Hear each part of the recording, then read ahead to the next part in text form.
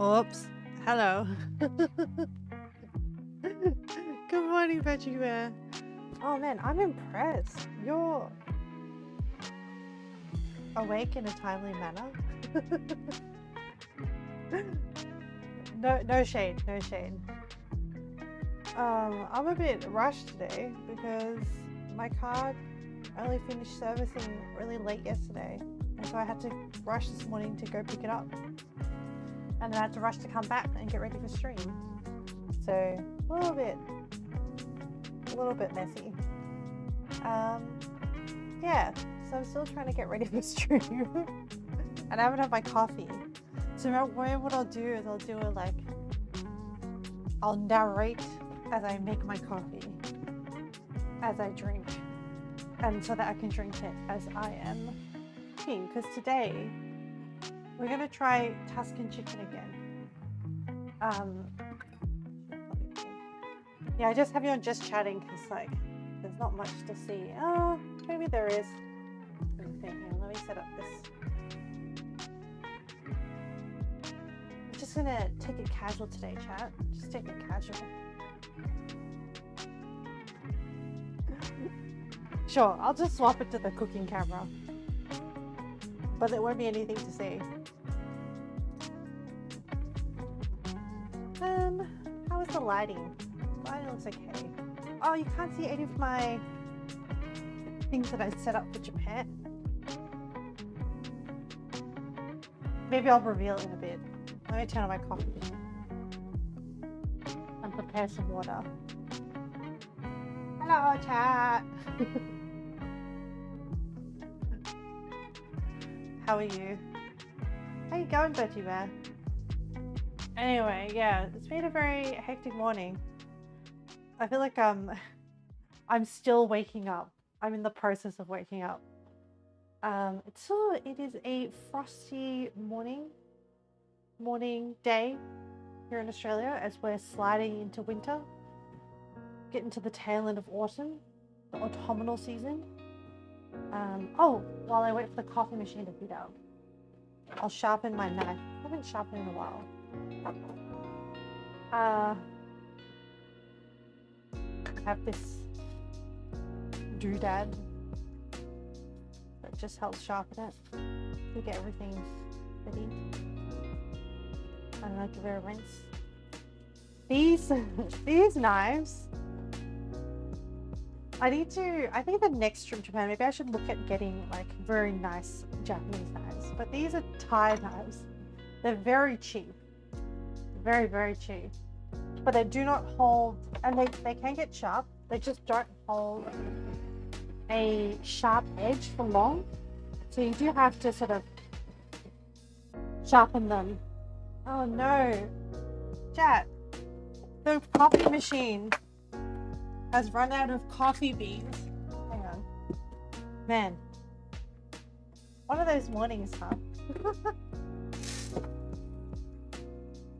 It's okay. Instead of being mad or annoyed, just acknowledging the situation of being like, wow, I am a hot mess today. And some days are just like that. Okay.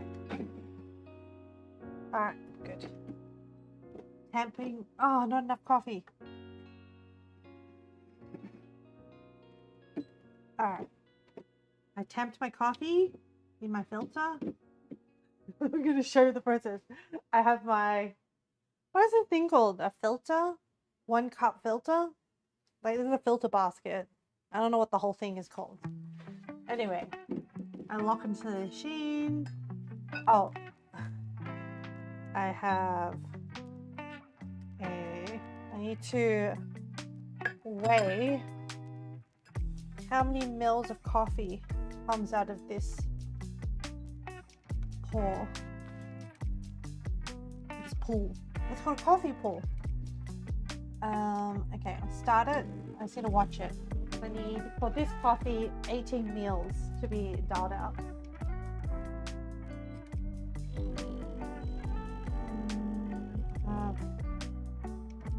Six. And it takes a while for the pressure bars to build up. And 9. And I think if I hit it, I need 18, but if I hit it at the stop button at 17.5 mils, 16, 17, oh, a little bit over. 18.6 grams of coffee coming out. And then here's my coffee cup.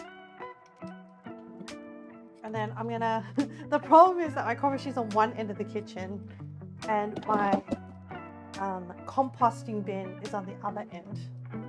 And then I give it a quick rinse and then I take it back to the machine and then I just run some hot water through it to clean up the filter basket.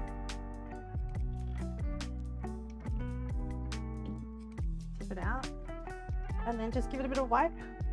Oops. And store it back to the next cup. And then now I drink long black. So now I'm just going to add some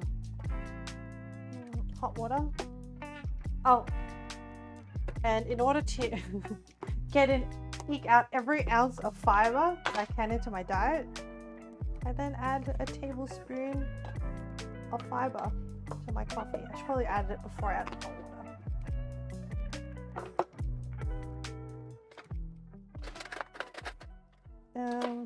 Let's pick a cute. I have this cute teaspoon that I got from my the trip before last in Japan, and on the handle it has it's detailed to look like a tree trunk with squirrels sitting on it. I got it from Nasu Animal Kingdom, which is a zoo. That was the cutest zoo. They had like gophers and squirrels. They had a little squirrel enclosure that you could walk through. I love squirrels. That's also the zoo where I saw capybaras sitting in a hot onsen. And they're the most chillest animal. I need to channel capybara vibe. Alright, let me tell you about today and the plan for today, Kat. I want to give this bit of wipe down. Actually, I'm going to set up my stage because on the corner I have Kumamon. That is the mascot of Kumamoto. I am low-key obsessed with figuring out what the local mascot is for each different Japanese prefecture. They all have different ones because they're trying to like drum up tourism to their prefecture. I have the Toto Museum toilet. It's so cute. And like when I bought it, the lady was like, "Oh, this was made in the same factory that the toilet bowls are made in because it's fired ceramic." And I was like, "Oh, really? Okay, that's cool." I also have, I don't know why I bought this. I have to find a use for it. It is a cat mold. It was in the kitchen section and it's just shaped like a cat sitting and you can mold food into it. So I think you can like put rice to look like it. The description is so funny. So it's called a koneko cup. The description is, little kittens bring even more good vibes to the world. Use koneko cup to surround yourself with an endless supply of cats. Great for use at the beach, in a sandbox, or in the snow. Doubles as a household ornament or a way to make food more fun. Made from natural sustainable materials. So, yeah. There's more stuff on cats. Okay. let's just take a moment, drink coffee, and appreciate the little like effort that someone put in to design this cat mold. Oh, coffee's a bit hot. I probably shouldn't have boiled the hot water all the way. Cats have an amazing ability. They can make a space feel more calm, more peaceful, just by being there. In making it small, not did we make it more portable, but also a product that you can set in small spaces, such as a desk or a bookshelf as an ornament. I wanted to make lots of cats and have people gaze upon them in different places. Designed by Yuka Mori. Thank you, Yuka Mori, for your excellent design. I love these like cute little design products. Anyway, I love him. He's a Koneko cup. I'm not sure what I'm going to use him for, but I'll find a use to justify my purchase. I bought him because he was just really cute. So that's that one. Yeah. Oh, I was meant to pick up a flower. This is like a little flower vase, and it has like a little holder inside a thing. And the description was, pick up a wildflower and stick it in the vase. Bring the outdoors in. And I was like, I love that. So it's very small. It's I'm used to this kind of thing because I've done a little bit of self-taught ikebana. So I was meant to pick up a random flower. Hang on. Let me just go to the garden chat and see if I can find a leaf or something, because apparently there are no flowers. Maybe the camellias are in bloom. I know I'm not getting to the point of the stream, but I'm just going to take it slow today.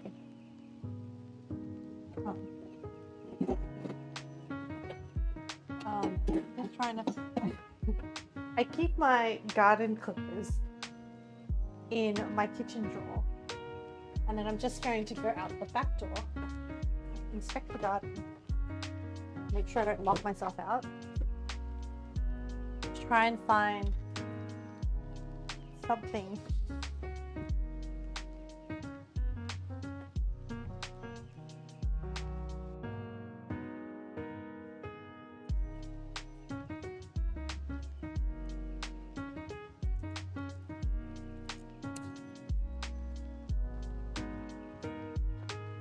Oh, I think the grapefruit tree is fruiting as well. That's been a while. Some of the camellias are in bloom. Let me do a little flower arrangement for the string.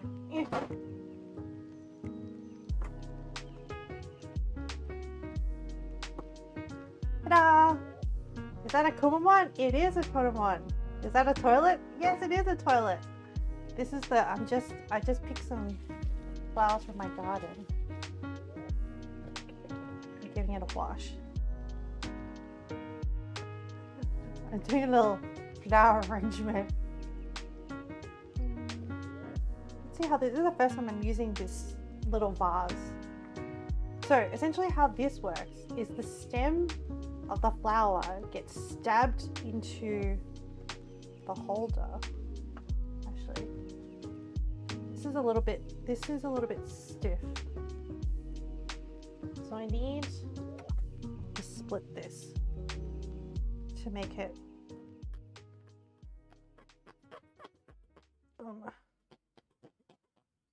okay. This is probably not the best spot to I'm gonna cut it past the join and then put this to make it between the wood fibers. Let's see.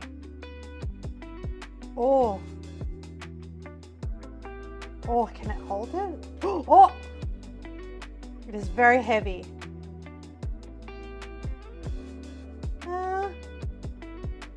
It spilt some of the water. Does it work? I don't know. I don't like that. It needs a counterweight. I don't think it's made for like a whole stem. Oh, maybe I will just clip it like here. That. Oh, I can just do 2 arrangements. Yeah. But then I can counterbalance them. Like that. And then I need to like... Oh my god! She's so cute! You're looking in. Hello, Tidy! You're lurking again. No worries. You sound very busy lately. Oh, that kind of works. Ta-da! Hang on, I'll take a photo of it. You're looking too, Birchie Bear?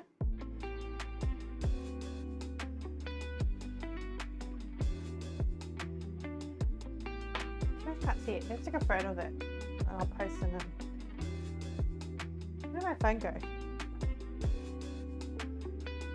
By the way, can you also hear the lo-fi music?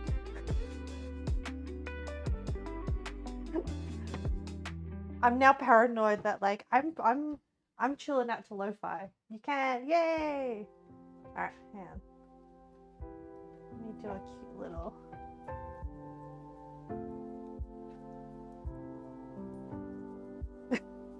I'm just like, I want to put Kumamon next to the vase. Look, it's not a whole vibe, but it's kind of a vibe. Yeah, I don't want the Leo. Hello. How are you? Are you lurking today as well? Look. And let me do a. And then I'll show you what I have. Not a very good photo. Now, maybe if we use portrait mode. Oh, yes.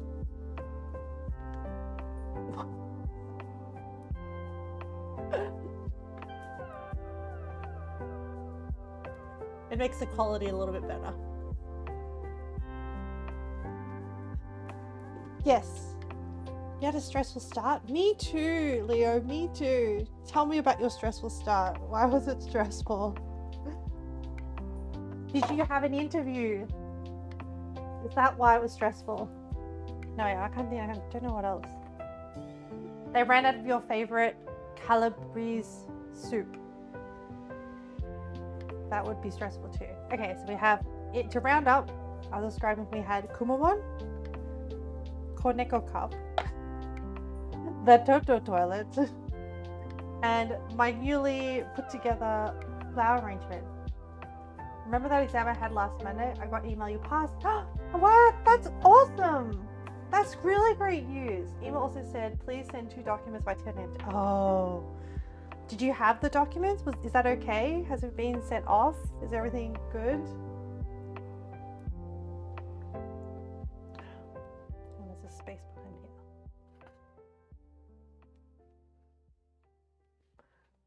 behind here. You work up at 8:30 today. Oh, I think you saw it and you're like, oh, okay. Oh man, that is really, really stressful. Is it good now? Has everything been sent off?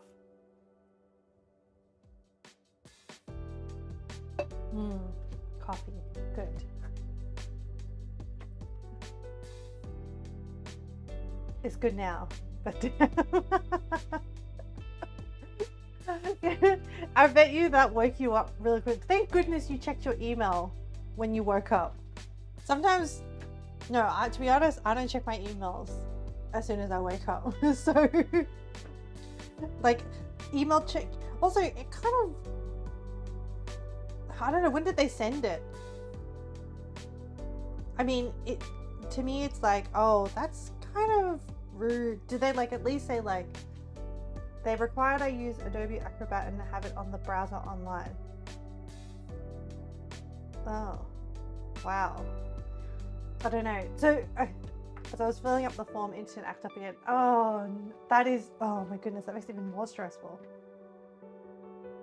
I just hope they emailed it you with enough time to respond. Because sometimes it can be like a bit of a red flag if they're a company that emails you like expecting things in like an hour turnaround. I finished filling up the form and turns out because the internet document wasn't saved and I had to redo. They sent email last night. Oh, okay. And then, but you're in your time zone, you're like, I'm asleep. Yeah, I mean, I guess also your position, if I was in your position where like I'd been applying for a while, I might overlook the red flags just to have something for a bit, but then just be aware like, this company may not be the best company. No, they sent, oh, the exam last Monday. Yeah, the technical exam. They sent the email Sunday night. Exam was Tuesday. Got email Monday night. Either way, it sounded like you only got the email for the time the day before. Yeah, not very well organized. I mean, if you're desperate for a job, you're desperate for a job. And if you need to be employed, you need to be employed. But, and it is, the reality is it is a hard job market at the moment. But as long as, look, it's about making a conscious decision. Just saying your schedule is 5 p.m. tomorrow. They didn't even ask if it was convenient. Yeah, you're just desperate. I totally get that. No blame. I guess it's more of a, hey, as long as we know what we're doing going into this this working relationship with that company, yeah, and we have our eyes wide open, I think that's all you can do. And in the meantime, start this job, but in the meantime, keep looking. So you'll fly under there, red flags. Yeah. Yeah, you're like, I see it, but I have no choice. Rough. So rough.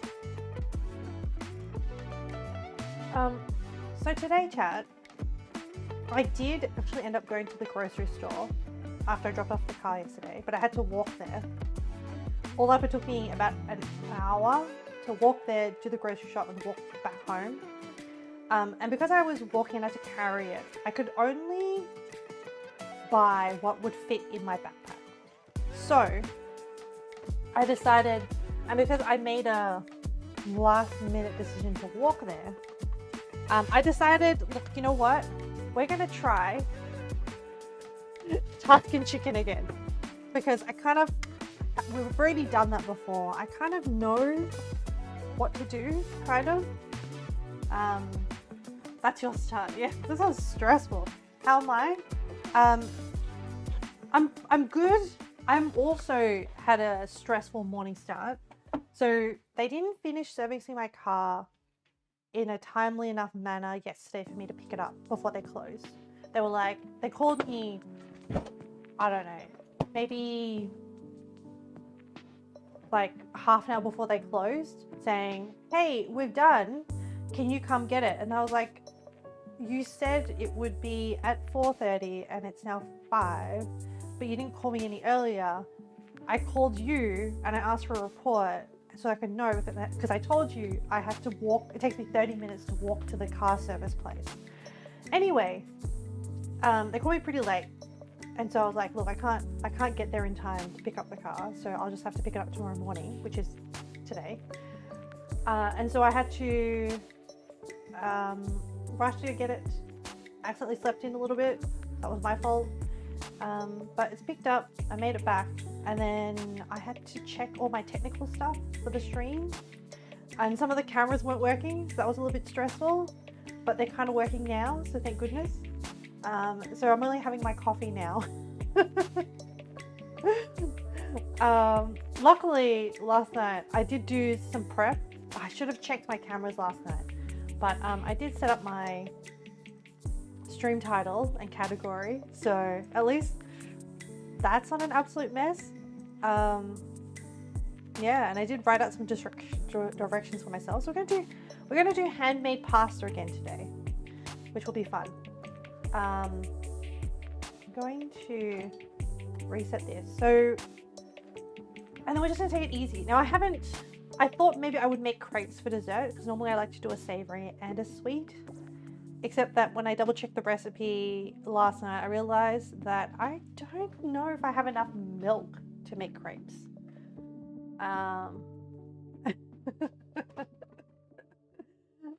It's a bit of a look, I'm a bit of a mess over here. But that's okay. I am just gonna, it's okay to sometimes be a bit messy. At least I'm awake. At least the stream is running. Yay! You found the pat emote. Thank you. Thank you.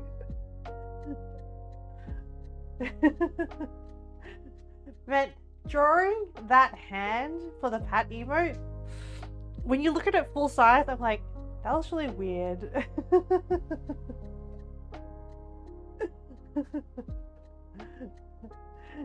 But yes, thank you. I love it. It's so cute. I really like for that one, I wanted like really chubby cheeks for that emote. So I made my little arm like with and also I added cat ears because, so I'm not a good enough animator to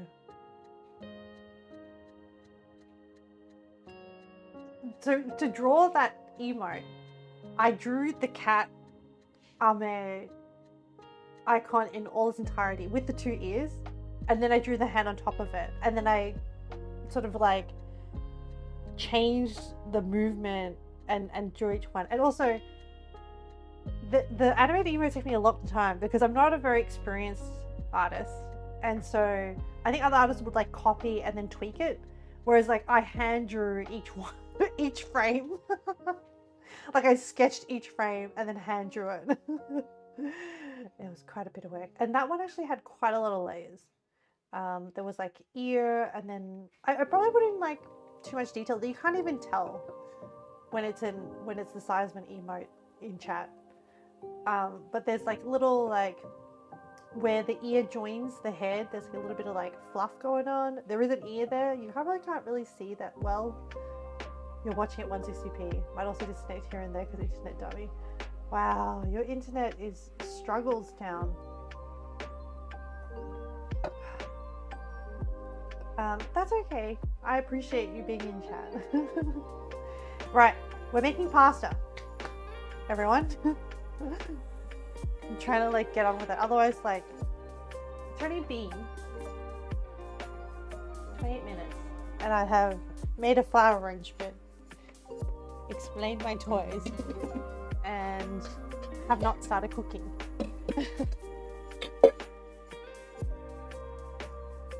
So I'm going to make the pasta, which is 2 cups of flour, 3 eggs, some olive oil, and some salt. Oh, I'm running low on olive oil. Hey Google, add olive oil to the shopping list.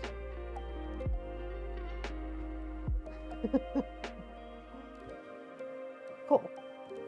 And then a bit of salt. I'll use rock salt and crack it. And keep drinking my coffee while we do it. And then we're just gonna have a chill day.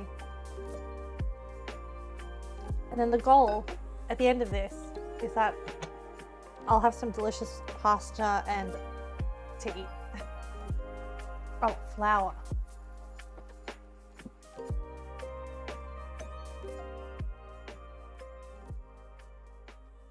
And some scales. So I converted how much 2 cups of flour is, because I'm also worried that there is a difference between what Americans call a cup and what Australians call a cup. Australians basing their cup on British, but it seems kind of the same. Anyway, it's 250 grams of flour is what I googled. So let's do this.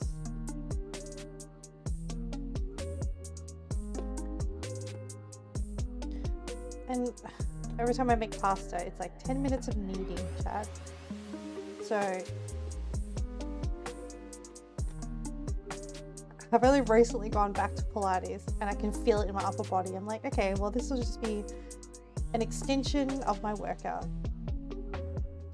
200, 218, 235, 251, 250.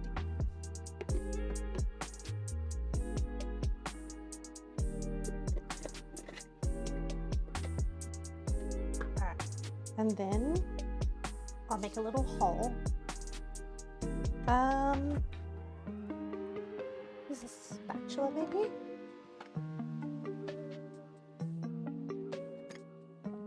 Okay, this one. Make a little hole.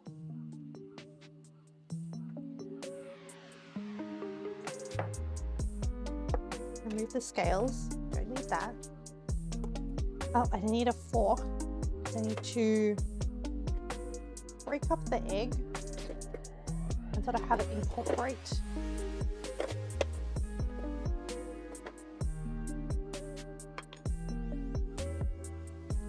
And I need a tablespoon of olive oil as well. I'll also get that out. I'll do the olive oil first. Oh, no, I should do the salt first. A teaspoon of salt.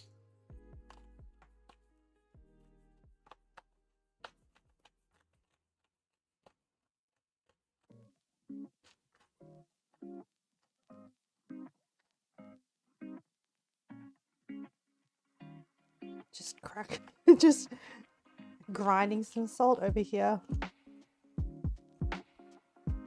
I need to actually purchase a better salt grinder.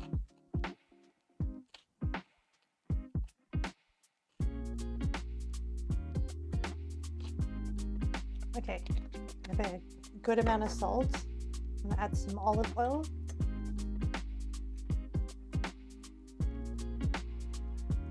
I should have enough for 1 tablespoon.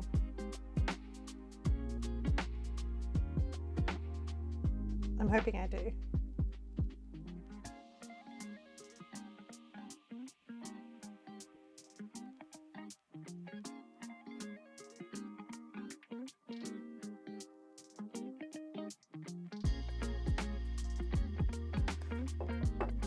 Yes, 1 tablespoon of olive oil.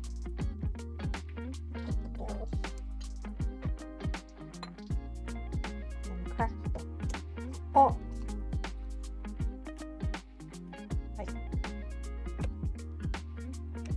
These are not my cleanest cracks.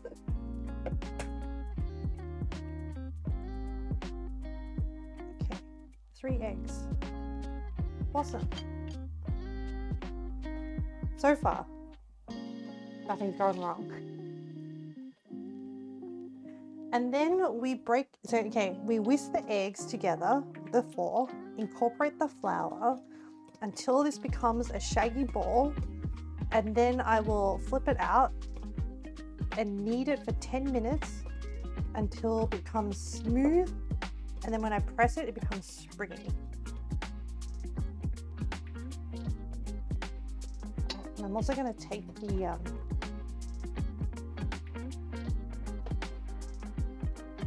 this time, chat, I'm not going to use frozen spinach. I actually purchased the spinach. I might be short on some, hopefully not. So yeah, as I did the shopping yesterday, and I had to walk to do it. Normally, when I do shopping, I have a list. I've prepared stuff, and then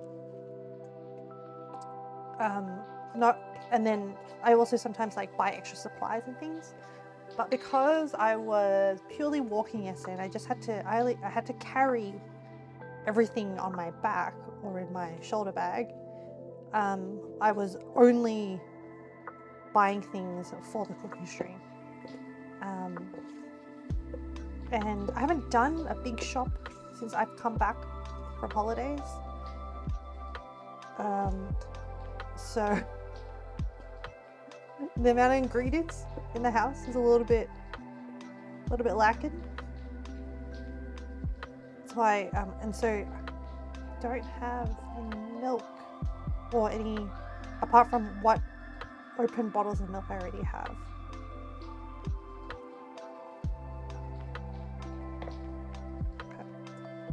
Is this a shaggy ball? Okay, I think I have to repair this surface for kneading. So I'll move this piece of paper away. I'll put that to one side. I'll clean this. Wipe this down.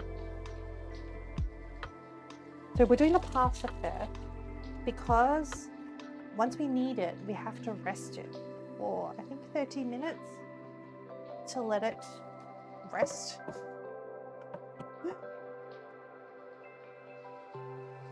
Just double checking. Yeah, rest for 30 minutes and then we roll it out. So in the meantime, so we'll do the pasta first, then rest it, then prep the other ingredients and make the sauce, and then we'll finish off the pasta and then we can cook the pasta.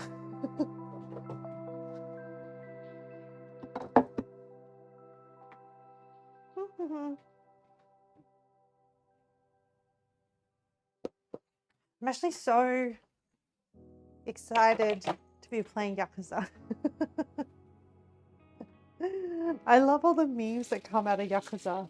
I remember there was this like one meme where Kiryu, the original like protag from the original series, there's just a voice. Oh no.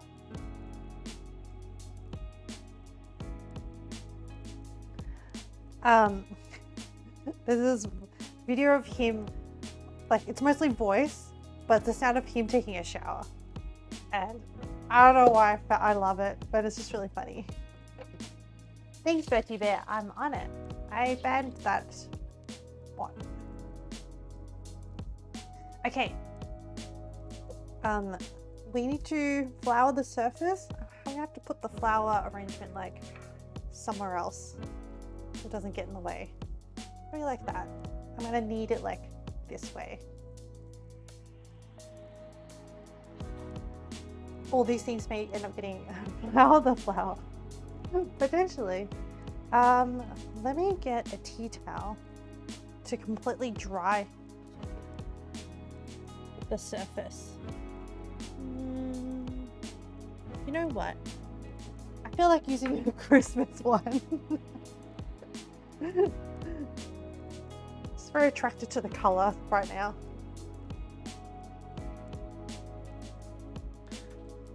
Okay. Right, nice and dry.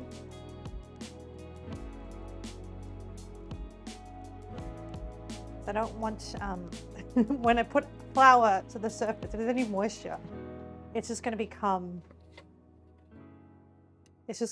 like glue. Sprinkle a little bit.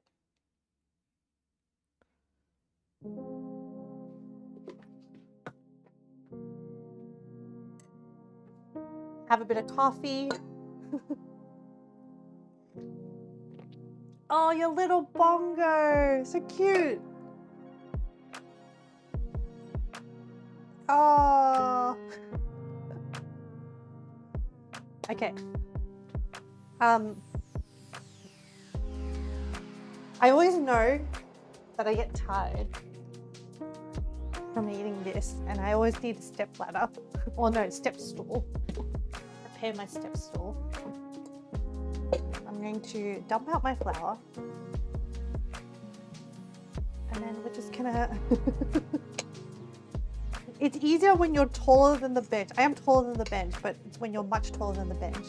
You can apply force kind of like downwards instead of just across. It's vectors, man. Vectors. Thinking about the angle of the force.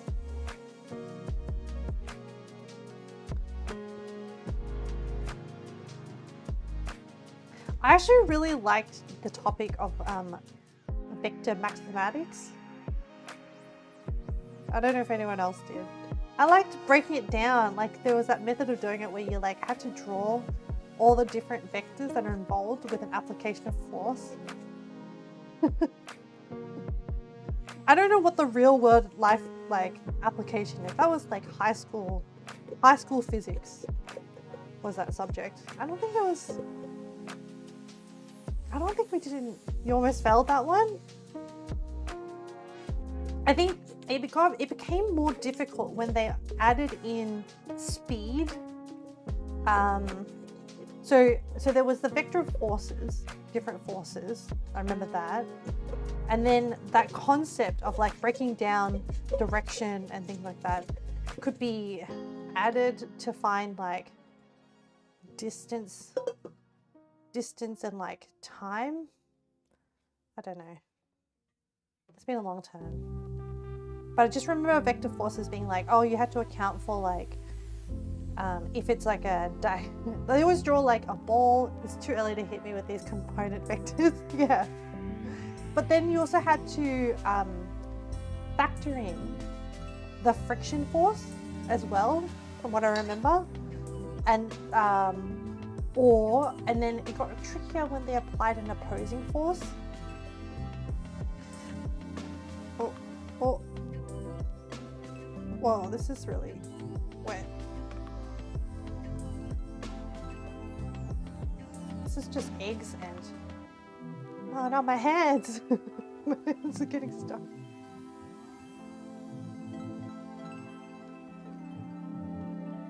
Oh.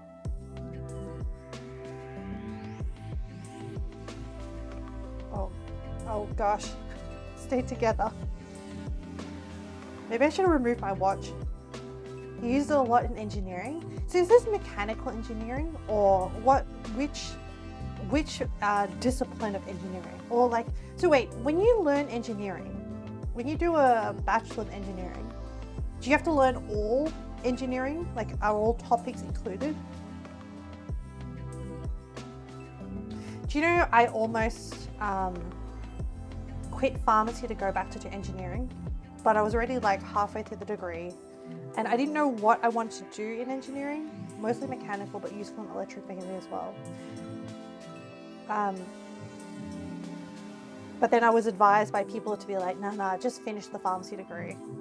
Because like it was when I was studying it wasn't really my passion. Electrical engineers out here learning civil engineering in case storm drains come in useful. Is that true? So you can approximate electricity as if it were water, so kind of. Really? It is not true. Yeah. Yeah, I was like, I don't know how that works. Doubt. X for doubt. Oh my goodness. This, I'm not counting this in the 10 minutes of kneading because it hasn't even really formed into a ball. It keeps getting stuck on different things. Yeah. Oh my gosh. Stupid ball of dough. Like I put it down. Okay, maybe I need more flour. You know who I need? I need a backseat pasta maker. This is like our third time trying to make this pasta.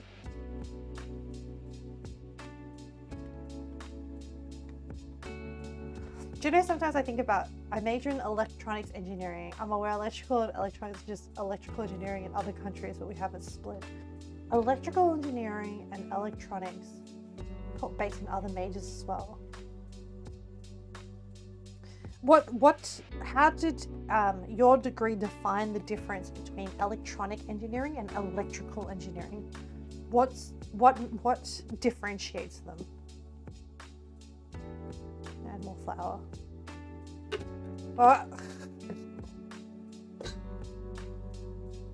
Okay, let's try this again. Okay, this is good. Hey Google, set a timer for 10 minutes. So a little of civil, chemical, etc. Actually got civil engineering in there too. Wow. Oh. Electrical deals with high voltage. Oh, so like electrical grids and stuff like that. You reach my voice thing on Google. It's really to not run into this. Are you still having problems, Veggie Bear? Electronics deal with lower voltages. Okay, so electronics deals with like smaller micro circuits and things like that. I guess timers don't need voice verification. Yeah, I only failed one class and it was on electrical. So the big stuff. Oh. I guess that comes down to like transformers, real world application being like the I remember vaguely like you had to calculate like, you have to convert the different electricity to different voltages, and they traveled better over long distances, and then but once you got to like a city center you had to convert it. So I guess it's like something like that, the distribution of like power grids and how you effectively handle that, how to safely do stuff, maybe like AC to DC. Yeah. Yep. Oh my god, I need my step stool. Don't stick your tongue on 550 transmission lines. Yes. I also remember I just had really cool like physics teachers that made me, I also thought was really, and I also liked that physics was like, you could see the application of it. Also when I studied AC for long distance system transmission, DC for things that use electricity. Yeah. When I was studying, my university was actually really far away. Like it was like on the other side of like from where I lived. And so it would take me like an hour to an hour and a half to commute to university. And so during exam time, my campus for pharmacy was really far away. And so for me during exam time, I would just go to my university at different campuses, and I had one like much closer to me, like 20 minutes, 15 minutes, 15 minutes drive, I would even say. And so I would study in the library that was closest to me, and that's where I became friends with like all these engineering students, because I would study in the science building, and that campus had a lot of like engineering science, but no pharmacy. So I was like the only pharmacy student there trying to study. And so we ended up having a lot of topics about different like engineering disciplines. Like some of them did material engineering, which was really cool as well, which was the design of new materials. So like either cloth, metal, etc. Don't sing your song on 500k DC lines either. Actually, that would be nuts. I don't even think a high voltage grid interconnects front at 500k DC. High voltage is the most deadly metric. High current will kill you. High voltage can kill super high. I have forgotten the difference between voltage and current. All I remember vaguely is like ohms. Like, I don't know. I did do the subjects where you're like, oh yeah, you got to calculate like all the different math for electronics and like resistors and transistors and stuff. But like, oh, I haven't touched that stuff in decades. I guess strictly yes, but high voltage is really good at turning things that normally don't conduct current into things that conduct a lot of current. Oh, I can think of water. Electrical current is like current water and how fast it flows.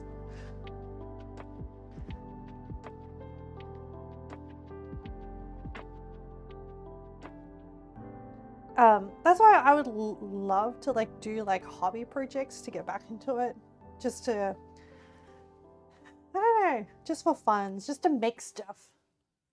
I was fine with electronic stuff, but then you get into units like nano henries and I'm like, all right, this seems like a bit now. Actually, what was really cool that I learned in the Toto Toilet Museum, so they're originally they're a toilet making company in Japan, but they're the first like kind of company that made homewares out of ceramics. They originally started out doing making plateware, but in order to make toiletware, they have these massive ceramic kilns, And so what they also did over time to diversify their business was do more R&D into ceramic technology. And I learned that like there's actually like a lot of stuff. It was all like, you know, company propaganda, but it was still very interesting. How they have done ceramic application into electronics as like, because ceramics are like non-conductors, which is really, really cool in like, what do they call these, like kind of like PCB, I guess. It's not silicon, they use like ceramic. They also like had some new technology where they can like fire ceramics, like doing a layer of like, apply a layer of ceramics very, very thin and then fire without putting it in a kiln by passing through, I think like an electrical current or something like that. A plasma, I think almost. I don't know. There was a lot of facts. What I took away was ceramics Toto Toilet Company does more stuff than just toilets now. They do like R&D and do like stuff with electronics and nano applications of ceramics.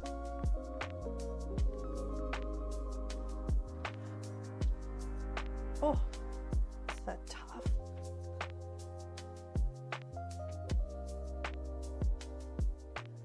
Oof.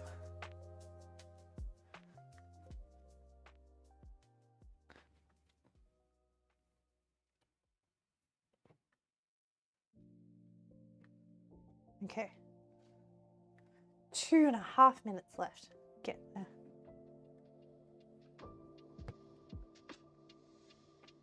I need to work out the muscles that make kneading easier. Is it like, should I be pushing with my back muscles? I'm doing a fold and then push.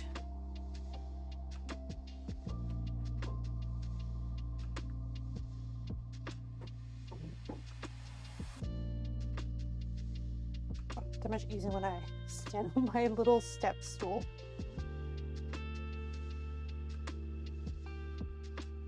Oh, it's getting there.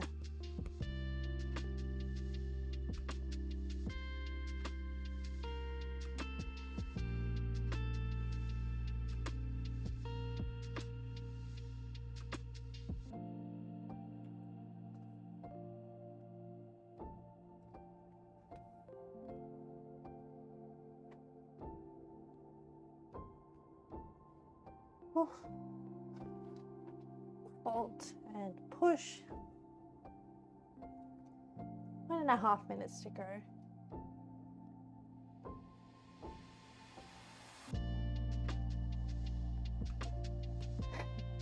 So I actually haven't met an engineer who's studied electrical, who's stayed in electrical. I'm sure they exist because I'm sure there's always a demand for different types of engineers. I just haven't met one that actually stayed. I've met like mechanical engineers that have gone into like software. So I don't know, it seemed like a lot of people in my generation that did engineering. I think there are people that did like environmental that did end up staying in environmental engineering. You're in software now too. And you studied electrical. Oh, hydrate. Yes. Thank you. Where is my hydrate? Actually, let me finish kneading this and then I'll go find my water bottle. The fact that I don't even know where my water bottle is pretty bad. It means I haven't been drinking enough water. 2, 1. Yay. Okay. Is it springy? Yes! The pasta is springy. We did a good job. All right, let me get my water bottle and then we'll wrap that bad boy up in some cling wrap. Found it.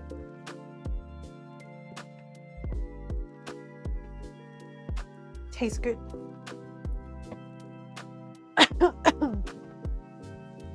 Okay.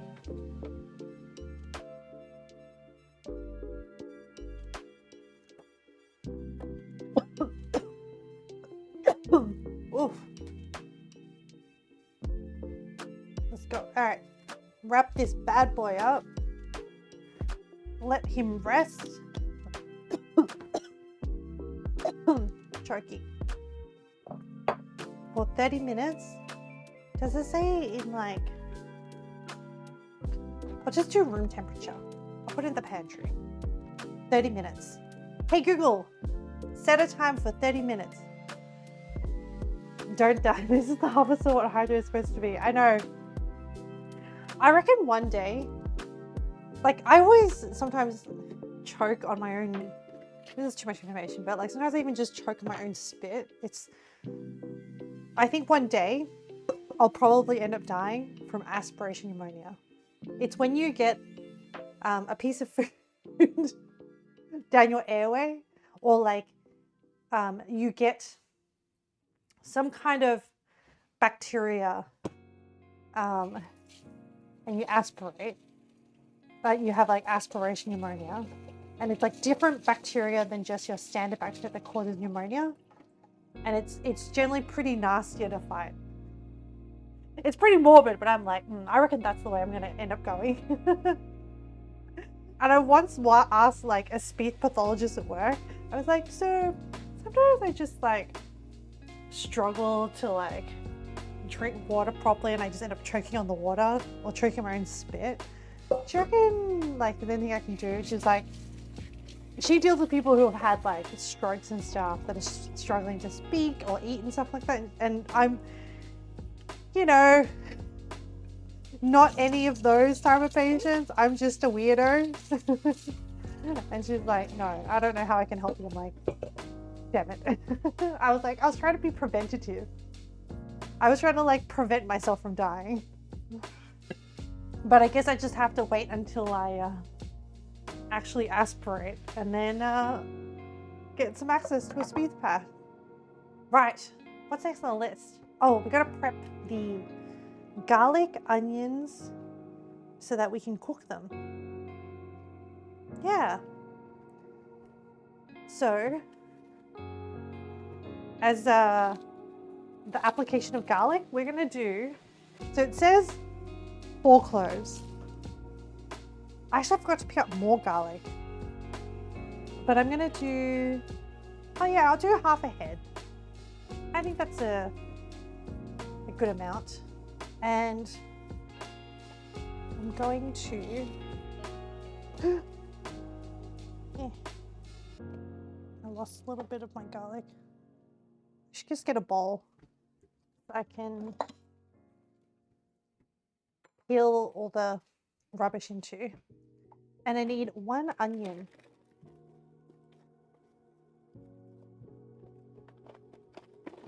Oof.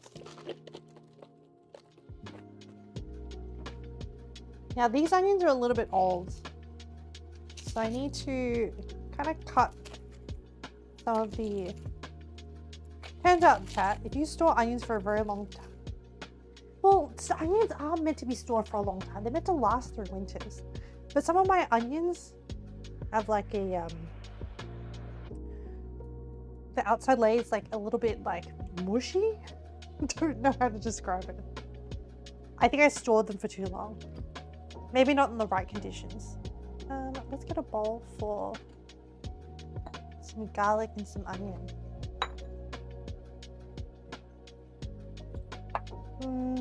Onion first? Garlic first. Garlic first.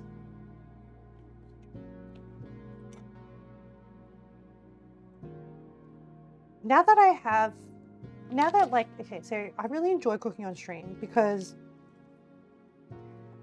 I can take it slow. When I have to cook in real life, I feel like I have to like do it really quickly.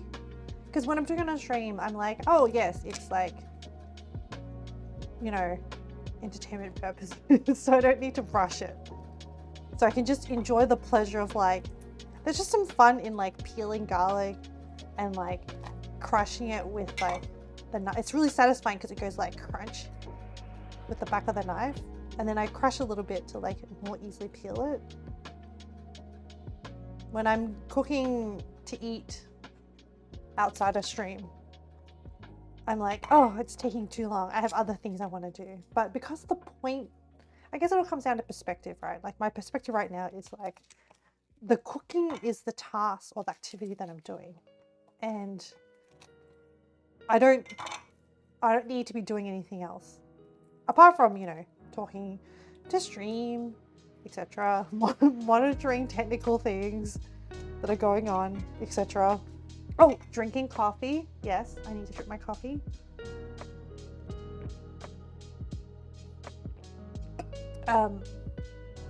Yes. So it means that I can just enjoy like the pleasure in crushing garlic. I assure you, chat, it is fun. Okay, so I've chopped up my garlic. There is more than 4 cloves of garlic, but that's fine. I think I want to do like a bit of a rough chop kind of thing. I want like, I don't know, little chunks of garlic. I don't want it completely minced.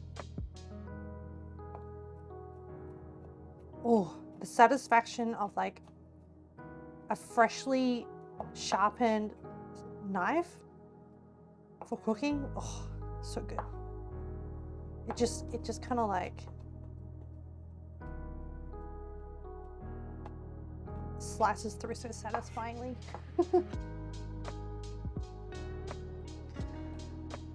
Was it? Oh, so I was on the couch.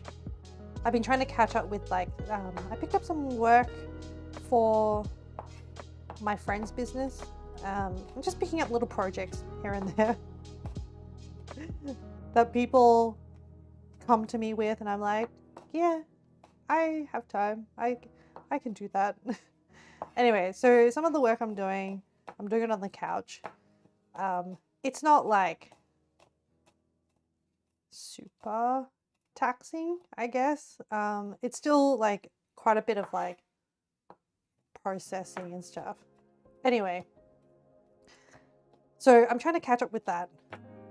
And so I put on some YouTube videos. And one of the videos I put on was so I just need to process. Okay, I'm going to talk about it because I just need to process like what I think about the situation. It was a drama channel talking about another drama channel, and this is like a VTuber. Like, so I think if you watch any VTuber, you get suggested these channels on YouTube. And the original drama channel I do listen to because they focus mainly on like artists and VTubers and like, yeah, I don't know, artists' work and stuff like that. But the drama was about the person. And because I've watched this person already for a bit, this is like the topic of the Drama 2 channel, Drama Llama. Yeah, it was like drama inception. The second drama channel was talking about the first drama channel, which I had already watched some other content on that mainly talks about like art and stuff like that. And I thought they were quite reasonable.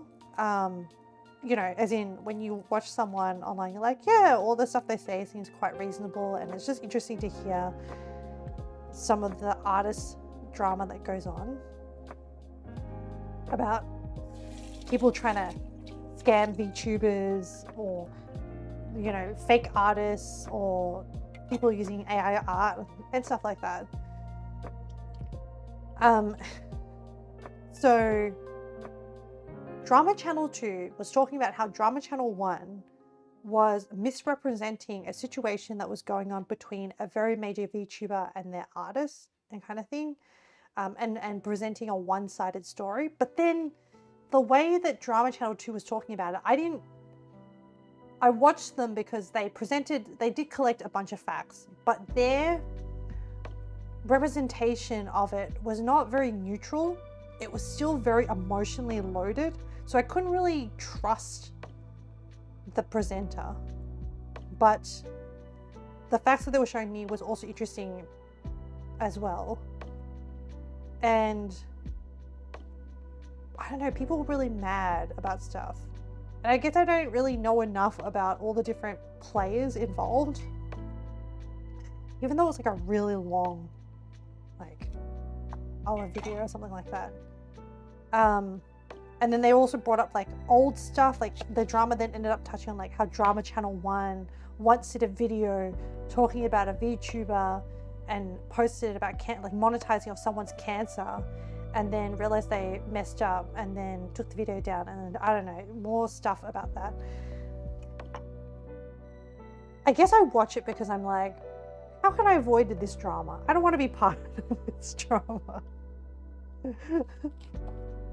And part of the drama was also came about because of the VTuber's management company was not very good, and they ended up firing that management company for a different management company.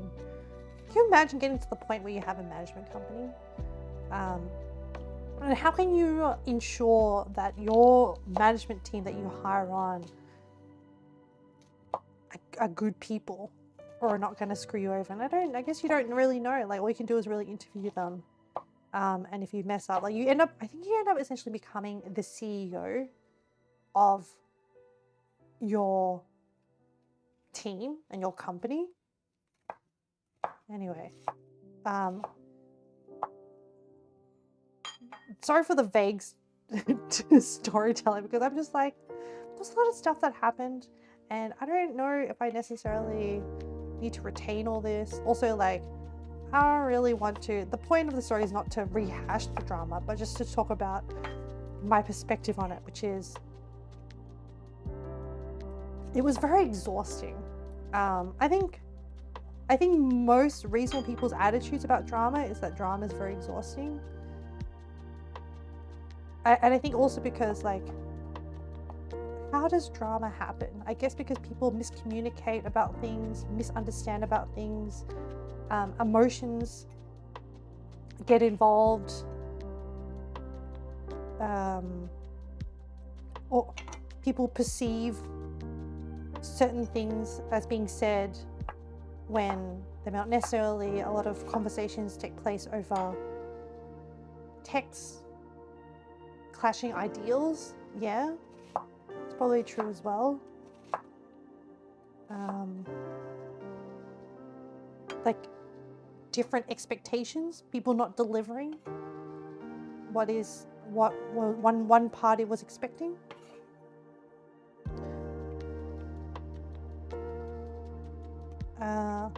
I think that's what happens when projects become complicated or become bigger and you have a lot of different moving parts.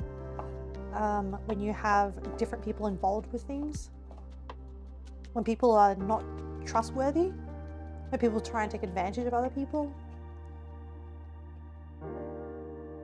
Yeah.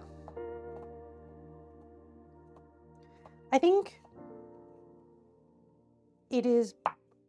like labeling it drama is a very like loose label, but I think it just essentially becomes like life conflict is what it is. Some people are drama stirrers. Some people thrive off drama. I get that as well. Some people want to create drama or place people, like, so some people, I think, like, stir drama by telling people about things that other people have said, maybe to create an advantage for themselves, potentially. I'm just trying to think about, like, overall in drama and how things happen. I think most people are inherently good, but I think some people have greed, and maybe their greed motivates them to do things that are not necessarily above board, not acting above the line, conduct themselves in unsavory ways in order to put themselves in an advantage, potentially. Okay, garlic, onions, done.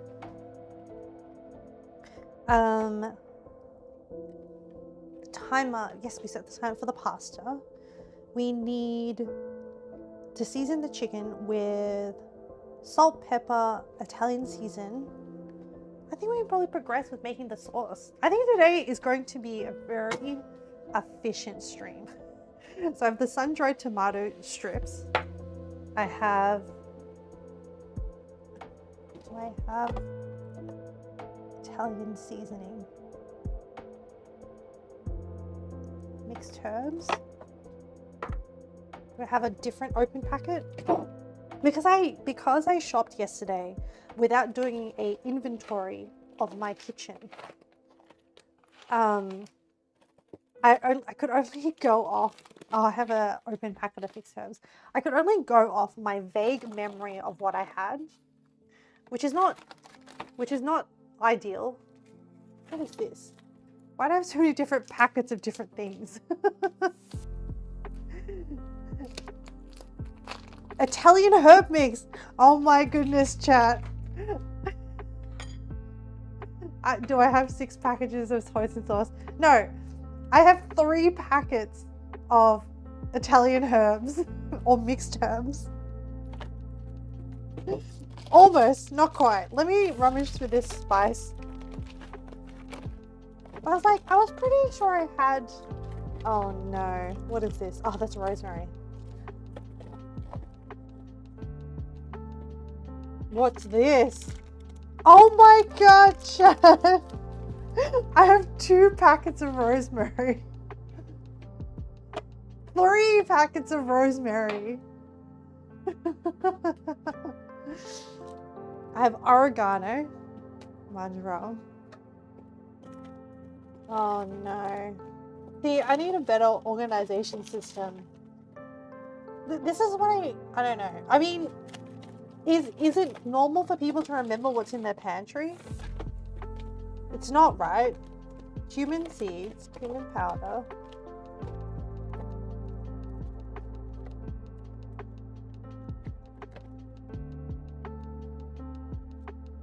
It's not right. like this happens to other people as well, right? Is this normal? Must be. Okay. I don't have any other. I think people go to the store knowing what they need to buy. Yeah, maybe. Either way, we have 3 containers of rosemary, but we don't need rosemary today. But I should remember that if I ever have a recipe that needs rosemary, I do not need to buy any more rosemary. I have, so mixed herbs is essentially a mix of like stuff. Okay, I have a packet of Italian herb mix, which is better than mixed herbs.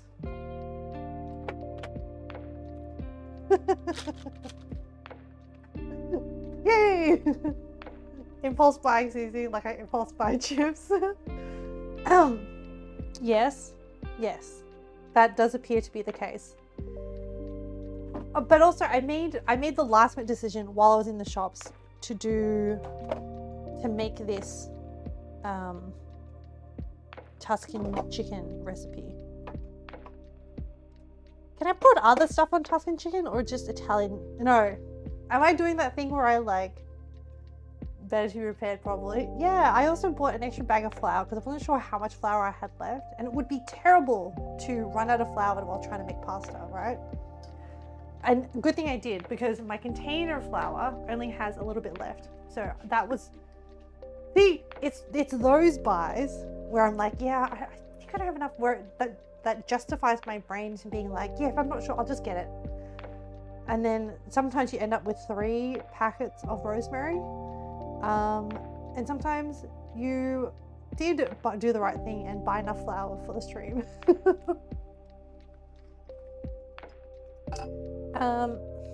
Okay, we're gonna season the chicken. Can I add other things to this Tuscan chicken? It just drives your brain to make a shopping list. That's why the Google function is good of the shopping list thing. But then sometimes I doubt myself that I have properly purchased it. I can use my new doodad tool, chat. I bought this tool in Japan so that I can like pick things up with these metal tongs without getting my hands dirty, which means that then I can still, my hands are still clean to like, you know, do other things. The idea. So I bought chicken thighs, fat tongs, yeah, they're like pincers. So I'm going to use that to flip the chicken and then salt and pepper the chicken. And I'm going to use cracked peppercorns because I want like chunky. And we'll use, I have 2 salt grinders. I'm going to try my other salt grinder. Don't ask me what, how, why. I mean, at this point we know how, because I'm like, you know what I need? A salt grinder. And then go home and realize, oh, I have a salt grinder. I should probably just buy a good salt grinder. Okay, and then I need a, what am I going to prep the chicken on? Hang on, let me look at the instructions again. Let's think about this. I need to season it, and then I'm going to sear the chicken, and then I'll start making the sauce. And then in the same pan that I've seared the chicken, we'll add onion, cinnamon, tomato, garlic, spinach, cream, and parmesan. So we just need like a temporary thing to season the chicken in. I need probably like a flat bottom container to contain the seasoning. Probably like a big one. Probably just like do it in this. I'm so excited to use my little doodads. Oh, I also bought this like all-purpose cutting knife from Japan because I don't have a small sharp knife, and now I do. So I wouldn't normally, but because I'm now like a one day a week a cooking streamer, I'm like, ooh, yeah, I can justify these purchases. How'd you get that through airport? Oh, it's super teeny tiny. I just put it in my check-in luggage. I think you can check in kitchen knives. It's not like I carried it through. Like it wasn't like it was through. I had it in my luggage on the plane. It was in check-in. And it was super small. So like, there's no way that's like a, yeah. If you can get like scissors and like other things through. Oh, this is great. Look at these little dogs. This is working out real good. Okay. Pepper. Oh, I should put 2 down and do 2 at once. Okay. The grip is not great on these, but the fact that my hands are still clean as I do this. Okay. Salt. Oh, this is a very fine grind. Oh, this is a very coarse grind. Maybe I do want the fine grind. I think this one grinds better than the other one. Oh, let's do some Italian herbs and seasonings.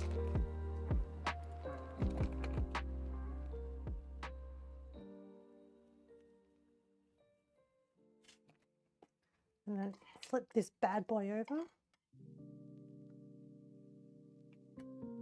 And then do the same thing to the other side.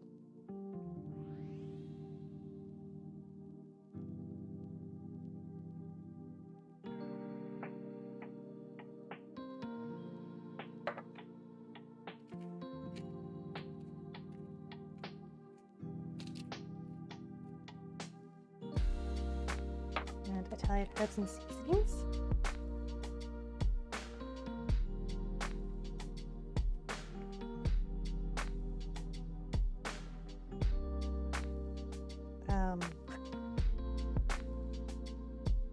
Not enough space. I'll just stack it on top. Salt.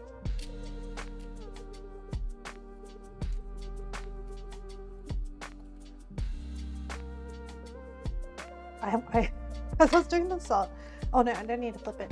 I need to do, oops, pepper on this side.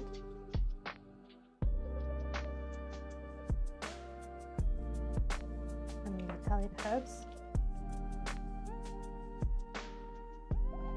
And then we flip.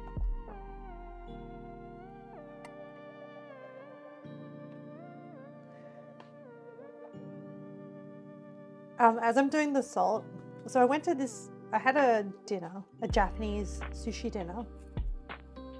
I didn't realize how fancy it was. I thought it would be like, I knew it was like a sushi dinner, but I didn't realize how fancy it was, where it was like a, kind of like a new age omakase. It was like different, newer styles of doing sushi. Anyway, the way that they salted it, because I had a team, and the way that like they salted it, like one guy would make it and then bring it to the other guy, and then there was a specific chef whose job that was to do Salt Bae.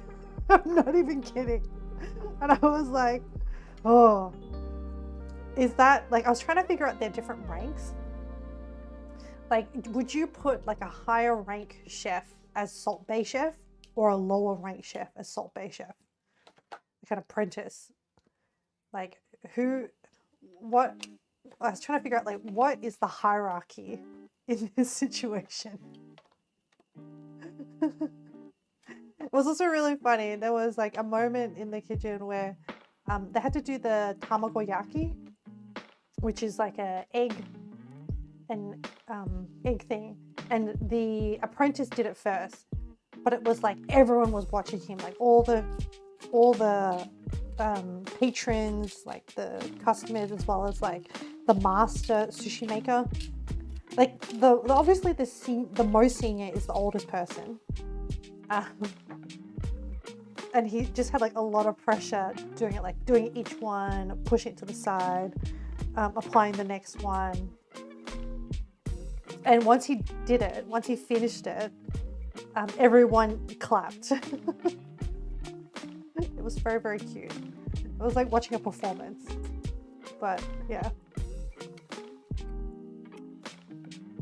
Actually, I think the Salt Bae person was not the apprentice.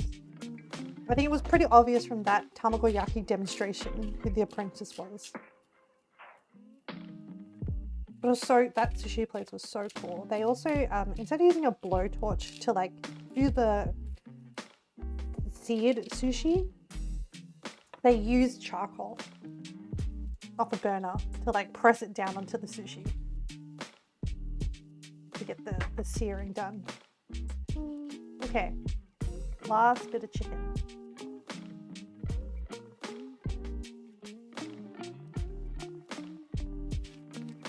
This is pretty good. These tongs are great. I love them. Probably could put more Italian herbs. Don't know if I'm doing too much.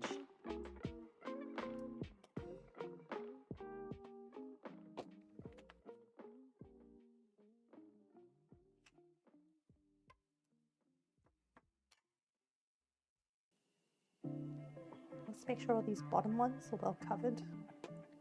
Inspect my own work. I'm no Salt Bae, but I am an Italian herb mix girl. Yeah, I think that's pretty good. Oh, some of the powders are irritating my nose, actually. I might sneeze. Okay, put that away. I think we're done with that.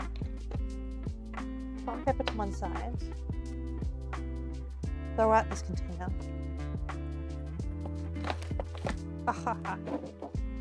I feel so justified in buying these tongs now because I was like, yeah, they work great. I love them. What else we got? Oh, we should set out our ingredients. So this time, chat, I bought real spinach instead of frozen spinach because last time our pasta turned into creamy spinach pasta instead of Tuscan chicken. And then we also need cream. I have my garlic and my onion. Yeah. Is that everything? Let me check the shopping. Actually, I should actually check the original recipe because my notes may be scuffed.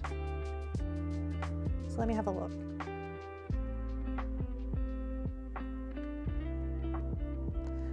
Actually, today I was originally going to make tacos, but I didn't have enough ingredients. Okay, and also because it's cold, I wanted something like warm and comforting, so I pivoted. Oh, the pasta is 30 minutes resting has been done.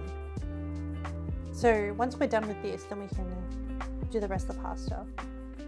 Okay, let me double check.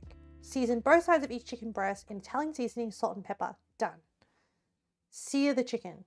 So that's the next step we're going to do. Heat oil, sear, and then remove, set on a plate and set aside.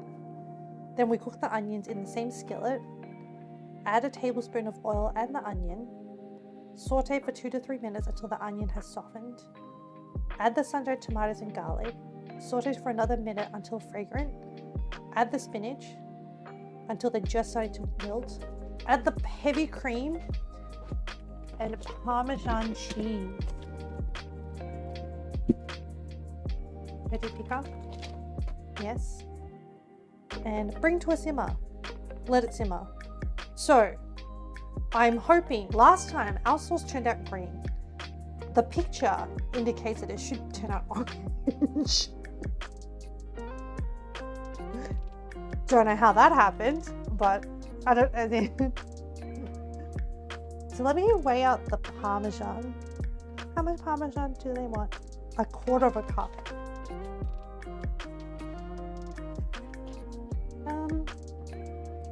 I'll get the bowl ready so everything is just ready to be dumped. We're a very organized outfit here.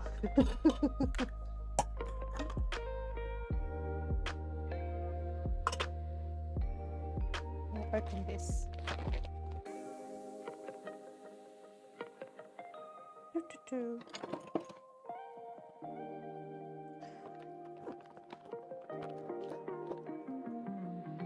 I need better scissors.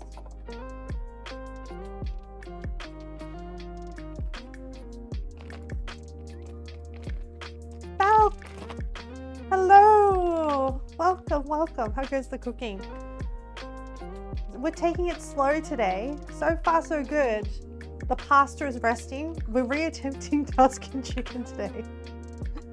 After the last attempt in March turned into creamy spinach. So the pasta is resting. We're before we can roll it out. 1/4 cup of Parmesan. Nah, I want more. Oh, we're cooing, right? I haven't deviated too much. This is the first deviation. I was tempted to add like paprika onto the chicken. I wish, no pressure, but like, I wish I could double check with Penguin if they do anything else different to their chicken. I've added salt, pepper, and the Italian seasoning, and I think that's it. Yeah. How are you, Valk? How are things going? Are you having a good day today? Also okay if you're not having a good day. Okay, I've got my cheese. I have everything laid out. We have our instructions. Now I need my, and I got my jar of sun-dried tomatoes. And look, my root cause analysis of the problem with last time was that I used too much spinach, and then I think I added a whole bunch of other stuff into it. This time I have fresh spinach, which is different because it's all not chopped up. It's just, we're just gonna add it straight. So this, and if I stick to this, just this amount, it should stay predominantly creamy and become more sun-dried than spinach. That's the plan.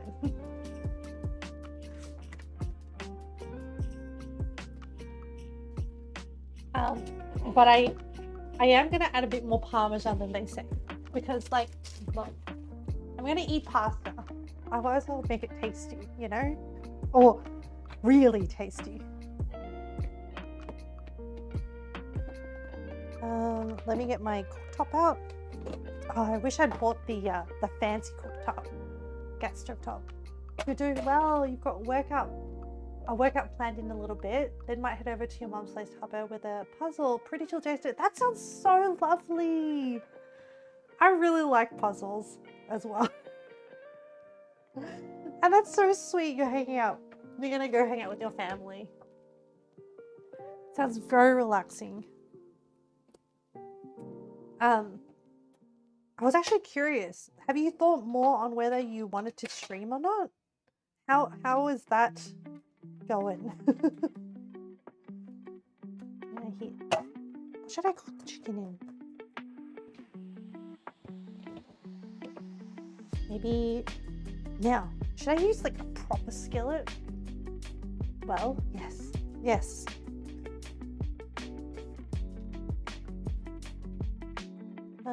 Or should I use a fry pan? Maybe this time I'll use like one of these proper like hanky boys. You actually streamed last night! Yay! I didn't know that. Man.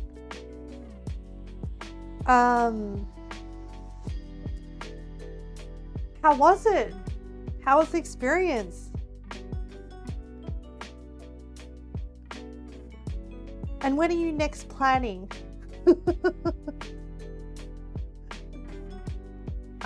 Because I want to follow, but I want to do it when you're live so I can trigger your alerts.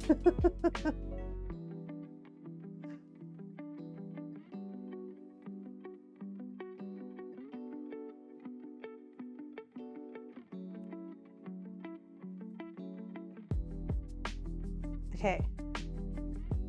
Oh, that's so exciting. Okay. You gotta let me know.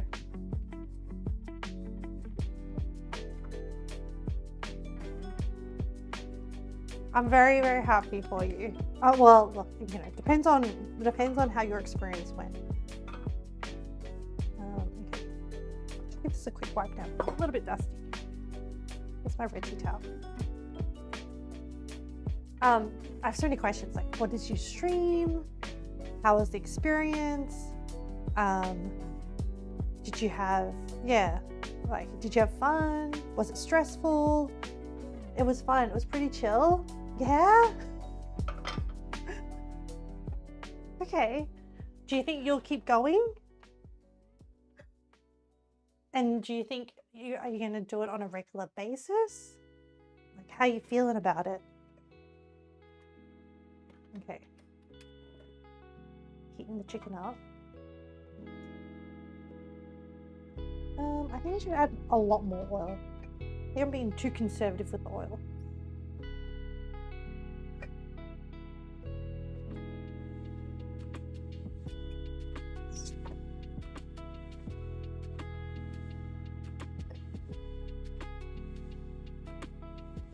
You want to do more? You streamed the start of a new run for V Rising. Oh, that sounds awesome.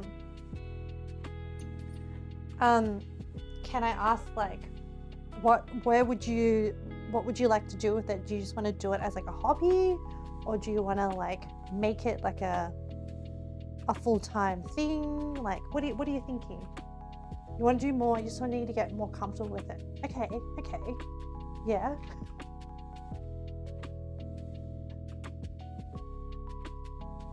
I mean, everyone has different goals going into this. And are you streaming with your? I want to check out one of your streams now. Oh, I should check the temperature of this with my thermometer. 160, 150. Yeah, that's good to go. Put this in.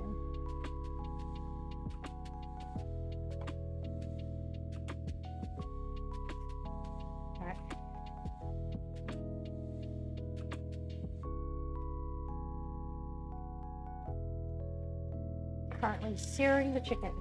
Just a hobby at the moment. I love a little kitty like yours. Wow. I am I feel very proud that I'm something that people aspire to. So I was like, oh, really? I guess I'm doing something right. That's so okay. That is a great goal. Are you streaming with your face? Because I know you said you wanted to do VTubing or PNG tubing. How is that going? Okay, I'm gonna sear this, flip it out. I'm just gonna put it back into this container. Honestly, it's gonna go back in the thing anyway. I know it has raw chicken in here, but I'm not cooking it fully. Now let me check the temperature of the pan. Oh, it's dropped a little bit.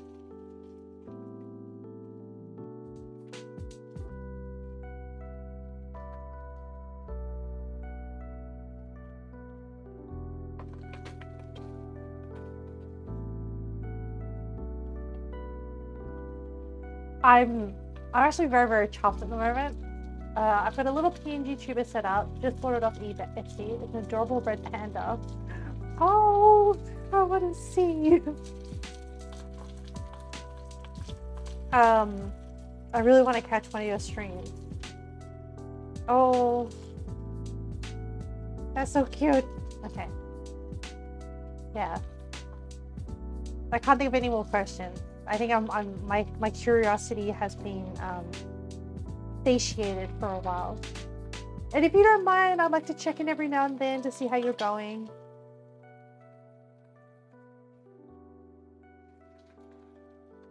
I'm invested in your story now.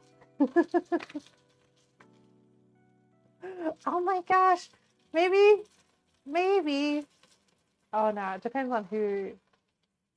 Okay, I feel like I'm now starting to, well, because of people in my chat who are streaming, I'm feeling like, oh, I'm now venturing out into the streaming community.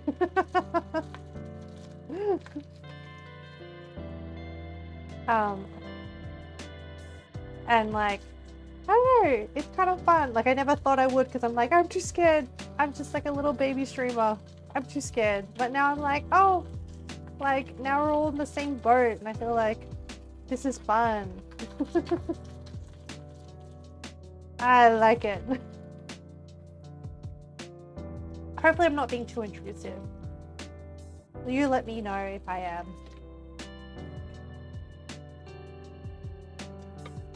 Okay. I'm not getting like a good sear on this chicken. I think the gas can is running low. I think I need to swap it out. It's not like getting hot enough for my liking.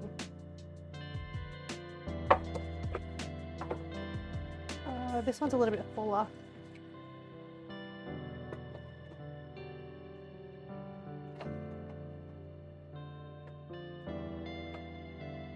Oh, off, lock in. Let's try again. That's all good. I want to stream either tonight or tomorrow, Arvo. Oh, Australian. Okay, I have to. Have you set up a schedule, or are you just at the moment like doing it ad hoc whenever you feel like it? Because like I was gonna ask what time, but I do have tonight. I'm very excited. I have the girlfriend that I met when I went to Nepal and Bhutan. I'm gonna have like a phone call date with her tonight. No schedule yet. Okay. I will keep an eye out. It makes it a bit harder because I want to follow you when you're live, so that like I can trigger your alerts. Have you got your alerts set up? Well,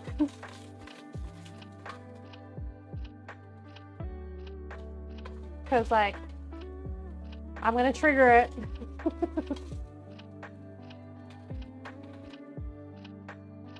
Okay, I think this is a good sear. Let's see these out. These are definitely not cooked, but I'm just searing it. Get like a nice crust on these. I think, oh, it's pretty hot now. I don't want it to burn. I should add a bit more oil. Don't burn, buddy. Maybe too hot. The problem with these pots is that they retain heat very well, which is really good for casuals and stuff. But it makes it really hard to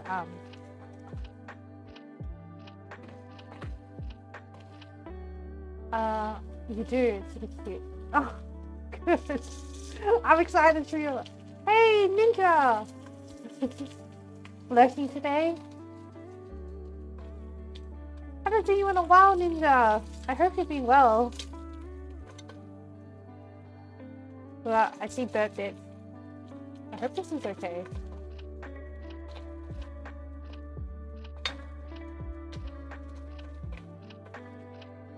Like I'm not, yeah.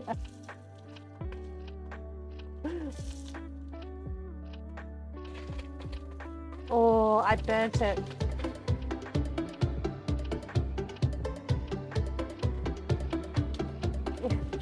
Everything good and enjoy this. Oh, Nick! Hello, Nick. Thanks for following. What a lurker. Didn't even say hi, which is fine. Oh no, it is burnt. I've burnt things. I want to check this out. It's been ages. Been alright? Have you been good? Yes, I did enjoy my trip. I am very behind on updating everyone, but I'm just... Oh no, chat. I really burnt this. Hang on, this is not going well. The pot is too hot. I think I should scrape some of this off before I cook the rest of the ingredients. Otherwise, I'm setting myself up for failure. Hot pot. It looks fine, hot pot. No, not quite. Just, I think it's a fine line between like a sear and a burn. This Italian mix had a lot of like garlicky bits. Just get rid of some of this stuff. Yeah, I think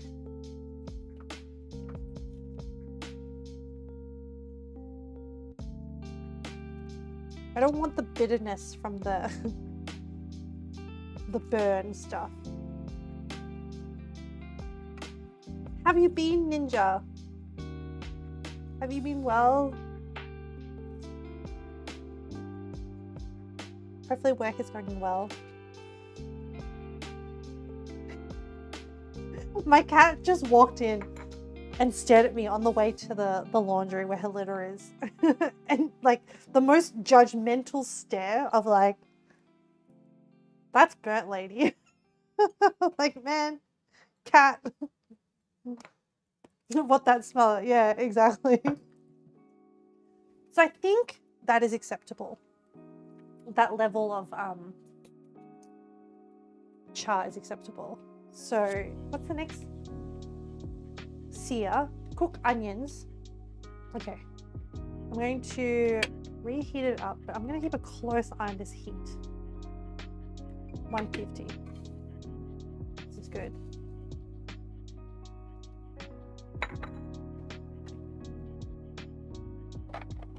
And spatula.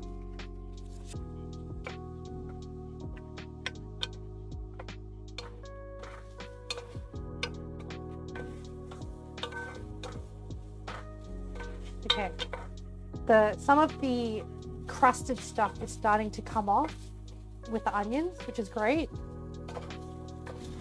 There's probably still a bit more burn in here that I would like.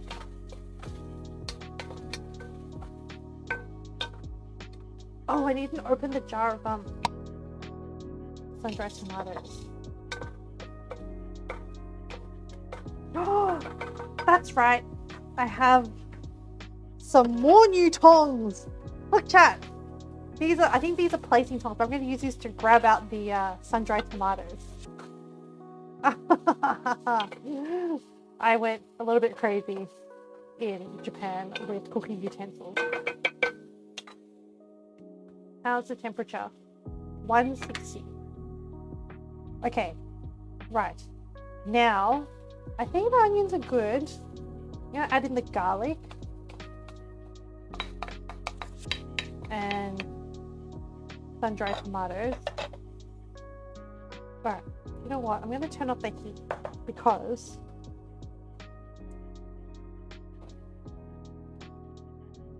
I don't want to pour all the oil into here.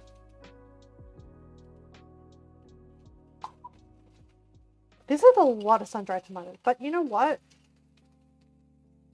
I think it's okay. Because what am I going to do with the rest of the jar? I mean, I guess I could put them in sandwiches and stuff, but eh.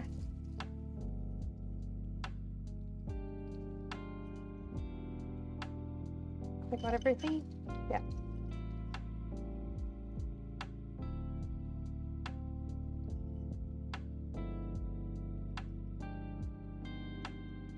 Cool. That's done. I love these tongs. Okay, look. Once again, doesn't take a lot to make me happy. Work's been busy. Hopefully not too stressful. Trying to save money to go to a Pokemon card expo on Sunday. That's so cool. So what's oh, you're lurking. I shouldn't ask you questions. But I'm like so curious. I'm not a Pokemon card collector. Unfortunately, I watched a bit of Pokemon when I was growing up, but I've never got into it to the same level as other people did. So it's not as nostalgic for me. There's a Tekken tournament this weekend. I totally forgot about. All the big Korean Japanese players coming too. Wow, busy weekend for you. Okay, so I've done this. What's next? And then spinach. All right, so let's get this up to heat. Very busy social life. Is it social life? Yeah. So do you have specific friends for all these different interests, Ninja? Or do your friends overlap? I'm gonna add the spinach in now because I don't want this to get burnt or too hot. Haha! Chat. I'm so chuffed that like today Tekken Friends is separate. Oh, that sounds fun. Are you participating in the tournament? Pokemons are just your highest. Okay. Penguin!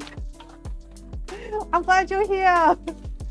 I'm making Tuscan Chicken. Ninja, the question was, are you participating in the Tekken tournament? Penguin, the question I have for you is, do you do anything special to your Tuscan Chicken? So I have garlic, tomato, proper real spinach. Now you forgot about the tournament, but I might go after the Pokemon card show. Ooh, sounds fun. I've seared my chicken, Penguin, and I'm making the sauce. And I was just curious whether you add anything extra to your Tuscan Chicken. This is the re-challenge. Ah, okay, this is getting hot. Okay, the bottom is a little bit burnt. Hopefully you'll be okay. It's darn hot. Now we add cream and then Parmesan. Urgh. Now, what did it say for whatever? You don't add anything special? Okay. I'm just going in with straight cream.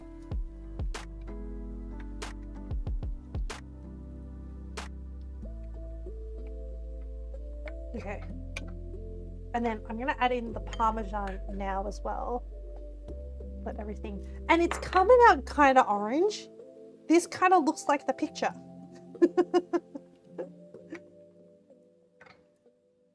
You'll explain your process when you're done. No, you have to explain it now so that like I can have time to adjust. Or should I just stick to my original recipe? I'm gonna scrape out all the cream from this using my little handy dandy spatula.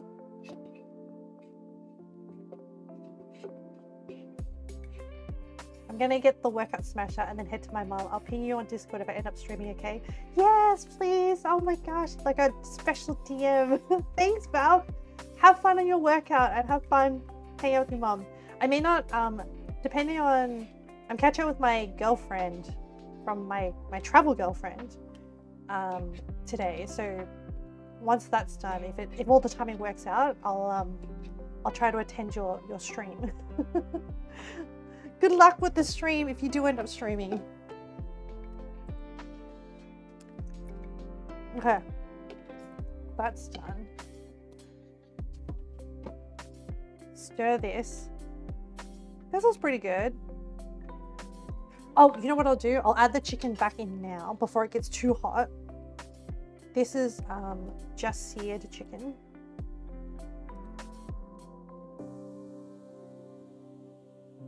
I think last time I cut up the chicken, but this time I'm just like, nah, dump it straight in, as is.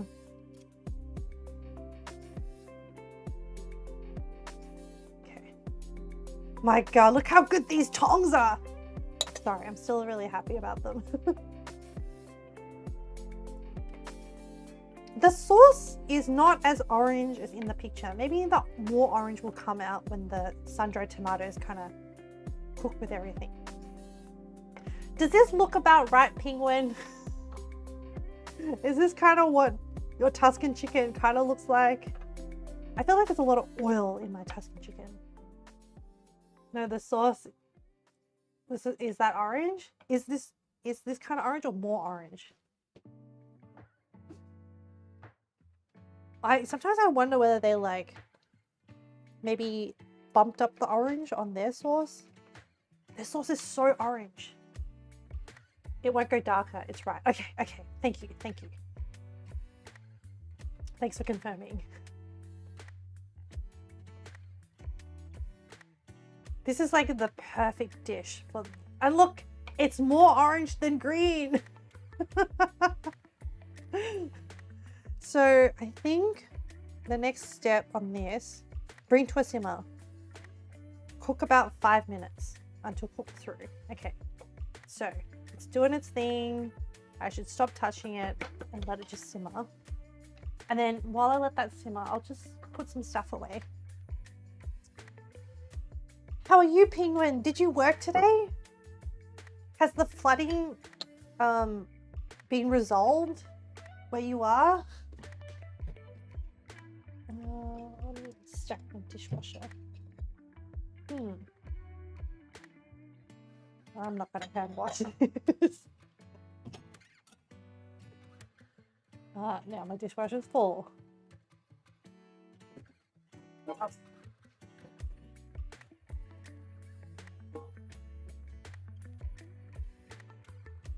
Okay. So far so good. What?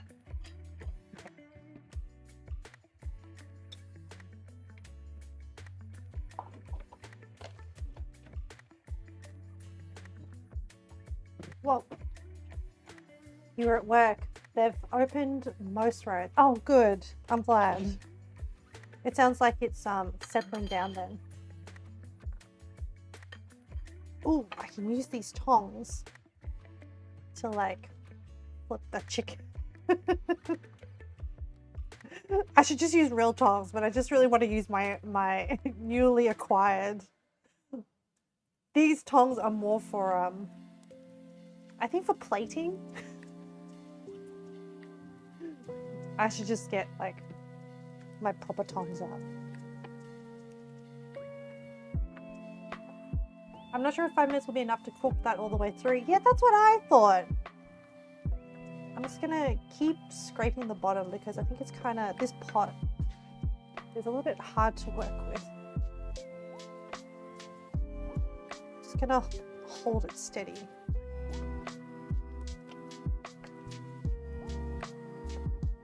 I'm worried that it's gonna burn on the bottom.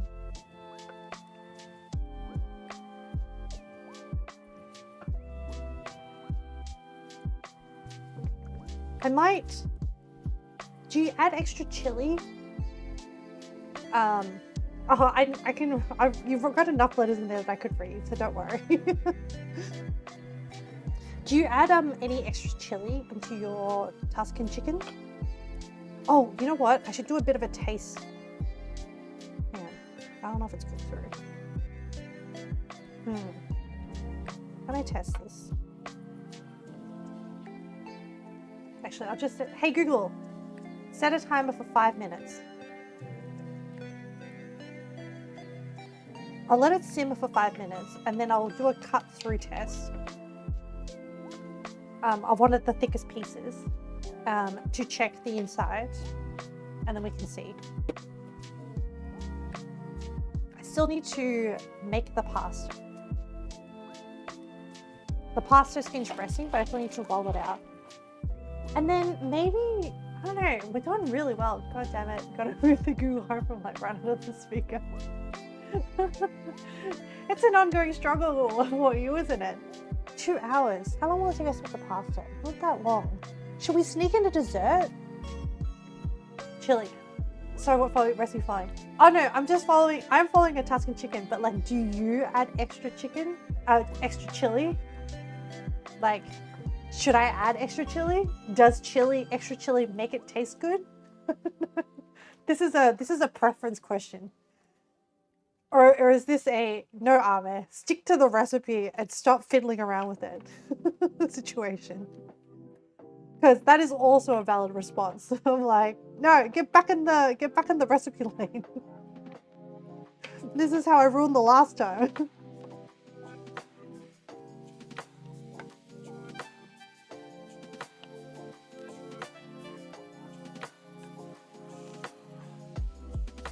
I think some of my herby bits got burnt, but not too badly.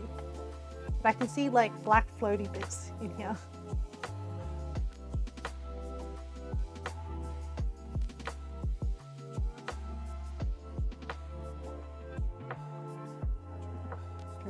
You know what? I'm just gonna babysit this for the 5 minutes, so as I can keep stirring the bottom, because I'm really worried about it sticking and burning to the bottom.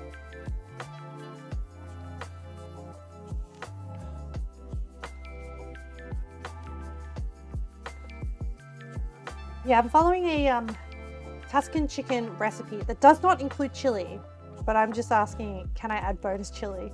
Oh, you don't add any chili. Entirely up to you to add or not. Okay, okay. But you don't add. I thought as a chili fiend, you would be like, yeah, I add chili to everything. I was like, ooh. Valve doesn't eat spicy food, so I don't generally add chili to anything. Oh, okay, okay. Just a seasoning on your own plate. Okay, this is going good so far. Oh, and it's becoming like the orange color is becoming a bit more consistent, which I'm like very happy about. I think the cheese is mixing in as well. Man, this looks so good. I can't wait to eat this. 2 minutes left on the timer. The other thing is this pot does produce residual heat. So even if I turn off the flame and just leave it with a lid on, it will continue to cook the chicken. So maybe for this particular pot, 5 minutes is enough. My sister got me this set of pots.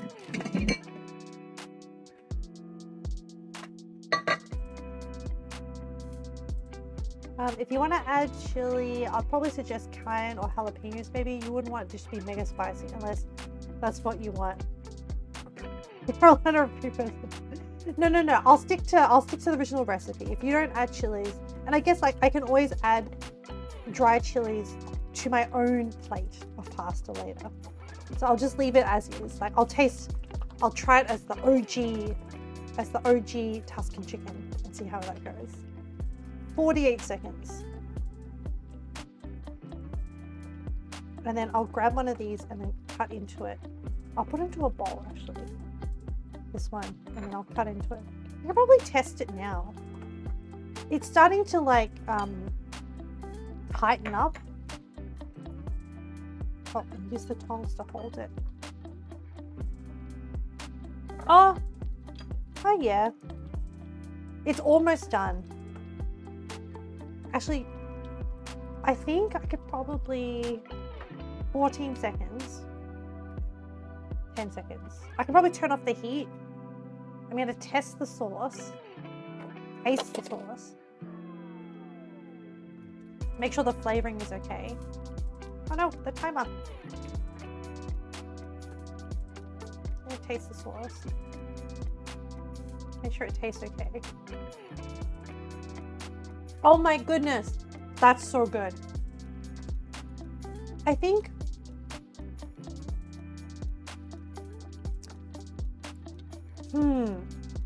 it's really good. It's very creamy. Did I salt, pepper, herb the sauce? Yes, I salt, peppered and herbed the chicken, and then applied it to the sauce. It's very creamy, but I feel like more garlic? Is it missing more garlic? I definitely added like 6 cloves of garlic.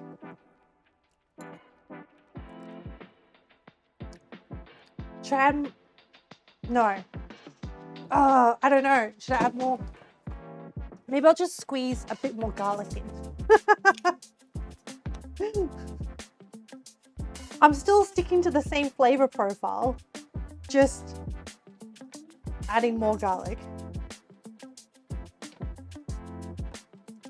It is very like cheesy and creamy, which is the intent of the dish. But I'm not getting, I think I'm missing like an acid hit. You know what it's missing? It's missing like wine, like white wine or something.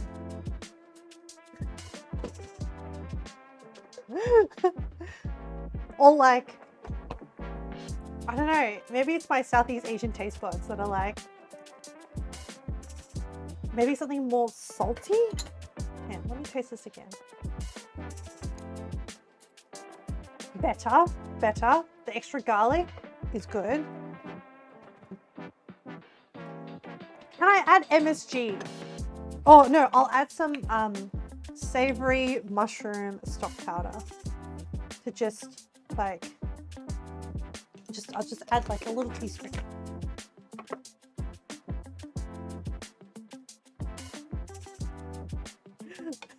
It's just like, I could add more salt. Yes, I could add more salt. I added some like MSG in the form of like mushroom stock powder. Oh, I could also add some chicken stock powder. Let me test this again. Ooh, better. Like more umami, savory oomph. I think it's done. All right, I'll put the lid on. And then I will set it on the stove to get it out of the way, because I need the bench top to make the pasta. I usually season the chicken with salt, pepper, and herbs, and then I add more salt, pepper, and oh, you add more salt, pepper, and herbs. Okay.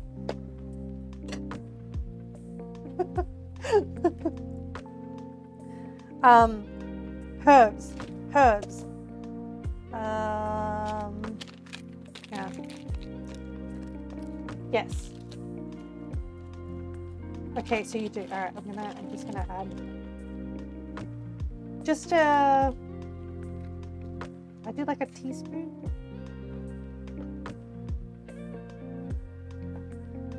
I'm glad you mentioned it, because now like I feel like I can. I mean, I already did some aspects of it, but I'm like, oh, okay, just more of the same stuff. more pepper. But I think I'll go ground pepper.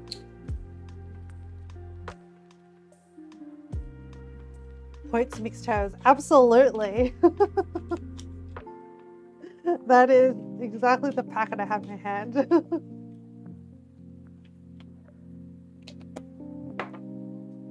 Okay, let's try.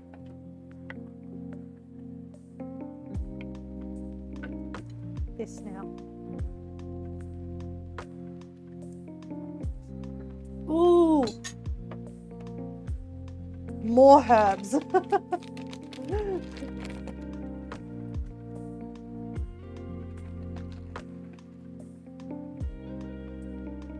Wait, I'll just finish off this packet. There's not much there. I probably added like all up, maybe like half a tablespoon of herbs. Okay. And more pepper.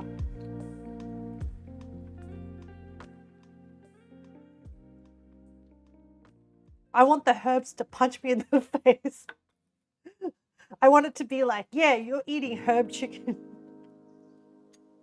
Okay, let me taste again. Better. All right, I'm happy with that. I will call it done. And then put the lid back on. And then let the chicken sit in the residual heat. Yeah, it's good. All right. Thank you, Penguin. Man, impeccable timing. I'm so glad you popped in. I was like, I'm so excited to eat this dish. You can also substitute the sun-dried tomatoes with normal cherry tomatoes, but it changes the flavor to something more sweet rather than whatever flavor this one gives. Yeah. I would also imagine it's like more, would add more liquid to the sauce, so then it would change the consistency of the sauce as well, and have it not as thick. Okay, I'm gonna wipe this down so I can prepare this for the pasta rolling.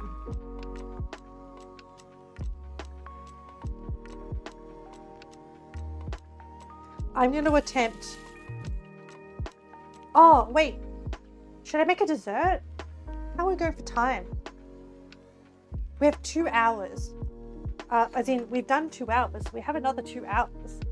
And other than rolling the pasta and boiling the pasta, we're doing pretty well. Should we make a dessert? It makes it a little bit runnier, but it's a cheese thickens it. Yes, I did add extra cheese, to be fair. Let's make a dessert, chat. Oh, but then I have to set the dessert. Wait, do I have enough milk? I have coconut water. I have a small amount of oat milk. Wait, do I have those containers of real milk? I don't drink a lot of milk. It's probably bad for my bones. I probably should drink more. Oh, what's this? I have salt. I have icing sugar. What can we make? What's an Italian adjacent dessert? Oh! Would you like me to lure the cat?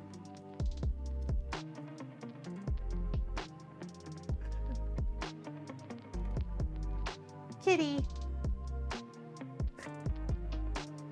I probably shouldn't let her do this. I have to wipe down the bench all over again. It's just being so cute.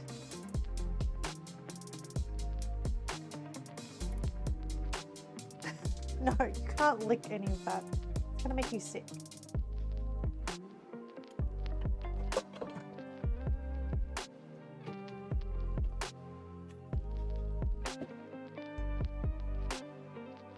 Yeah, kitty.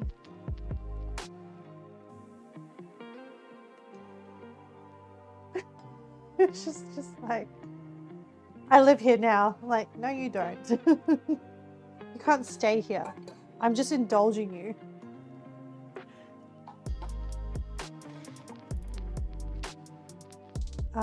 Living with a kitten, oh no, sorry, living with a cat really humbles you, okay? This morning, like, she like punched me in the face, being like, I would like to get under the covers, please. It is cold, mother. I was like you wake up with like a kitty paw in your face, and like, ah!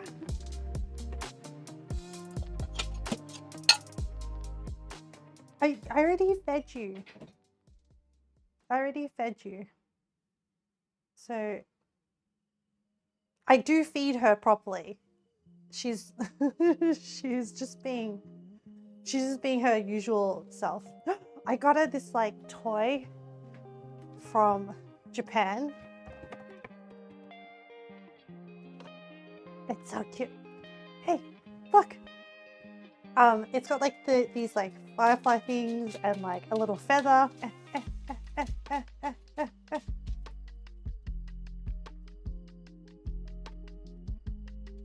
Nah.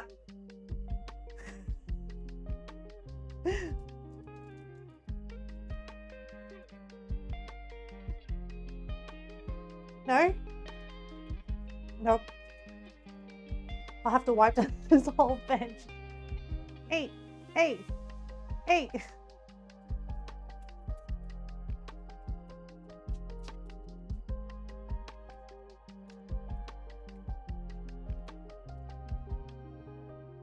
And she took the bait. No, let go. Let go.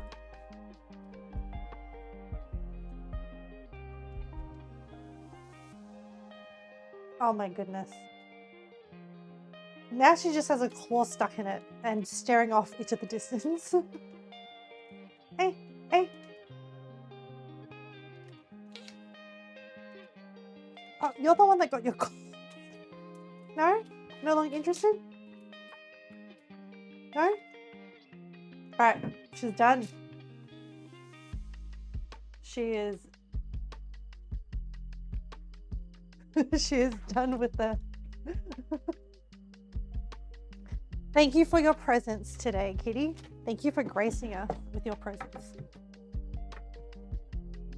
Oh, she's looking at me with cute eyes. Alright, let me just get her a treat. I'll be back.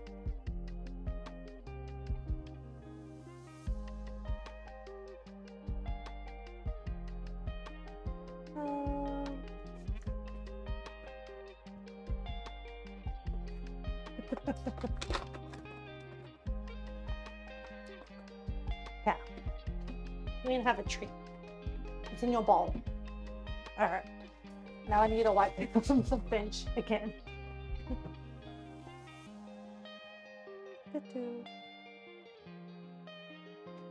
That was nice. I feel very, very blessed to have a very cute kitty. Okay, I need to go back to brainstorming a dessert. Based on the ingredients I have.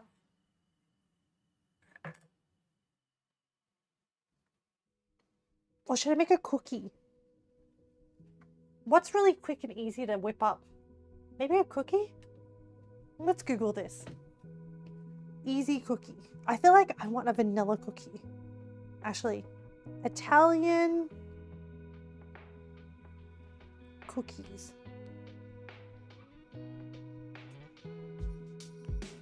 Oh, maybe there's like an almond meal cookie. I think I have some almond meal.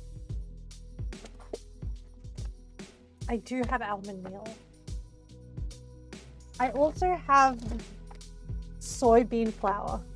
Is there like such a thing as a soybean flour cookie?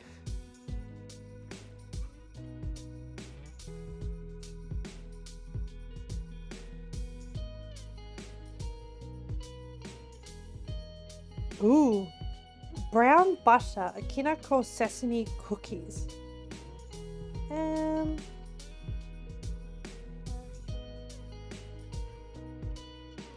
Brown butter soy caramel cookies. I just need to use up, You miss Kitty lurking at the wrong time. Get a box of cereal and follow the dessert recipe they usually have on the box. I don't actually eat cereals. I don't have any cereal in the house. I have so much soy flour that I need to use up that I bought to make mochi. I'd love to use this soy flour. Soy flour biscuits.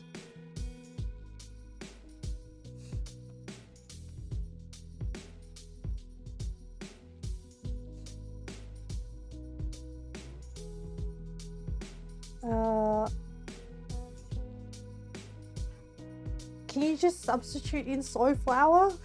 Look, this is literally a whole kilo bag of soy flour.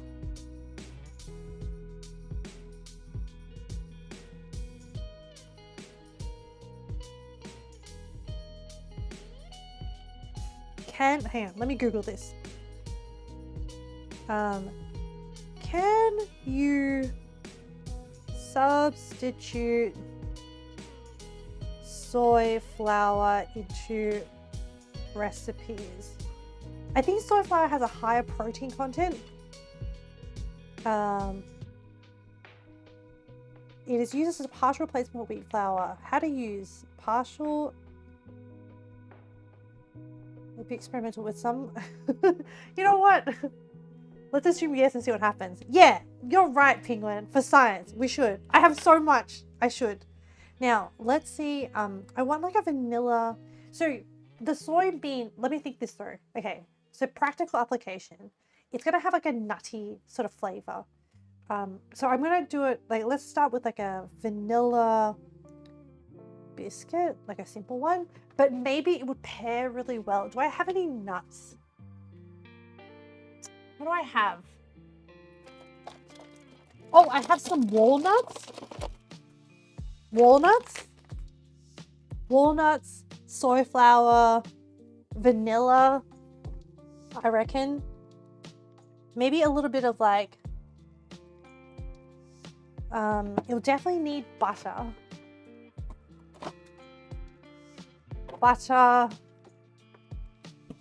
Do biscuits only... I don't have a lot of milk. I have a little bit of oat milk. So like I can moisten the ingredients, maybe. Huh. Sugar, definitely sugar. I think we should go white sugar or caster sugar. Caster sugar. Because I reckon with cookies, they're a fast bake, so you don't want the sugar granules to be too big. So we'll do caster sugar. I need to find ratios. Like a recipe. Christmas cookies, vanilla biscuits. Hang on, maybe like vanilla walnut biscuit recipe. Walnut biscuits. Maybe like walnut crescent cookies. Maybe this. I'm trying to find a recipe that has like a lot of reviews.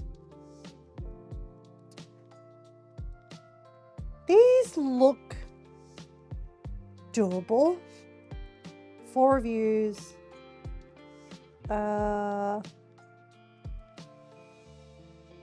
Walnut cookies. Here we go. These look alright from all recipes. So I'm going to substitute all-purpose flour. Not science. The ratios must be for science. We must create our own cookies. No, we kind of are. All-purpose flour. Oh, so instead of white sugar, they're saying brown sugar. That is probably good. Brown sugar, baking soda. Baking soda? Do I have baking soda? I should have baking soda. Cream tartar, baking. Is baking powder baking soda? No.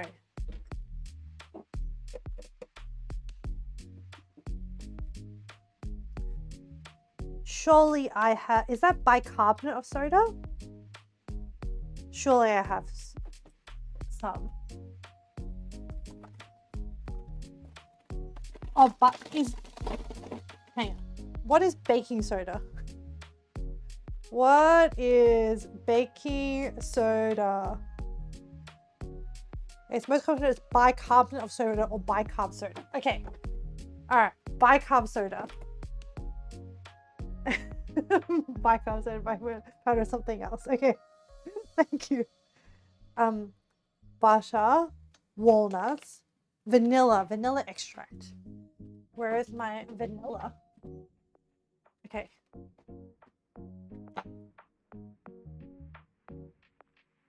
Oh, they want brown sugar and white sugar. Hang on, let me check the reviews of this recipe. Cream, butter, and sugar. Add egg, vanilla. Oh, we need 1 egg. Is that usual? Is that normally egg in recipe? I have small eggs. Oh, the comments are like, oh, I added a little bit of cinnamon, ground cloves, ginger powder. I'm like, oh, I like that idea. Let's do cinnamon. I have allspice. I have mixed spice. I have nutmeg. I have cinnamon. Cinnamon. What do we think? Cinnamon? You can't even get eggs. Oh, are you in the shortage again? Oh, because of the floods. Because of the floods and like the closed roads. Cinnamon, walnut. Should I add like, what's allspice? Allspice is ingredients, allspice. No, I'm not feeling allspice today. Nutmeg? Are we feeling nutmeg? Ooh, nutmeg sounds good.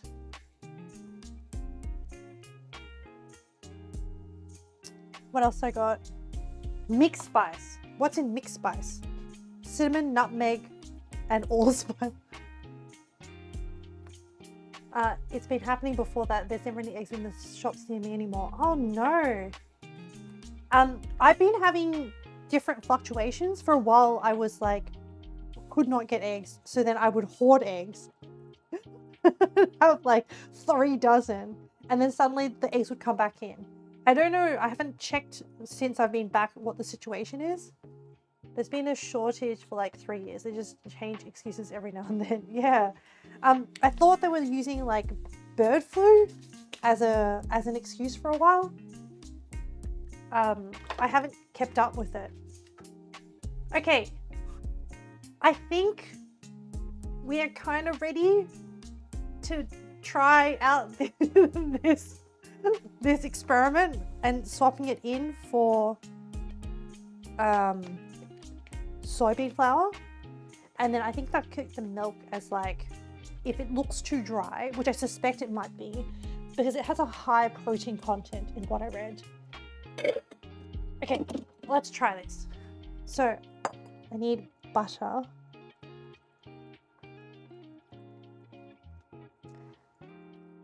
Now, is this all recipes recipe from America or from England? Because I hate it when people say a cup, because a cup may not necessarily mean a cup, but if we're doing ratios, it should be okay.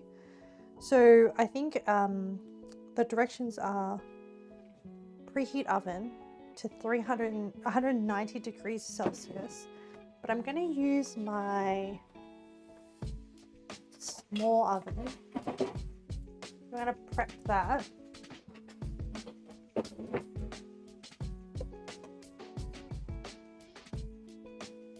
Okay. I have my air fryer died. And I got a new, what do you even call it? It's an air fryer, but it's also like, you can grill things. You can grill things in it, you can bake things in it, like small batch. So I'm just gonna do like small batch setup. So like this. And then preheat it. I will respect bake, and I will do 190. And start preheating. Okay, very good. What are we doing? Bird flu was one of the many excuses at one point. The one before that was a salmonella contamination problem. I didn't hear the salmonella contamination problem. I even saw in the supermarket where I go, or not, the shopping center that I go to, there were like restaurants sort of, so I have a greengrocers that also sells eggs, and they had like a whole pallet of eggs, but they were selling it to the local shops, like local restaurants that were working in the area.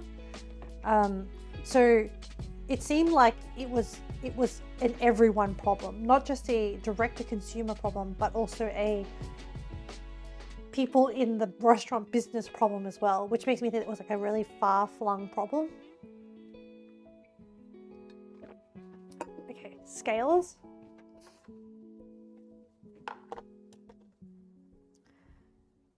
So I'm going to cream the butter and the sugar. So I need half, which cup measures? I'm just going to follow it. Half cup, full cup. What did I use this for? Quarter cup.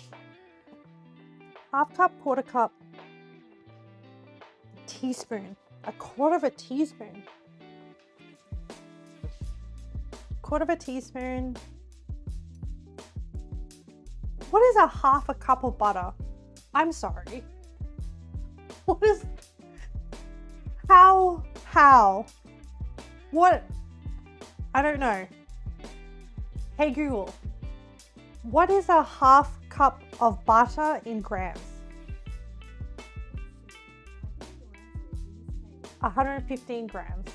But once again, the problem is I don't know if it's like American or British units. Whatever. Let's just, why not just add pure diabetes? I know, right? This is going to be a potentially problematic cookie, but anyway. Okay, let me see. What's that? 68. Do another chunk. And then I'm gonna like microwave this a little bit just to soften it up. 90. Ooh. 120. Now you're getting volume comparisons from a Canadian website. Thanks. Next will say, replace all flour with unprocessed sugar.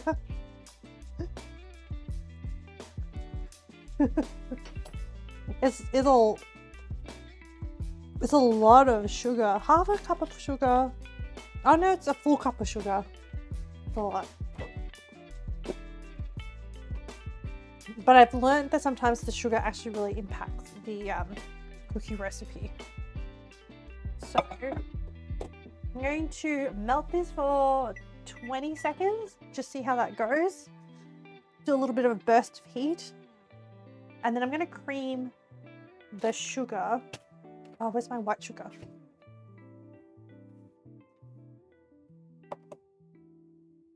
White sugar or caster sugar? White sugar. Should I use a mixer? A mixer will be better at creaming, but it's still very solid. Do another 20 seconds. I'm gonna find my mixer. My very cheap Cambrook Kmart mixer. I'm gonna use it to cream the butter and the sugar.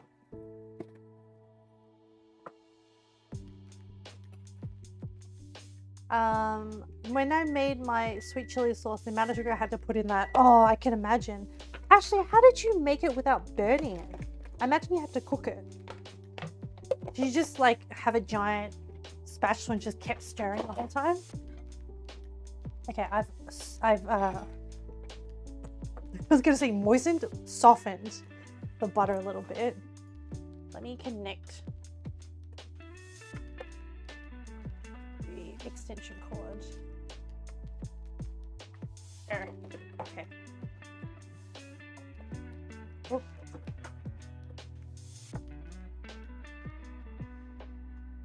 So the oven has beeped at me saying it is preheated.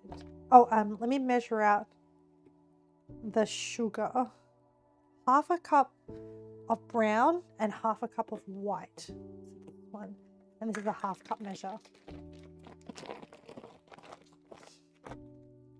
Okay.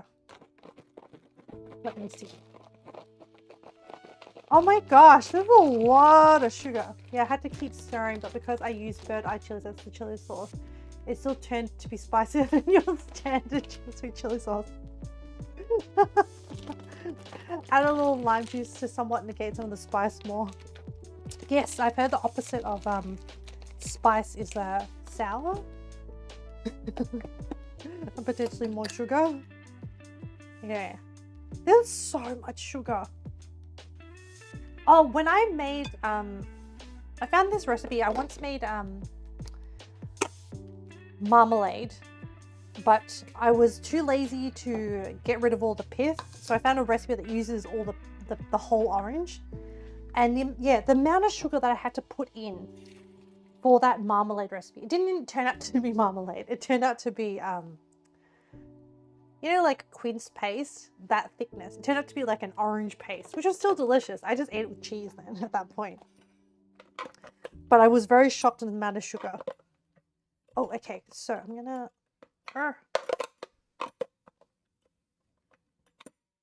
How... This is such a... Oh, okay. Oh, and I'm gonna put a tea towel down just so there's some cushioning for the bowl. You shall return shortly. No worries. Oh! Alright.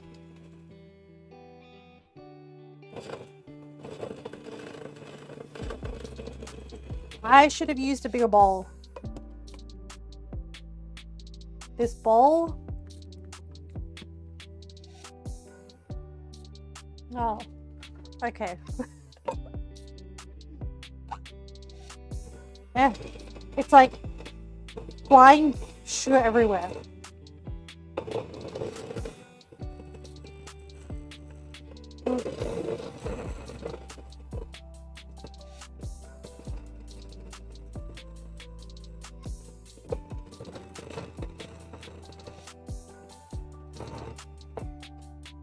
This is kind of hard.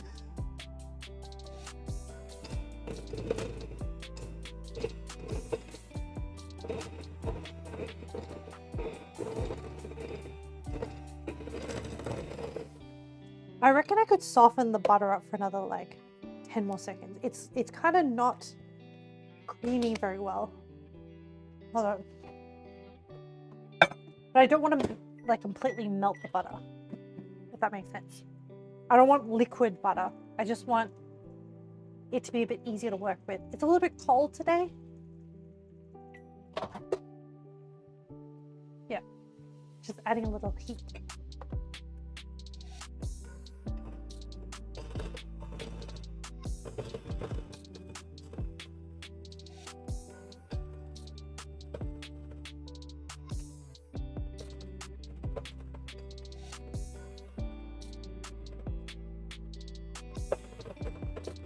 Ah! The sugar just like jumped out.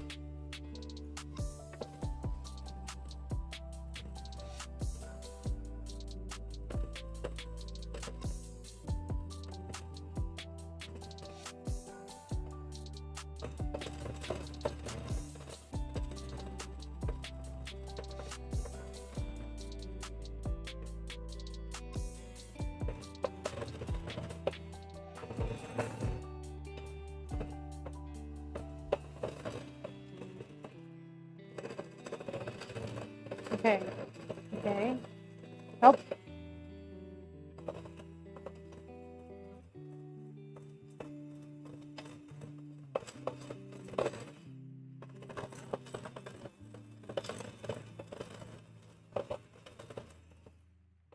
I just want to break down the butter a bit and incorporate it with the sugar, just so I don't have like massive chunks of unmixed butter. And that looks kind of good. Yeah.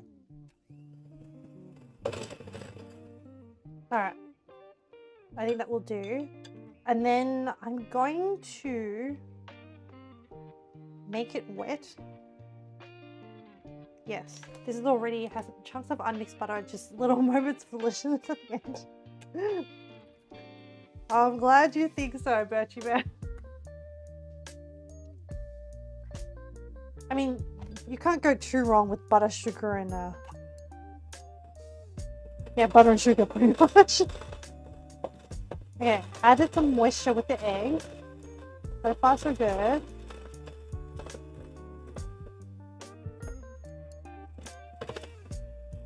Okay.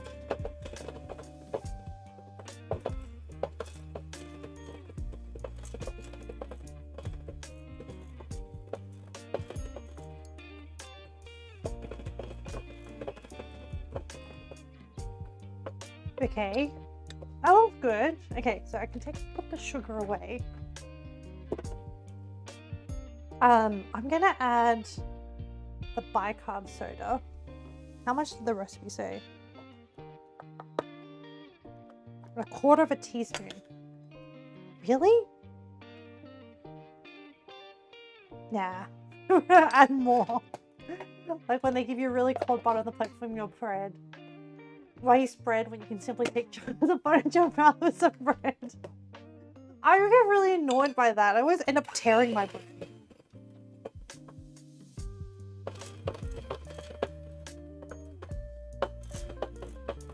Because the butter is so aggressive. Okay. Okay, good. Alright. We've done that. Okay, so we've done sugar, butter, egg, baking soda, a little bit of vanilla, and then flour. Oh, spices. We'll add some spices. Okay, we'll add some vanilla. We'll add some I think the ratio should be mostly cinnamon. Like that. Some nutmeg, I think.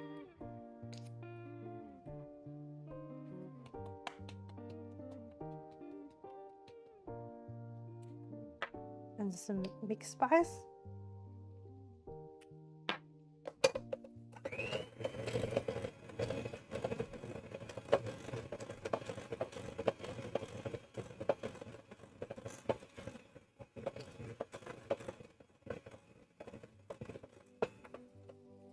Okay.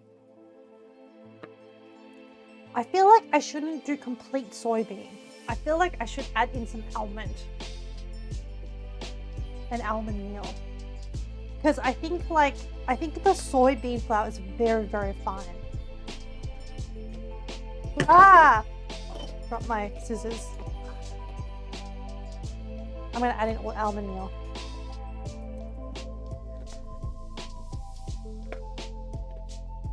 Okay, let me think about, so 1 1/4 cups of all-purpose flour. So if I do a cup of flour, of soybean flour, and then 1/4 cup of almond, just to like change the texture. Do I know what I'm doing? No. Am I completely making it up? Yeah, apart from like the base of the recipe. And then we also need to chop up some walnuts, which I should have done beforehand. Oh well. I'm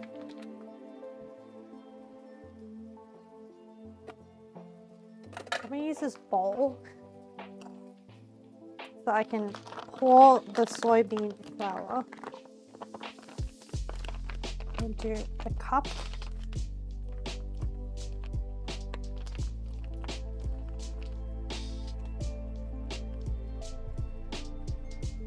And then we might have to adjust it with some milk if it ends up looking very dry. Well,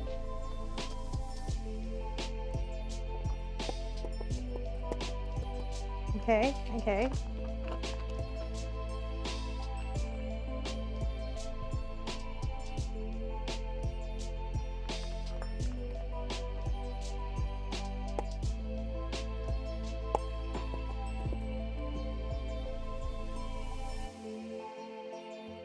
I wonder if I could use this soybean flour to make pasta. I feel like that's a thing that you could do. I just need ways to use up all this soybean flour. And like, I even bought, this is not even, so the reason why I bought this flour was to roll mochi into, for toasted, like to make mochi. But it turns out this flour is not toasted. So it's not even the right flavor. Okay, that's a cup of that. And then I'm going to do a 1/4 cup of almond meal.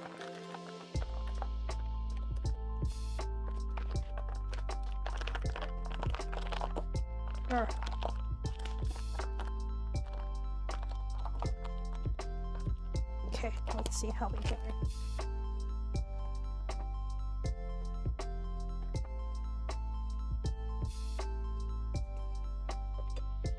Oh, I should scrape down the sides.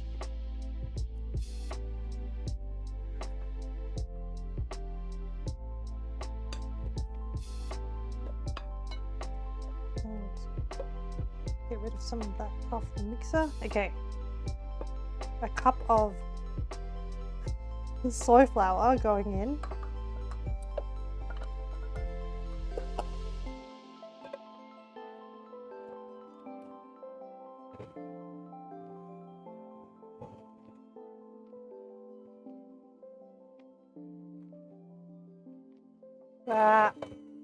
I'm trying not to like.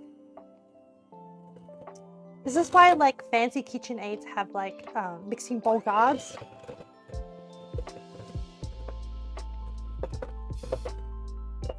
So that flour doesn't just fly off everywhere. I'm trying to just do it with my arm.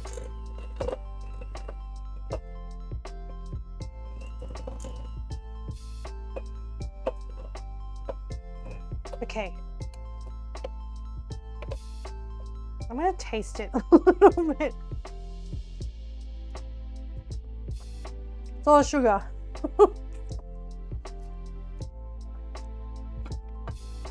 The soy flour is not very pleasant. I'm gonna add some almond meal. A 1/4 cup. It's like kind of raw tasting. I'm hoping that when you bake it, it doesn't taste the same as like raw flour. Like I've eaten flour I've eaten raw cookie dough made with normal wheat flour, and it just tastes different.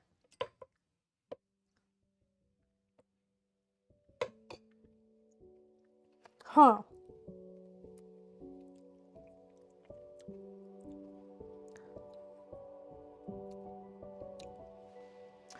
You know what it tastes like? It tastes like the outside skin of a walnut. That's what it tastes like. Which is not very pleasant. It kind of leaves like a weird coating on your tongue. Now, do I think this is wet enough? I don't know, chat. I don't know. We can do like a test bake of a smaller amount, but I'm gonna add some walnut. I'm gonna put away this bicarb soda.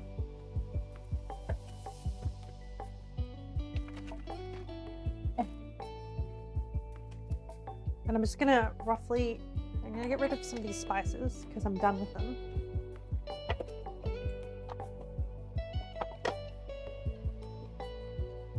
I don't think I need the mixer anymore. It's now just stuck onto the mixing paddles.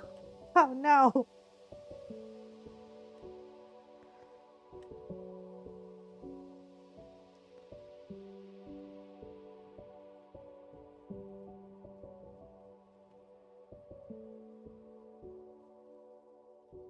Whoa.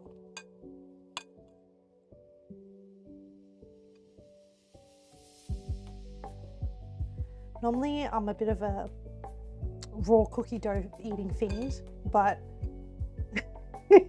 Even my raw cooking or eating fiend tendencies, I'm like, I don't know if I like the soy flour. Oh, it's very like sticky.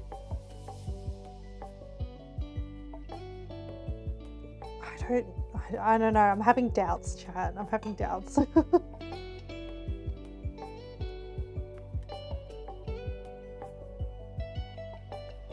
Hang on. Let's look up what are the properties of soy flour. How is a soy flour different to wheat flour? Protein content, gluten presence and flavor is much higher in protein and lacks gluten, while wheat flour contains gluten, has a milder, more neutral flavor. Yes, I can concur with that.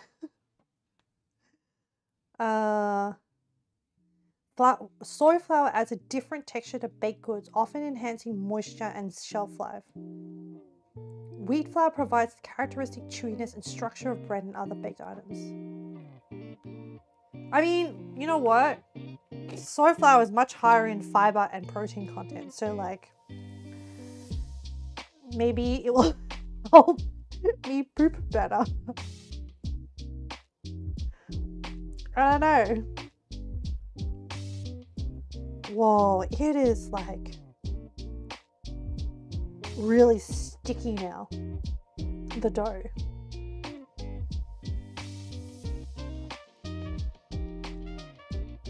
Okay, all right, let's chop up some walnuts and chuck this in. What an adventure, chat. What an adventure.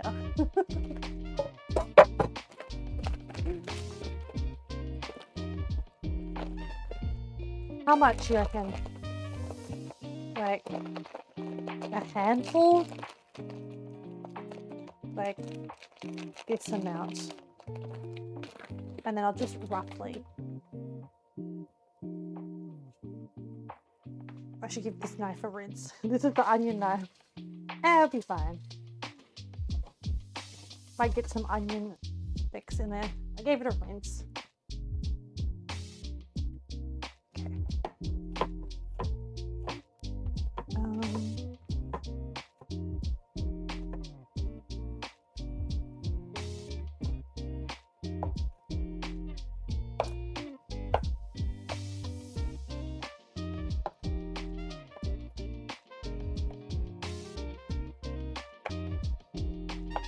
Okay, roughly chopped walnuts. I reckon big chunks or small chunks. Shouldn't be too big. Just to give it some texture. I can't remember why I bought the walnuts.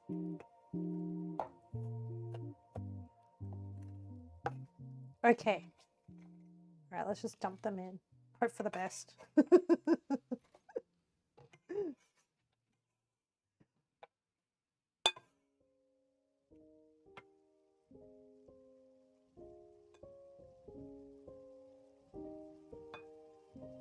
Whoa, okay, move this.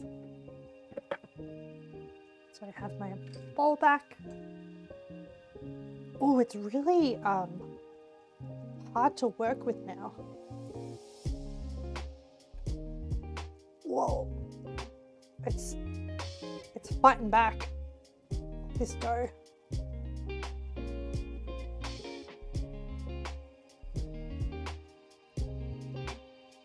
Oh my goodness. Okay.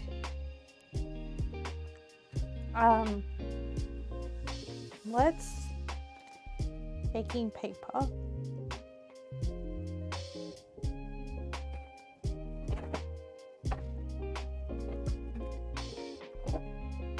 That'll do. All right, let's try. Let's try and bake 6. And I don't have an ice cream scoop, so I'm gonna do this. And then we'll give it a bake and see how it turns out.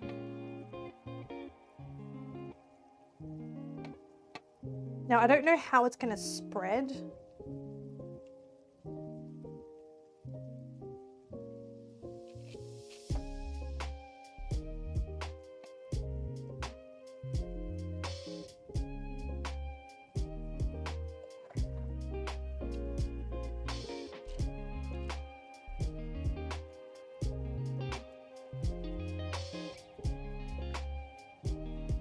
And I'll just half push it down.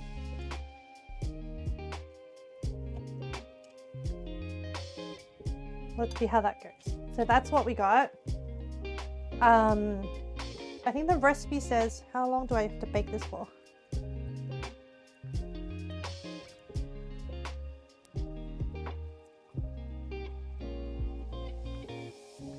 Bake to 8 to 10 minutes. Okay, we'll do 8 minutes.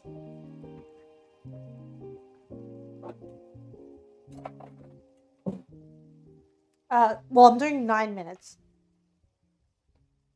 And then we'll see how it goes at 190 degrees Celsius. I'm so curious. Okay. It doesn't, the raw dough does not taste very good, chat. Like, that's what makes me a little bit concerned. Either way, that's done.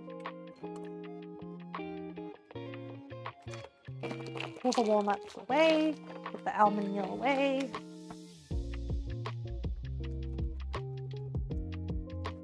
I did not need to add more milk because it was a very moist dough.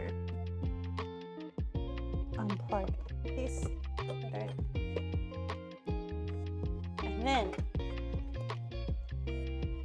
put this aside.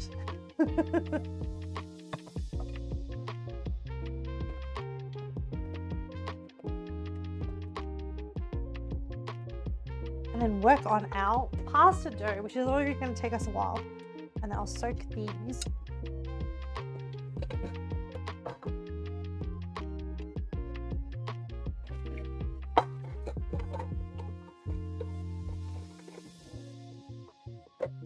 Move this aside.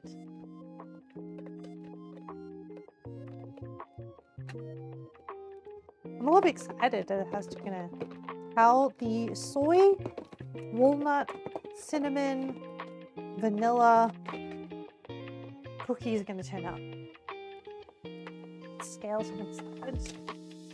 Wipe this all down again.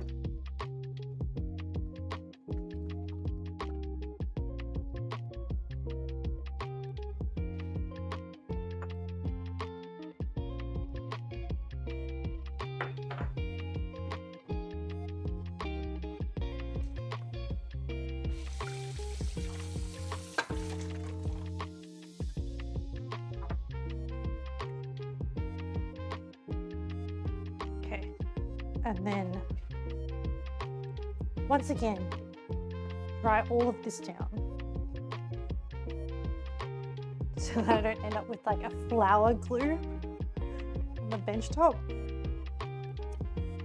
All right, now with the pasta, we need to cut it in half and then roll it out and then laminate each half 3 times. So, I need to grab a pen. I need to mark this off because whenever I laminate it, I completely forget which step of 3 I'm up to. So I wrote myself checkboxes so I can tick them off. And it needs to be, okay, and then we'll do the next bit. So this is our little baby dough. I'm going to advise logged into your Netflix. I had trouble logging in because I'm not part of the household. Did you share your Netflix? Oh no, did someone hack your Netflix account? Okay, I have the flour laid out.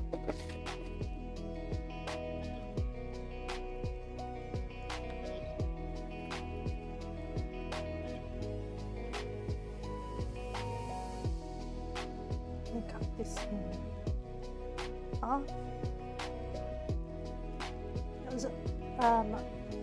It's shared with fam, but we don't know this device. Oh! Is it,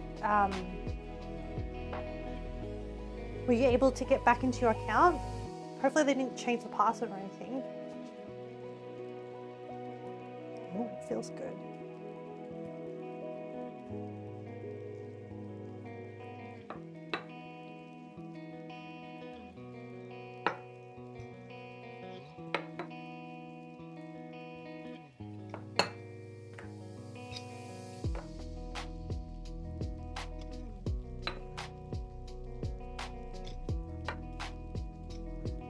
Yeah, share with family. So it looks like this new household thing is screwing us over. Yeah.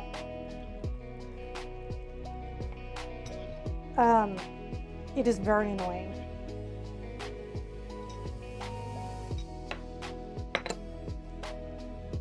Okay. First lamination. I'm going to tick it off.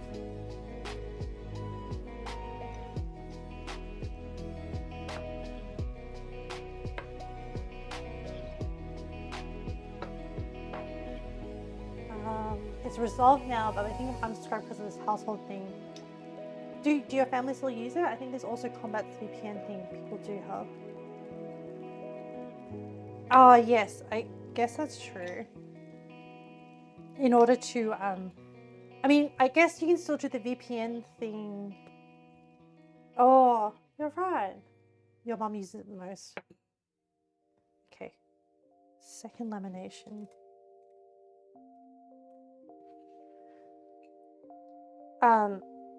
I do still use Netflix because sometimes it's nice just to watch the anime on it. And there are some Chinese and Korean dramas that I watch on it. Like usually like when people get hyped about Korean or Chinese dramas, it's usually the ones that are on it already.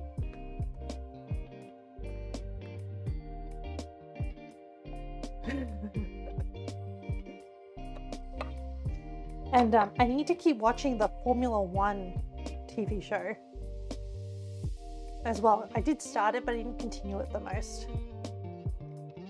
Yeah. I still want to watch When Life Gives You Tangerines. Yeah, I did watch some of it.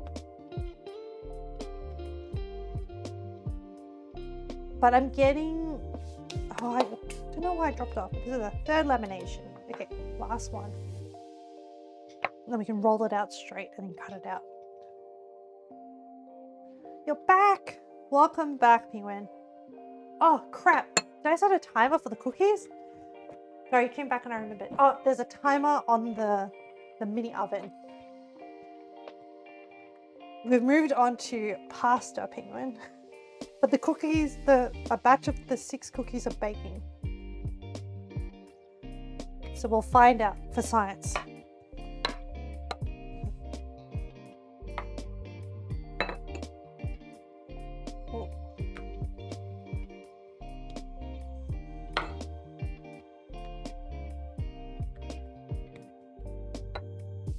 I'm hand rolling out the pasta. So this is the final rollout, and I need to roll it out into kind of like a rectangle to be as thin. They said thin enough to see your finger color through it. And if the pasta shrinks back, it's the gluten fighting. So sometimes you just need to give it a minute to just sit. This was always the hardest part. Urgh.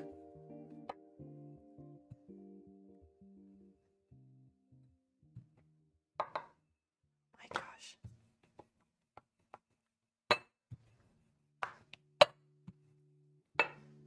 Oh my goodness, I'm tired, chat, from the rolling of the pasta. How are we doing for time? Ooh, 3 hours. Very good.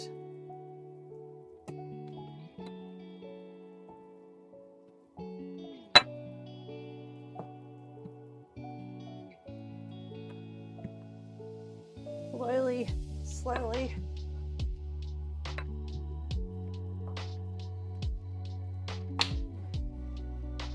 Ah. Man, I should a little bit more flour. Oh, that's the cookies. Yeah. Oh, wow. Man. Let me put it here. Let me show you, chat.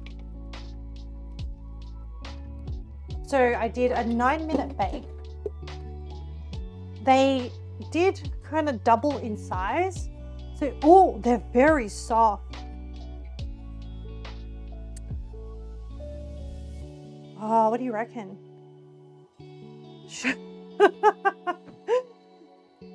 They're really soft. Do you reckon they're cooked?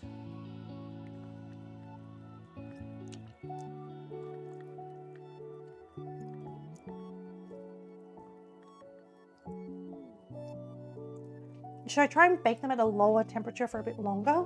Maybe?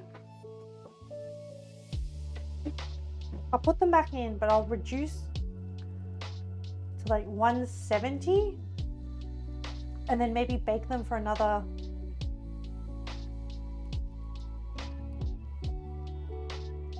5 minutes.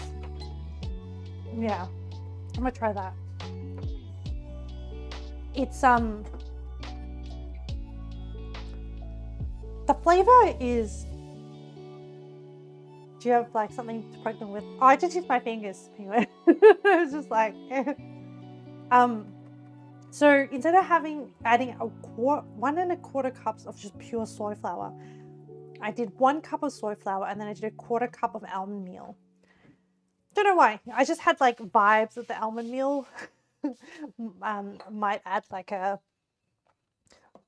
bit of more texture because I feel like soy flour is very, very fine.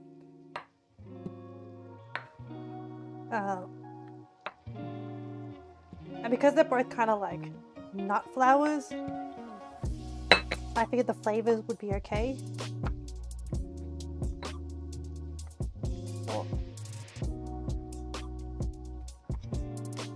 So I was thinking, because soy flour apparently absorbs a lot of moisture, and almond meal traditionally does not as much, I think it'd be okay. We'll see. It's so hard to roll out. Just a little bit of more flour.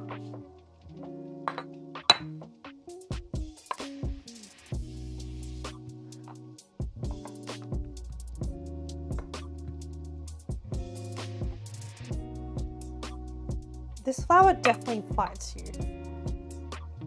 Oh, sorry, this pasta does not roll out nice and easily. It really likes sticking to the roller. Yeah, it does. The other thing with the pasta is that it curls in on itself because of the gluten.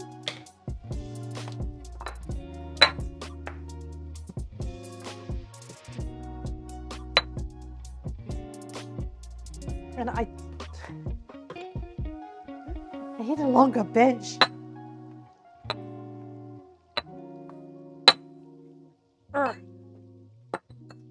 This is definitely not thin enough.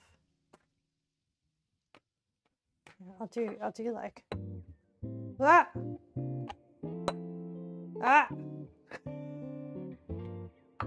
just let me roll in a straight line.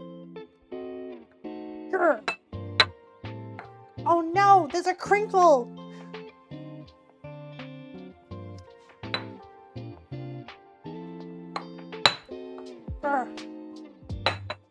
Okay. I can see the color is like uneven when I shine the light through it. There's like an uneven patch. No, it crinkled again. The crinkling is it getting stuck and then lifting and then getting stuck under the roller. No, Mom. Now it's wonky.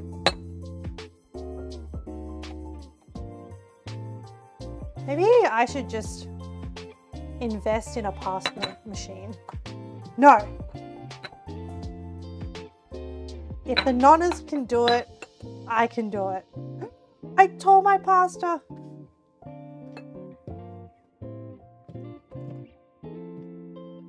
Oh my gosh, chat. It's so hard. There's so many weird crinkles and stuff. I'm gonna encourage it to grow sideways.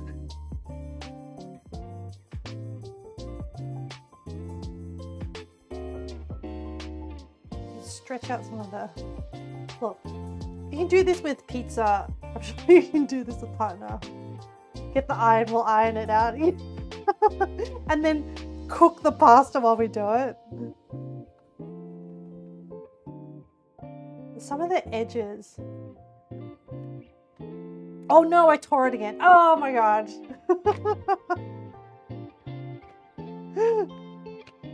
Do I want to swear at this pasta? Yes. Crispy. I'm imagining putting it into like, you know, one of those like pan iron things. Okay. I don't think I can rescue the tears.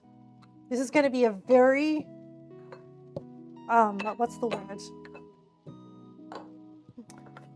Rustic pasta.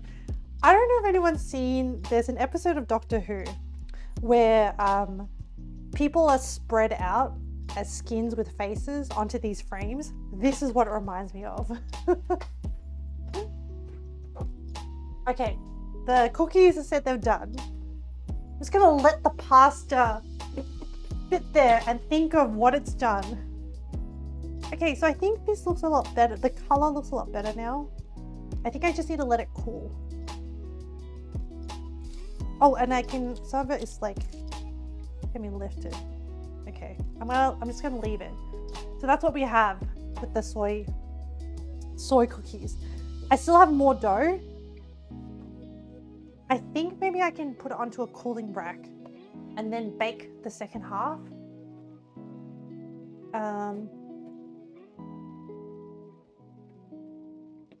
And I do not have enough space.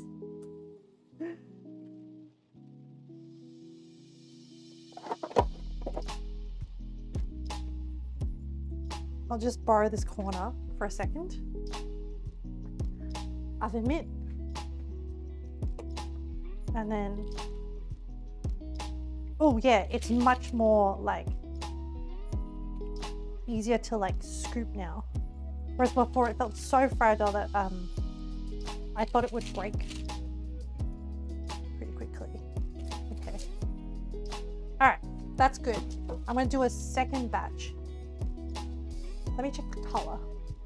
Hey, it's not burnt on the bottom. This is great. I'm gonna leave this to cool. And then I'm gonna just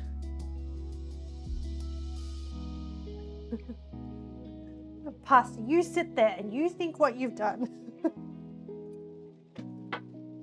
I'm gonna, oh my goodness. Everyone, you should not handle 2 cooking projects at the same time. But you know, I'm learning the hard lessons so that you can learn from me, from my mistakes, and not repeat them.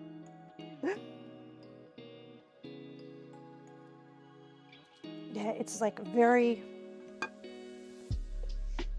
still very sticky.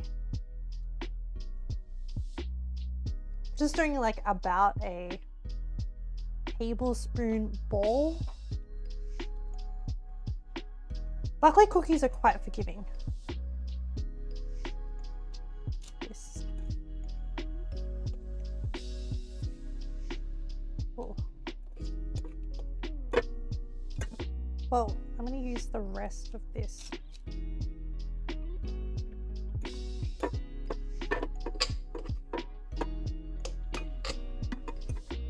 Whoa. Okay. I need to scrape the rest of this bowl.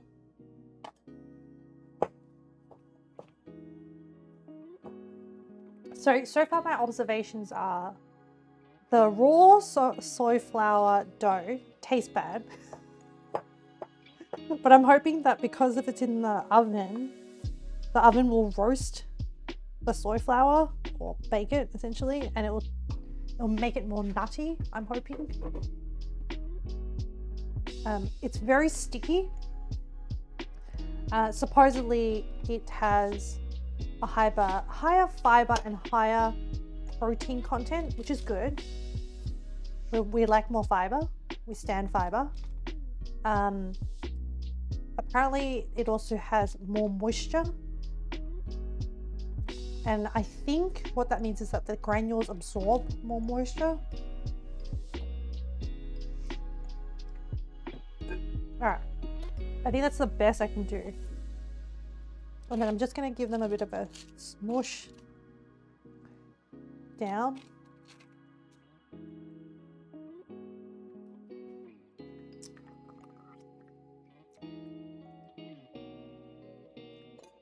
Let me wash my hand.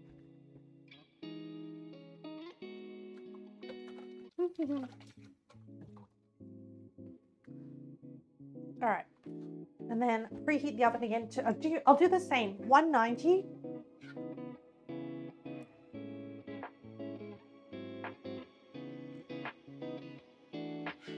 For 9 minutes.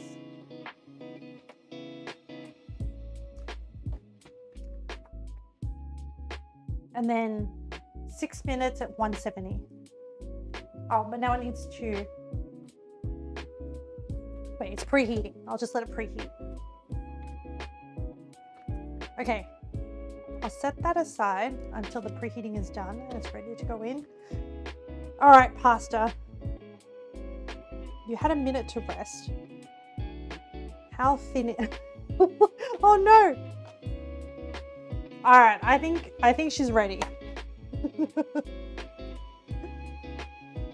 So I'm just gonna fold her into sections and then cut her into strips. It's gonna be very rustic, very charming. Your notifications tell you, hi cat. The pasta sheet is very crinkly, kind of torn, thick in some places, thin in some places. Let's see how we go. So I'm doing the final fold and then cut into strips, and then I need to get a tray ready that I can toss it into flour to prepare for. Should I use a chopping board? Maybe I should use a chopping board. Let's use the same one that I chopped walnuts on.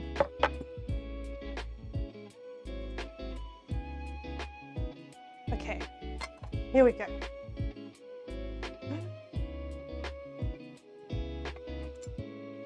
How are you, cat? All right, we're gonna do pappardelle. So I'm gonna do like a rough size. This is like the ugly side bit. Whoa.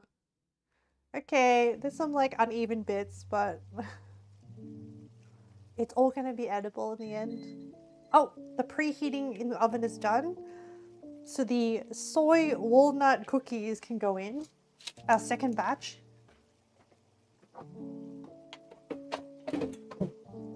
All right. And I am baking them for 9 minutes, and then I'll add 190 and then I'll drop it down. Yeah, this thickness. This looks good. I have to unravel them. You all right? How about you? How about me? I'm good. I'm good. I was a little bit frazzled at the start of stream, so I had to go. Whoa, another bit broke off because I had to pick up my car. But other than that, I'm good. I got kitty cuddles in the morning, even though it started out with like a paw in my face, demanding to have cuddles under the covers. But the main thing, the lesson, was I got kitty cuddles. Did I catch up on rest? Yeah, I did. Thank you so much for remembering. I feel much better now. And yeah, my body feels pretty good. And and it was really nice actually. This morning I had to walk to the car shop, what do you call it? And it was actually a really nice walk. I should walk more in the mornings. It was actually really nice. Maybe because it wasn't super sunny, but it also wasn't, it was kind of like, you know, those mornings where it's like kind of brisk cold. But I had a jacket on and it wasn't raining and it was just kind of nice. And then, don't know why, but the magpies are very active at the moment. So yeah, that was a very nice like outdoor moment. And then today has been really fun, just taking it chill, and enjoying being mindful with the pasta making. Frustrating, but fun.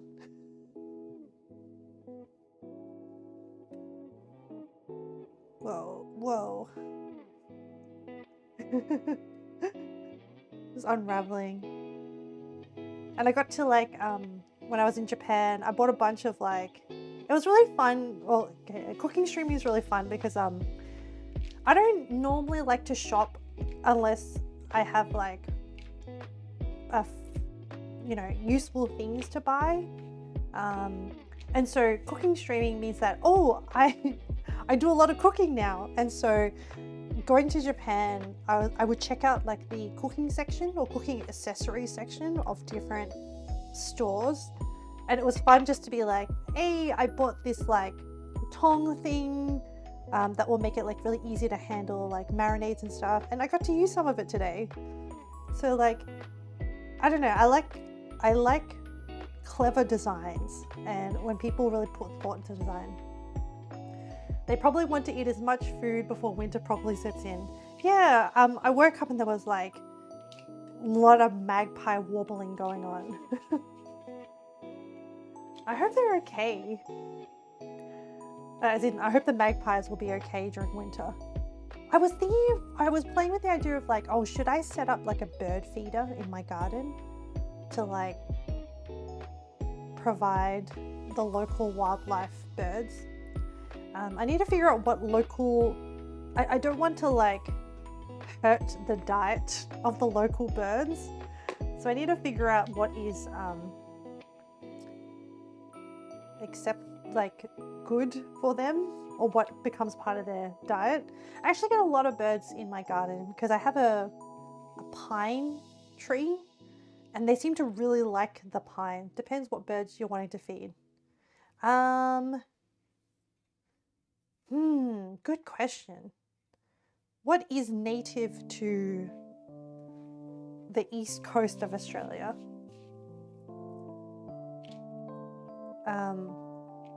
And lorikeets will eat fruits and seeds. Okay.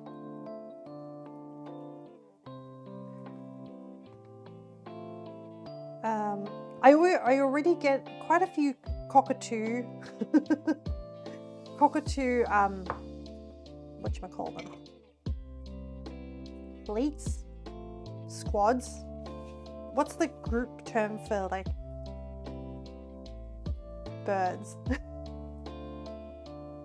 A flock. I already get a flock of cockatoos that come. Magpies tend to be really fond of worms, mealworms, snails rather than seed. Oh, okay, that's okay. Well, I'm not gonna go out of my way to, yeah, flock. Yeah, eventually I got there.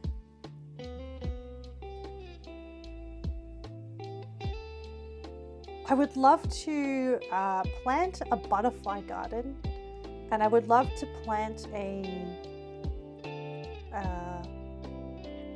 like something that would attract hummingbirds. I think hummingbirds are so cute, but I don't know if we get hummingbirds in Australia. I once saw like the tiniest hummingbird in Japan. It was like about the size of like a really fat bumblebee, but it was definitely a hummingbird. Do we have those here? Yeah, I don't know.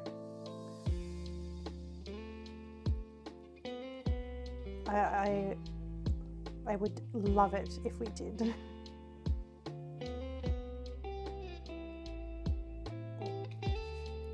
just flouring each individual strand of pasta right now as I unravel it.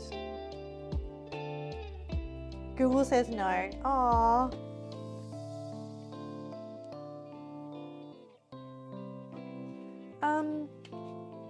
Do you know which birds I also really like in Australia? The pink galahs. Because they have such a nice color scheme. Plus they have these really cute like round heads. And they always fly. I think they eat grass seeds. I always see them on like the nature strips in Australia, going away at the grass nature strip. And they're just like little splotches of pink on green lawn. Okay, got one. I have one more bundle of pasta to roll out. You never see those in the wild. What about the major Mitchell cockatoos? Oh, I don't know what they look like. Let me Google them. Major Mitchell cockatoo. Oh wow, I have not seen. So they're like a pink color. So they have like a pink head, pink body, and like white back, and they have these pinkish red yellow crests. They're so pretty. I've never seen one in the wild before. You see galahs all the time. Yeah, I see galahs all the time, and I think they're just so funny.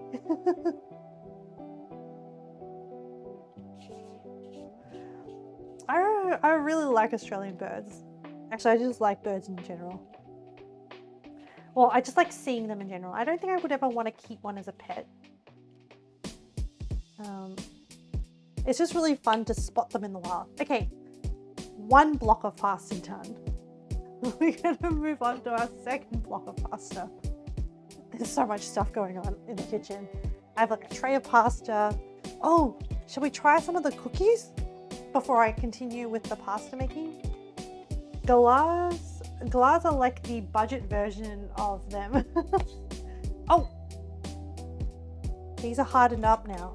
Ooh, they're very long-lived. Our native birds tend to outlive people. Oh, that's good. Okay, I'm going to actually, before I do the 170-degree 6-minute bake, let me try these ones because I might have, oh, the break is good. That was a really nice.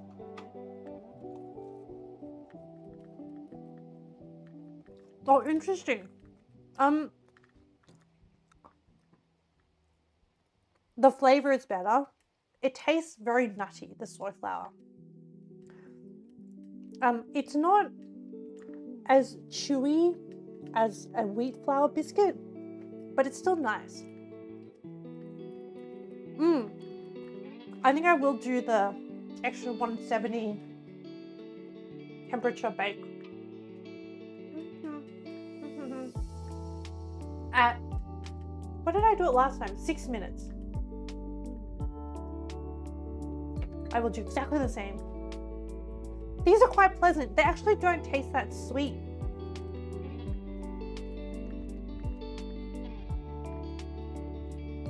Even though there's a whole cup of sugar in here. I really like the walnuts.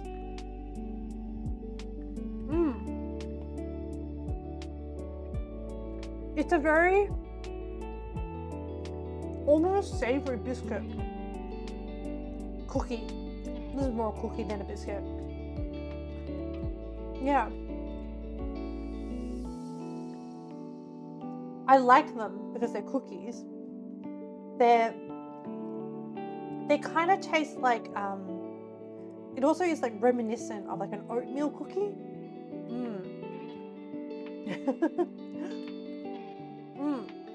It's so good. And frankly, they're gluten-free because I made them with soy flour and almond meal. So there's no gluten in them to make them chewy, but still pretty nice. And I think the little extra baking soda made them rise up a bit, which is nice. I can't say, oh no, I get a hint of cinnamon. So I added cinnamon, nutmeg, and mixed spice. I would say, okay, the experiment was, can you substitute soy flour into a biscuit recipe because I need to use the soy flour? The answer to that is yes. I did tweak it because I was scared to go all in on the soy flour. So I did 2/3 of it, 2/3? No, so it was 1 1/4 cup of flour. I did 1 cup of soy flour and I did 1/4 cup of almond meal. And I quite liked that. I thought that was quite nice. I also added additional walnuts and I added cinnamon, nutmeg, and mixed spice because I thought soy flour would have like a very nutty taste. The same with almond. And so I think I lent into the almond, the nut flavoring. And there is also vanilla in here. And the subsequent questions we have are, okay, so can you substitute it? Yes, you can. Does it taste good? Yes, it does. It is a different texture.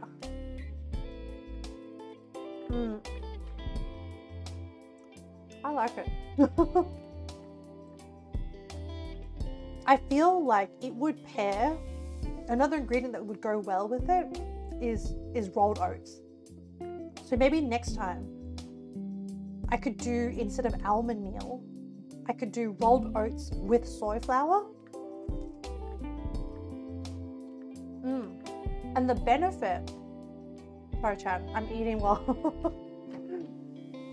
This is my breakfast. This is the first thing I've eaten today. It is 2 p.m. The benefit of adding oatmeal would add even more fiber. So if you're gonna eat a cookie, it might as well be full of fiber. But yeah, I'm pretty happy with how these turned out. I would make these again. Yay. I need to, actually, I should plate them and take a photo of them now. Oh, I'm also really excited, chat, because I invested in in some new bowls from Japan. So for the stream, because I was like, yeah, like, you know, I should change things up. I got this one, this pretty blue one with the stripes, from a store in Nagasaki. It was near the, it was after one of the, it was near the Nagasaki Peace Park. So I have that one. And it has like a bit more of a Chinese influence. There's a pretty big Chinese sort of like, Nagasaki was essentially the city where Japan first came into contact with like Western culture. And so that's where a lot of trading was done with America, with the Dutch, with the Chinese as well. So there's quite a lot of like Chinese food influence in Nagasaki as well. So dishes like champong, sara udon, like a lot of ramen as well, because ramen is essentially Japanese take on Chinese cuisine. Oh, and this is what I love about going to different countries, is trying out the takes, different culture takes from the country that you're in. So like when I go to the US, I like trying the US take on Chinese food, which is like completely different. And then in Japan, I like trying the Japanese version of Chinese, which is like ramen, champon, sara udon. Sara udon is one of my favorite dishes. It's not very well known. It's kind of like a crispy fried noodle with like a thick sort of like sauce with lots of like cabbage, bean sprouts, a little bit of fish cake. It's just, for me, very, very comforting. I also really like to try pasta in Japan, Italian food, because they do, it's so different. I went to one and I had like a fish roe with like fish roe clams and a creamy sauce. It was very good. But yes, these two I got from this cute little store in also Nagasaki, and I need to post about this one. Hello, Betchy Bear.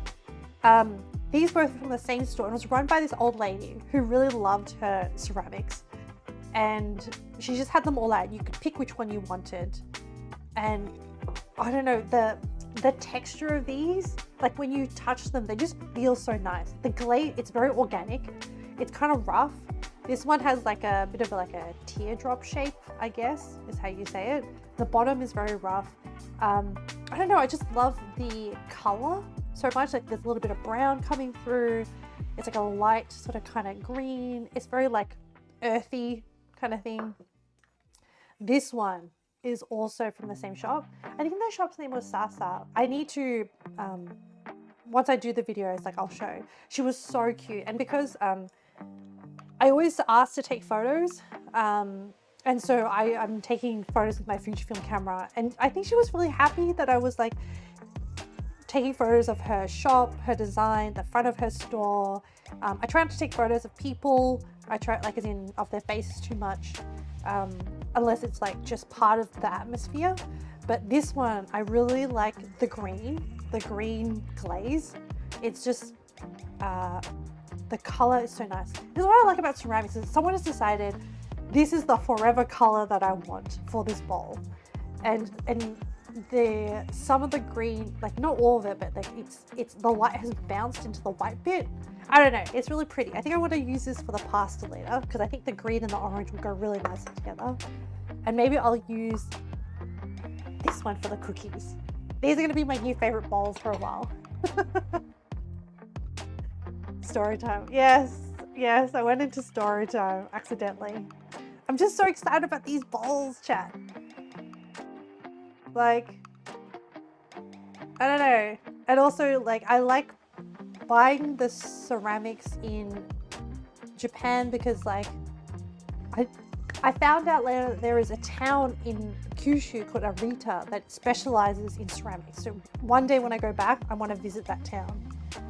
It's like where the home of all this stuff comes from. Man, these are not the 3? Yeah.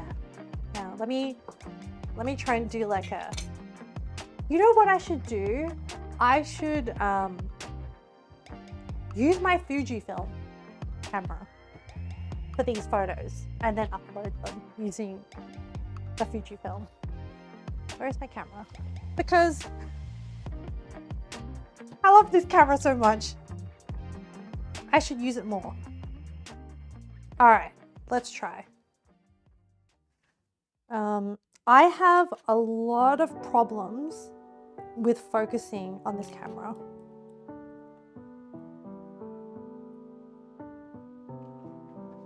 There's too much stuff in the background. I know. I'll use my camellia flowers vase as a backdrop. Oh, autofocus not good on that cam. No, it's not the focus, the problem of the focus, it's the lens. The lens has, because it is a 27 millimeter lens, and it's not a Fujifilm lens, it's a third party. It's the Tuscan lens. You can't do like really close macro, if that makes sense. Yeah. I'm not good enough in explaining photography things, but yeah, it's a struggle. You can't get good close-ups, so you end up getting a lot of like the background in it. But I could change lenses, but I'm not going to because I kind of like, I don't know. Maybe when I do my food photography, I should change the lens. The thin lens, the pancake lens, is the one that I usually use for travel because it's so thin. It's easy to like bring around and stuff.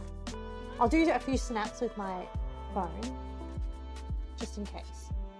The other ones. Yeah, That's pretty wide. Is it? Okay, let me tell you the story as to how I picked that lens. I just Googled, what is the smallest lens? 27mm, yes.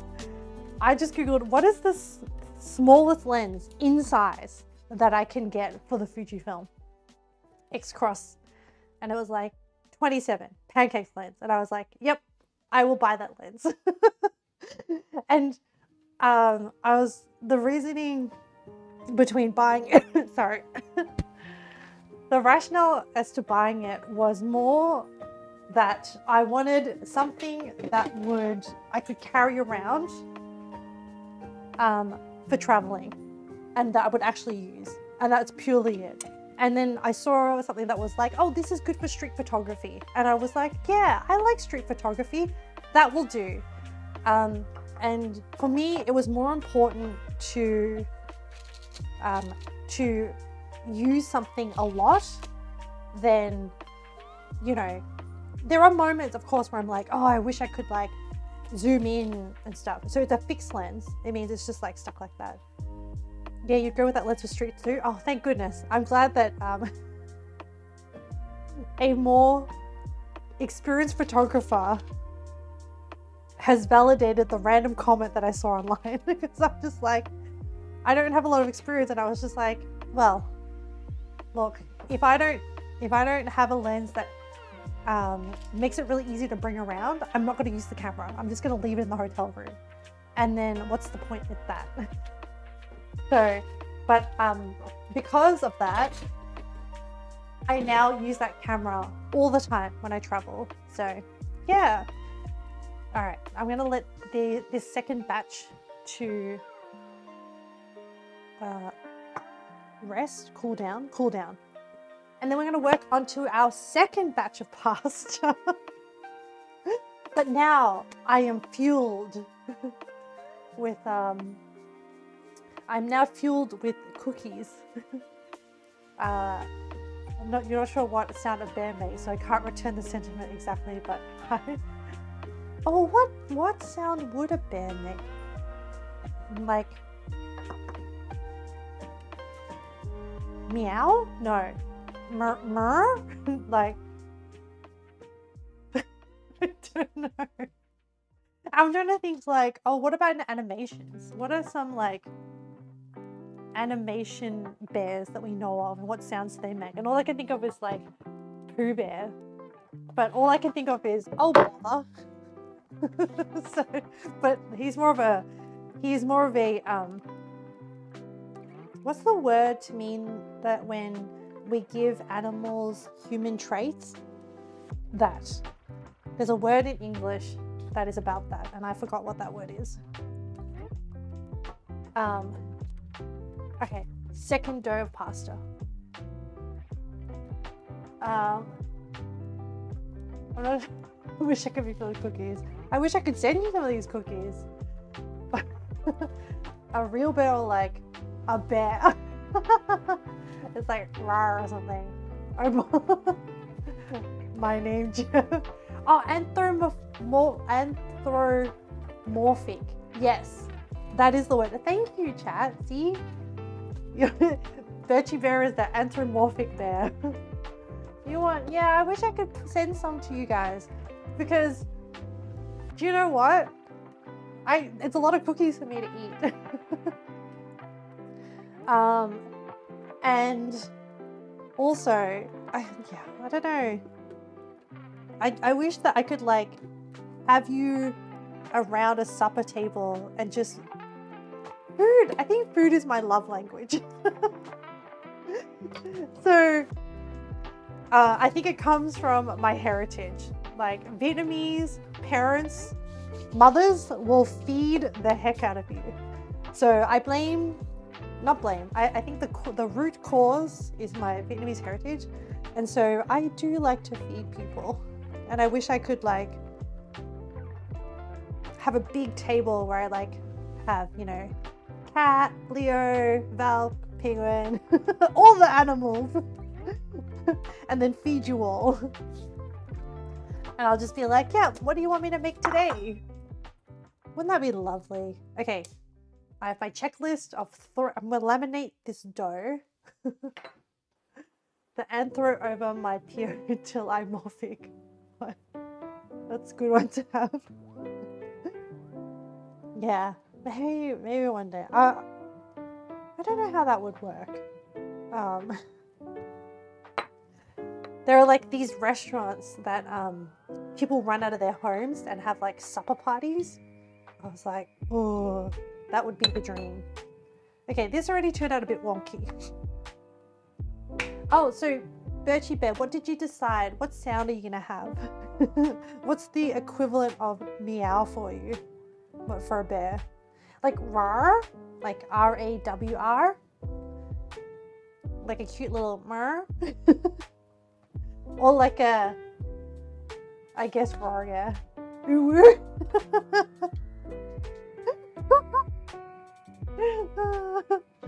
We go back to the mid 2000s this one.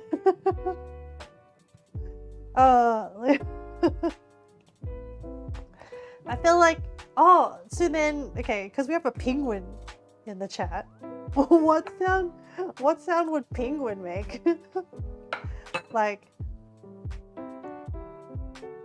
I don't think it's a honk. So honk I think is more duck goose. I think like, I don't know.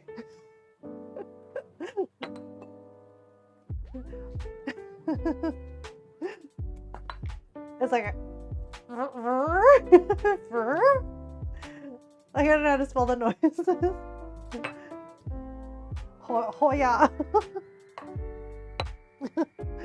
Oh my goodness, chat. I never thought I'd be in my 30s playing. What sound does that?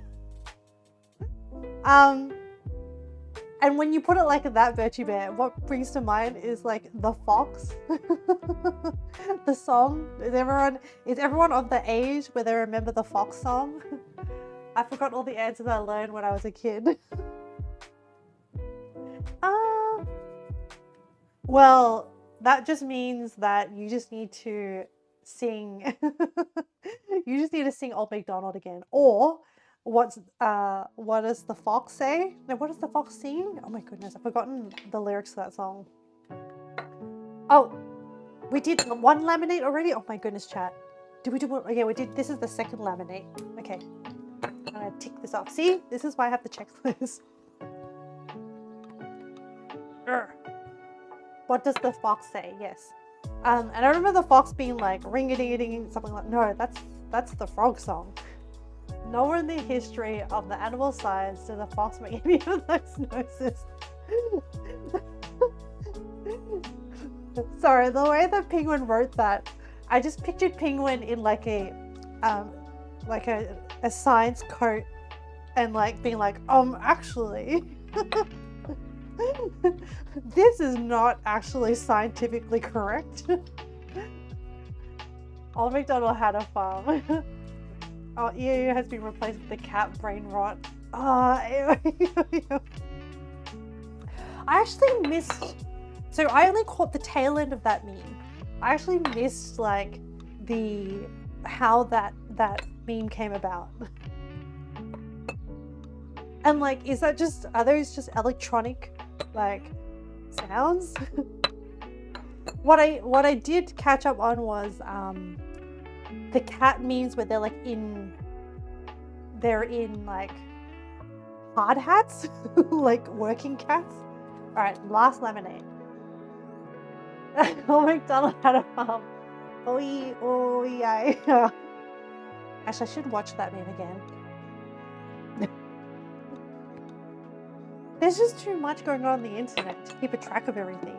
Oh, I learned about a new like trend the other day. I don't know. Okay, you guys might be able to fact check for me, but apparently Dubai chocolate was a trend in like 2024. I completely missed it. Like maybe because I'm in Australia. So Dubai chocolate, for anyone who doesn't know, I'm going to explain it to the best of my ability, is a chocolate bar that was made by this company called Fix in Dubai. And essentially it's like there's a thin coating of chocolate, and then in the middle is filled with like a pistachio cream mixed with pistachio nuts mixed with, I think it's called katifa, which is kind of like this pastry noodle thing. It's the stuff that's like you might see wrapped around different Greek desserts. It's kind of like a thread. It's not, I think it's a pastry. I haven't looked it up. But yeah, and it's chopped up and it's all mixed into this like paste with cream. And then they fill the shell of the chocolate bar with it. And then they fill the other shell of the chocolate bar, and then they stick them together so that what you get is a casing of chocolate around the outside, and then the inside, the filling is this pistachio cream with like the threads with like pistachio nuts, and then they called it like a Dubai chocolate bar. Lint sells it apparently. You don't know that. Okay, Philippines is not on the trend. Cat, it's delicious. I've only tried it recently. Oh, okay. So it is a thing. And I think apparently there's a lot of like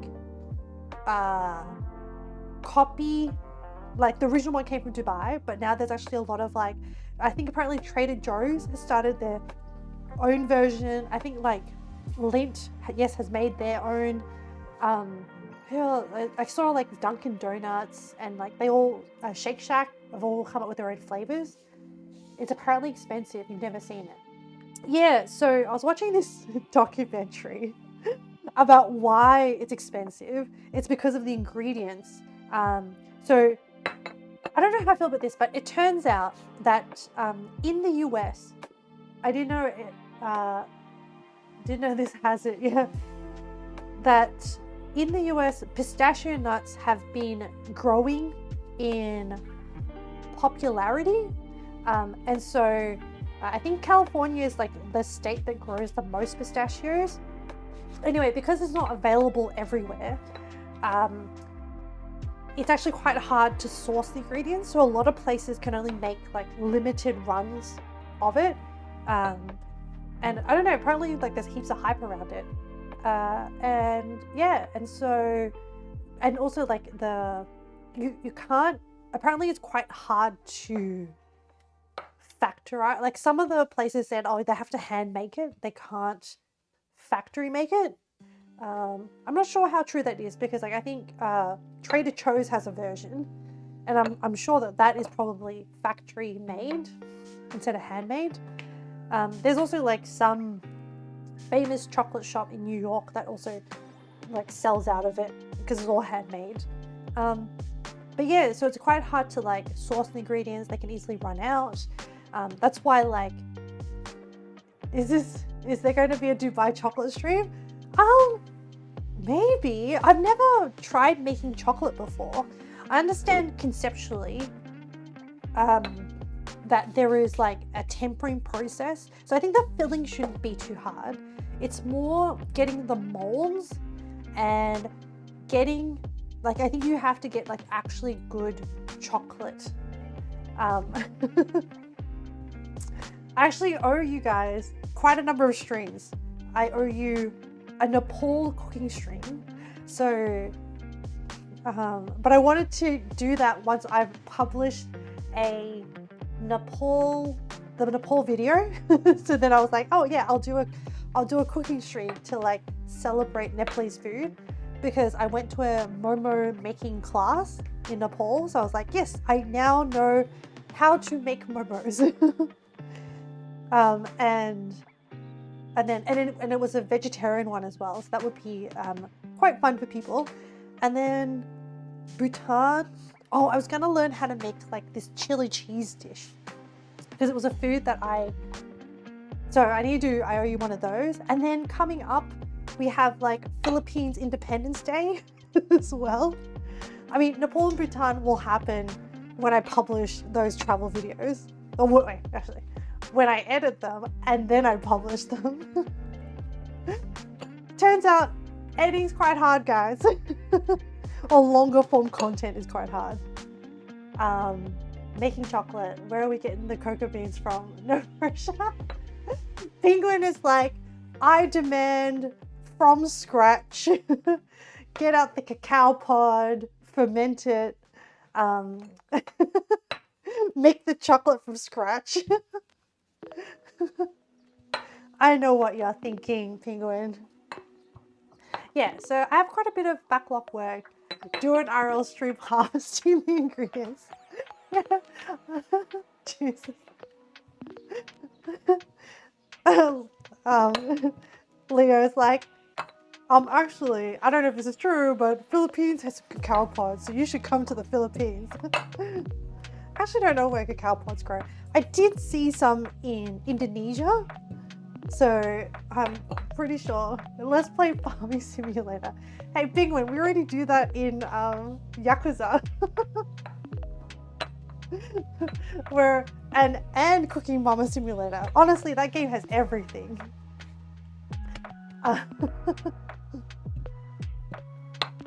But yes, I want to, and then now that I've just done Japan, that's added to the backlog as well. But yes, we also have Philippines Independence Day. I want to make sure I celebrate some Philippine food. I need to figure out what I want to make though. Pressure washer simulator. What? You imagine like someone doing like an IRL stream of just pressure washer? You're like, okay, rather than playing the game, we're gonna pressure wash the sidewalk. Oh. Alright, I'm fighting the dough. That's a good idea. The pressure washer one. Hey Leo, you can do the pressure washer simulator stream. Go! IRL, pressure wash. Someone does an IRL goat stream. Oh my goodness. Okay, I'm gonna try and stretch some of this out by hand. See if I can like encourage it to not bounce back.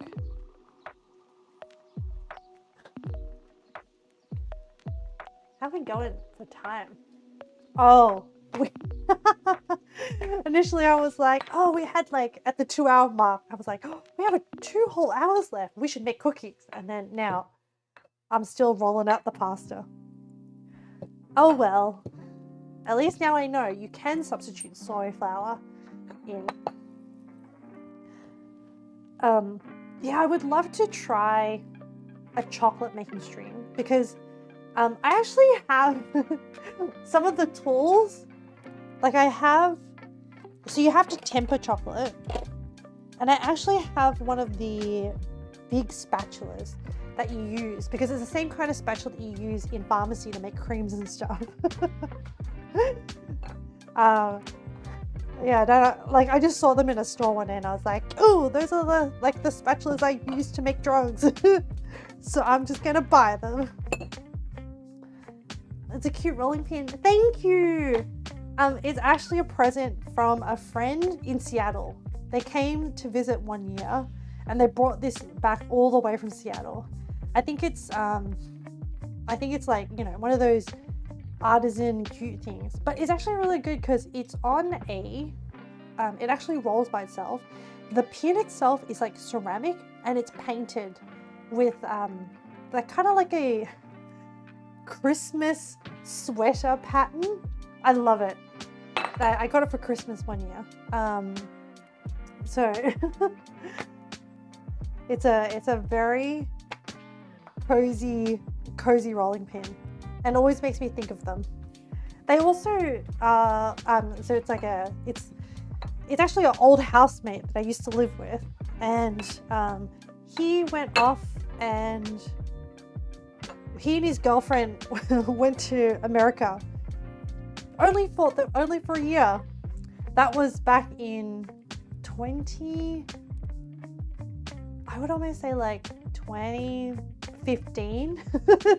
They're still in America. So I did manage to visit them during my 2023 US trip. And they have a house in Seattle and stuff and everything. So I was like, whoa. So I quite enjoyed it. And it was just really nice just to like, I got an Airbnb near their place. So it was kind of like just going over every day to hang out with them. But yeah, it's very fond memories. Very, very good people. I think they're trying to come back home, so I'm very excited for when they do. Is this thin enough? I think it can be thinner. We can do this. We can do this. Yay, friends. Yeah. So even though far away, but still very much in my heart. Oof. Okay. Come on. Come on. Oh no. It crinkled again. Oh no. I tore a little hole. You're fine. You're alright, pasta. You're alright.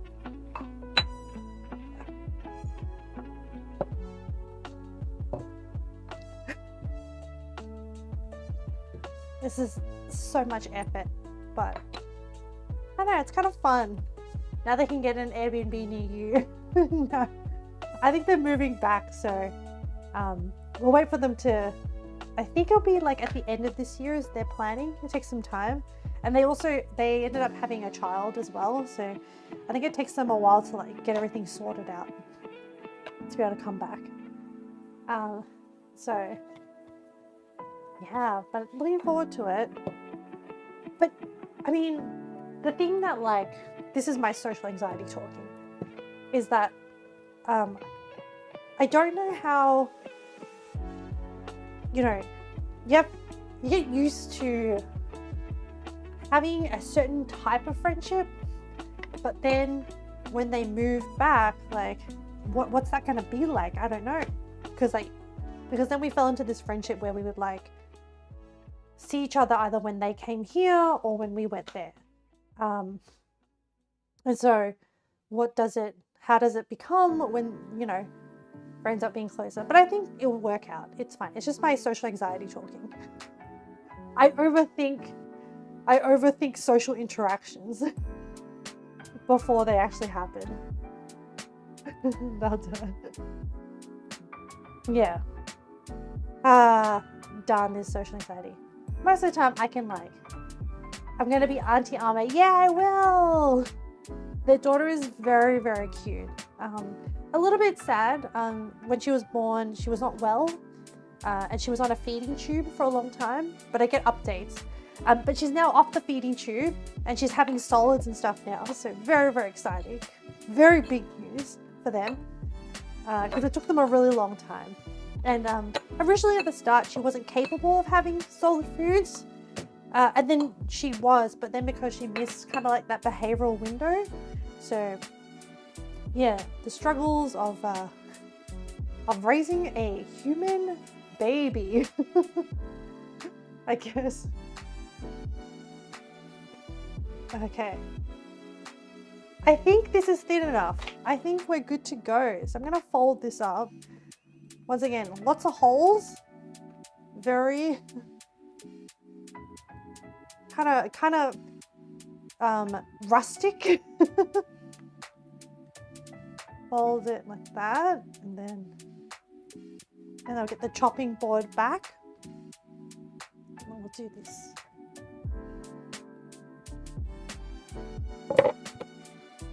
Okay. Oh, and I need my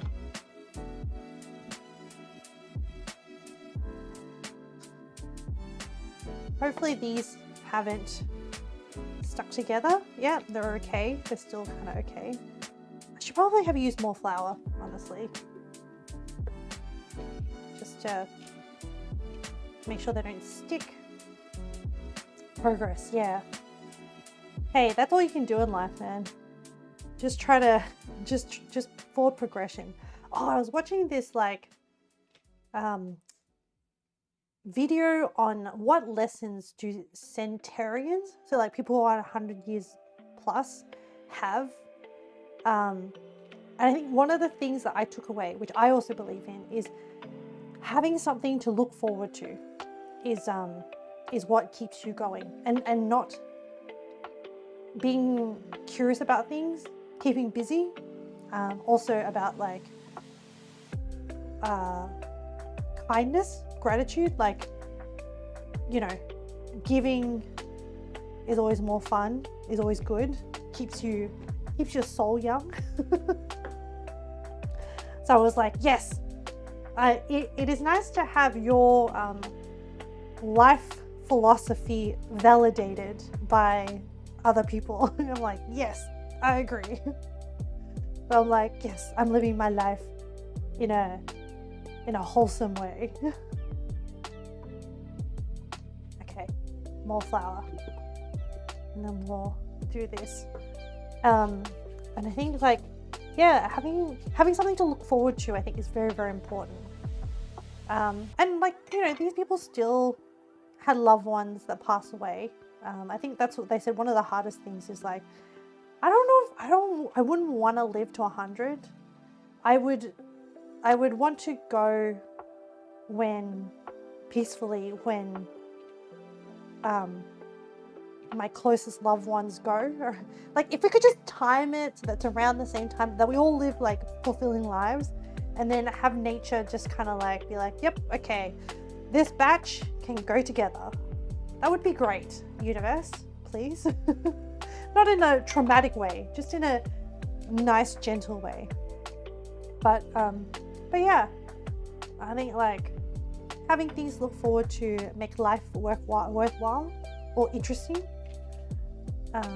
That's why, like, I don't know, I like celebrating other people's achievements.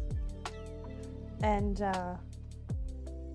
sometimes like I don't want to manufacture drama for my life. But if other people have stuff going on, I want to cheer for people. So like, yeah, if you have like a new hobby you want to try, I'm totally behind you as well. I'm very excited. I know that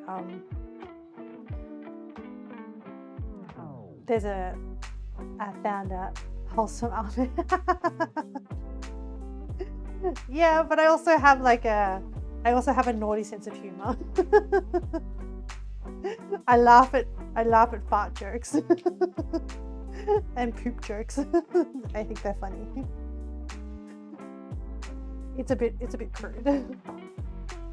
I know that there are some people in my stream who stream, so I'm trying to like catch when they stream.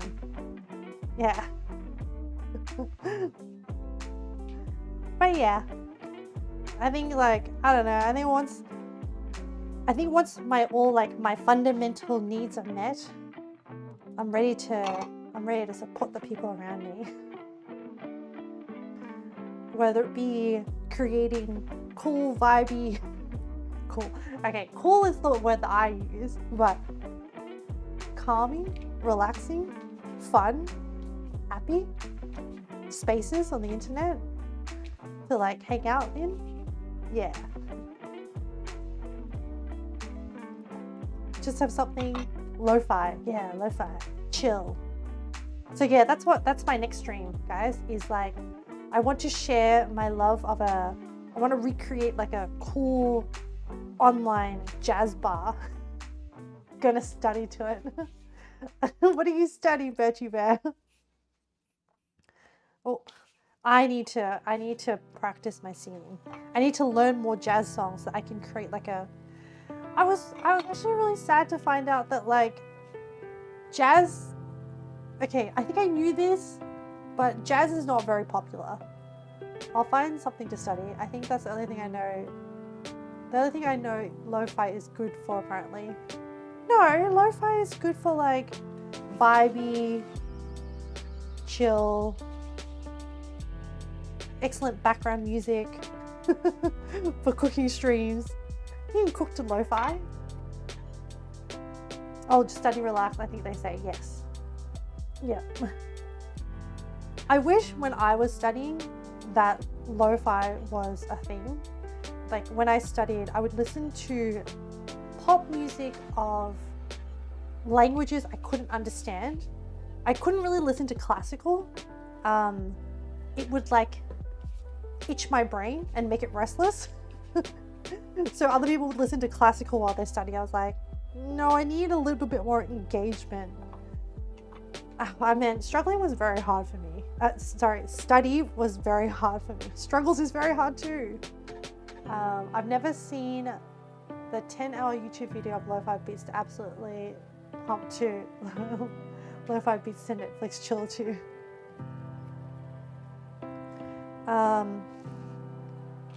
I have, like, talking about background music, when I was trying to learn sea shanties, I used to go to the gym and pump iron to sea shanties to like get in my listening time so that I could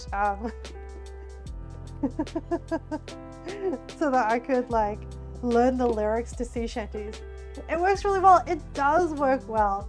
I would also wrap Christmas presents while listening to sea shanties. It works really well. That's unique. It's quite fun. I do recommend. They're simple and repetitive, and you can just pump iron to that. Yeah. I would do like bench presses and stuff to sea shanties. It's very invigorating. It's kind of like, in my mind, I'm a sailor. Oh, this is not a thing. I'm gonna have weird chunks of pasta. Now, I need a bit more.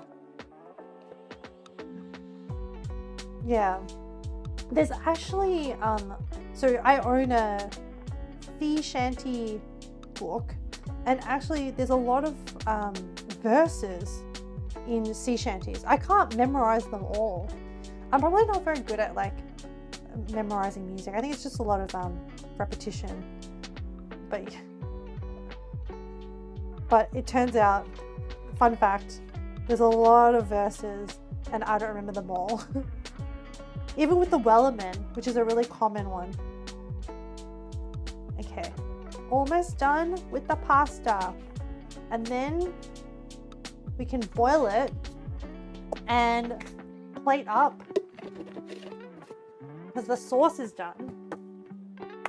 Now I just need to, you know what I'm going to do? I'm not going to bring out the, I don't think I can be bothered bringing up the gas cooktop again. So I'm just going to get like a little pot, boil some water, but I'm going to portion out this pasta. So I'm thinking like, I don't know how much pasta is how many grams of pasta is a portion size? I don't know.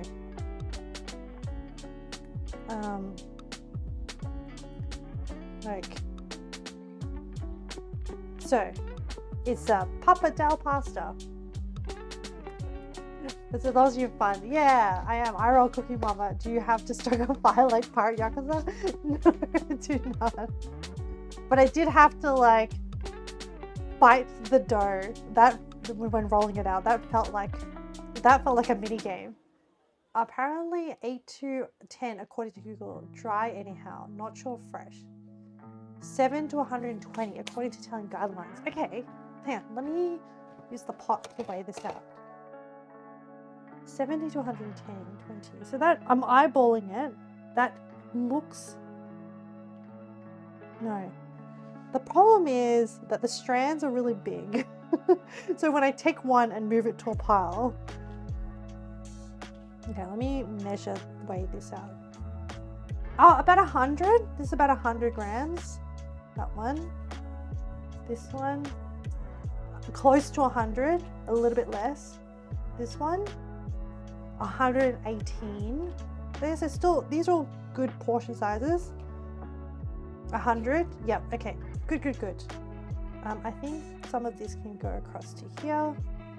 So I'm gonna pick one of the piles to boil today. I'm gonna pick one with attractive noodles for the purposes of plating. This one has the most attractive ones. And I think the other ones, what should I do with them? How do I store them? Do I just put them in Glad wrap, each portion, and then freeze them?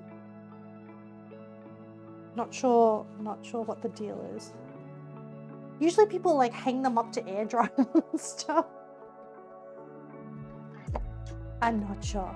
Okay, I'm gonna boil this amount. I'm going to boil some water and then salt the water. Add some salt and some oil. And then once the water boils, I'll drop this pile of plastic in and let it boil for like 2 minutes. Yeah, those are perfect. And now to do the classic fasting where you eyeball out how much you feel like, and it's like 4 serves.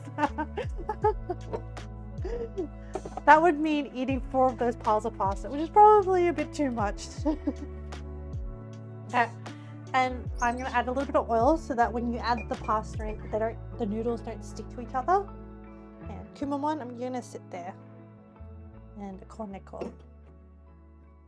Alright, I'm going to boil that. Wait for that to boil, then pop that in. Now, let me have a look at the Tuscan chicken. How is our Tuscan chicken going? Do I need to heat it back up? Maybe I'll give it a stir. Spatula. Oh, not spatula. Scoop. This has been sitting for a while.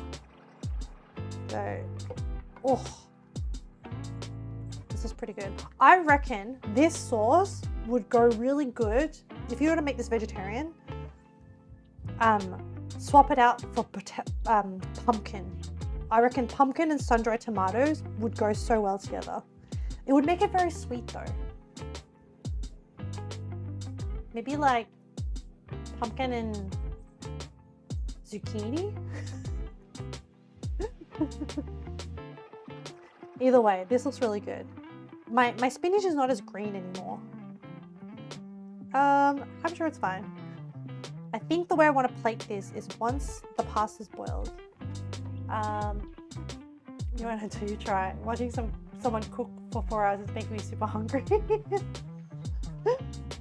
Yeah, sorry. You didn't have any snacks. There's only carrots and like half an onion in the fridge, so I got a carrot. Oh my goodness, Chad. You poor things. I wish I could send you these cookies. Boo. Look, well, if you have some flour, and some walnuts and some butter and some sugar, you can make yourself some of these cookies. Do recommend. Hang time to dinner? Yeah, I think that's probably a good idea, Birchie Bear. Don't ruin your... Oh yeah, you don't have snacks by design. Oh good. You ate your last ice cream. Oh no, Cat. What flavor ice cream do you have? Oh, while you tell me that, I want to share the ice cream that I discovered in the Asian grocers that I love. So, a local Asian grocer is run by a Vietnamese lady, but she now stocks Korean brands. I'm so excited. I found this in the freezer section of the Asian grocer, which is like, I'm sure you can find other versions, but essentially it is green tea ice cream with like a red bean paste inside like a fish shaped wafer. It's so good. You just nani ga suki min cat. No, it was chocolate made with cashew. Ooh, that sounds so good. That's close enough to choco minto that I'll give it a pass.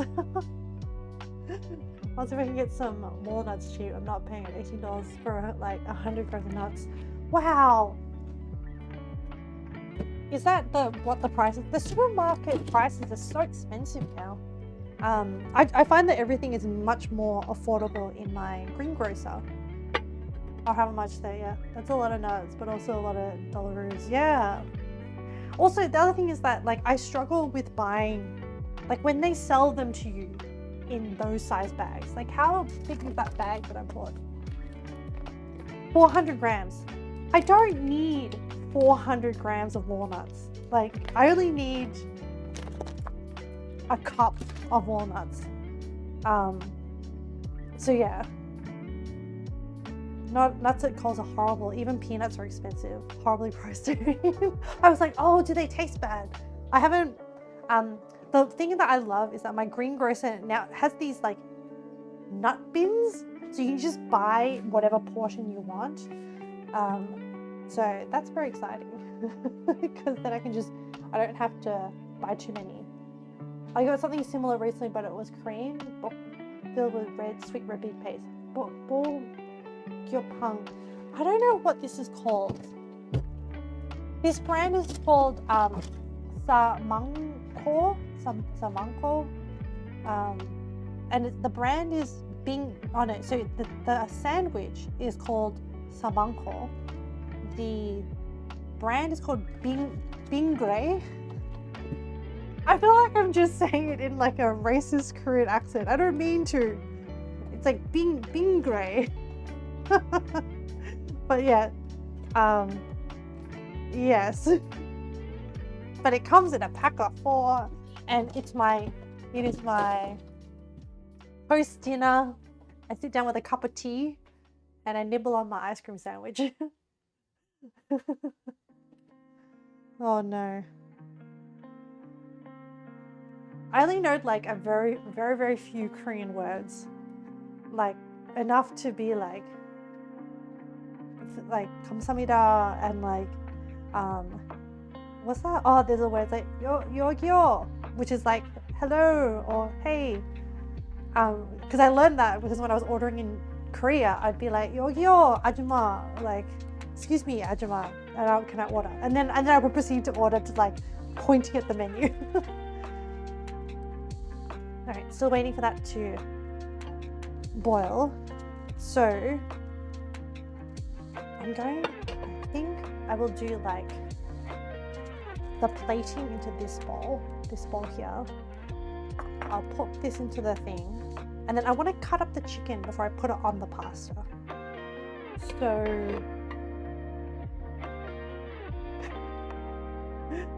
I need to like have a smaller chopping board and put out one piece. Okay. All right.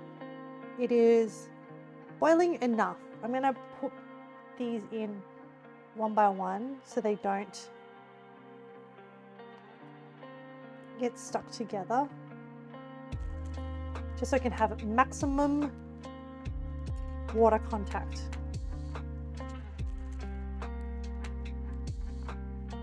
Oh.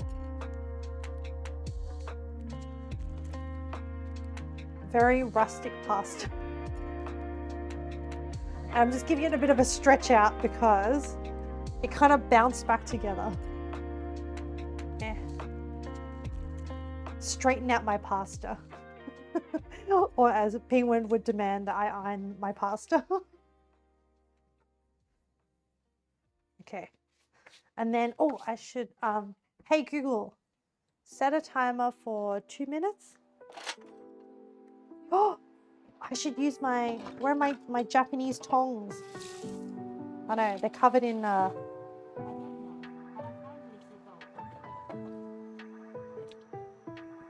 they were covered in sun-dried tomato oil, so I had to give them a bit of a rinse. My tongs! I'm excited about my tongs.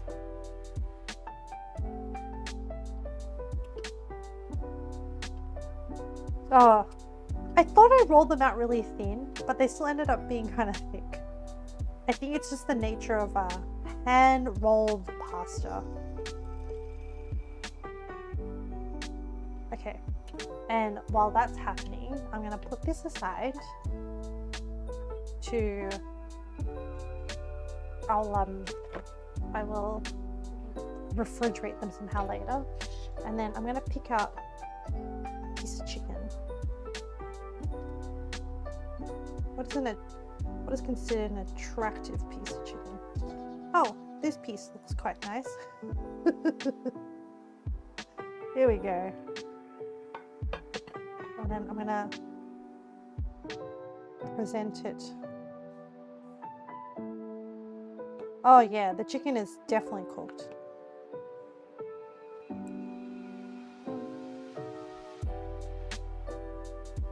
Doop. Doop. Doop. Okay. You muted our Google Home near me, but it still triggered the one on the other side of the house. Poor Bertie Bear. What an eavesdropping. You know they're always listening. Oh, you love thick pasta? Oh, good, because I think you'll enjoy this one.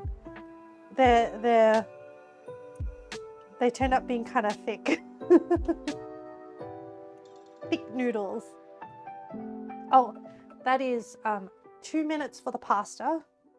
So I'm gonna, whoa, I'm gonna try and plate each noodle. Yeah. Let me, it's over. Here's my noodle pot.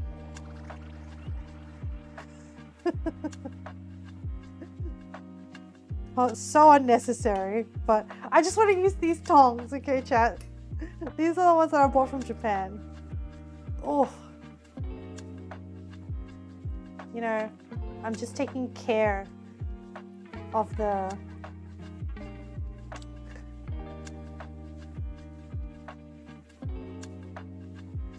trying to appreciate the, oh my god, look how attractive this bowl is.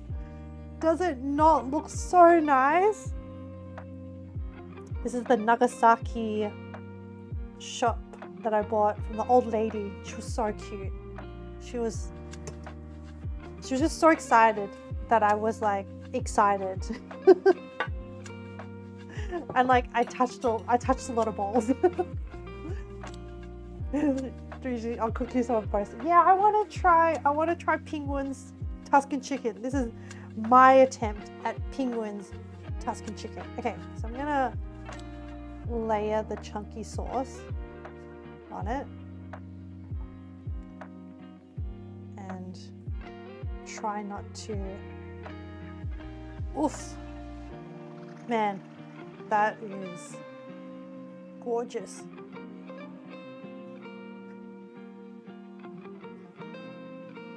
I like that I live in a world that has sun-dried tomatoes. Can I just say? All right, so I can put the sauce aside. Okay, let's not spill anything. And then I'm gonna put the sliced chicken on top. Oof. Oh my gosh, this is a big bowl of pasta. Okay, maybe not by US standards, but. And this bowl is probably too small, but it always looks nicer when a bowl is overfilled, don't you think? Okay. Oh, I think I need to drizzle a little bit more sauce over the top. Now, let me do that. And then. Oh, I never changed my camera angle. Oh, the piece of chicken fell down, so I can use my tongs to flip it. I know, chat, I know. I'm obsessed with these tongs. Oh, I should change the angle for you, chat, so that you can see the close-up.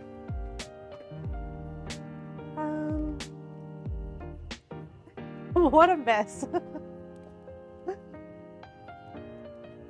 Oh, the color, sorry chat. I noticed that the color of the video is kind of like cold. Hang on. Let me tweak.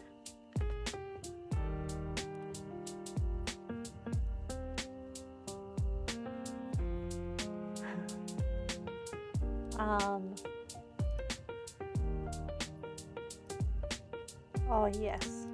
I was like a little bit warmer. Alright, let's try that.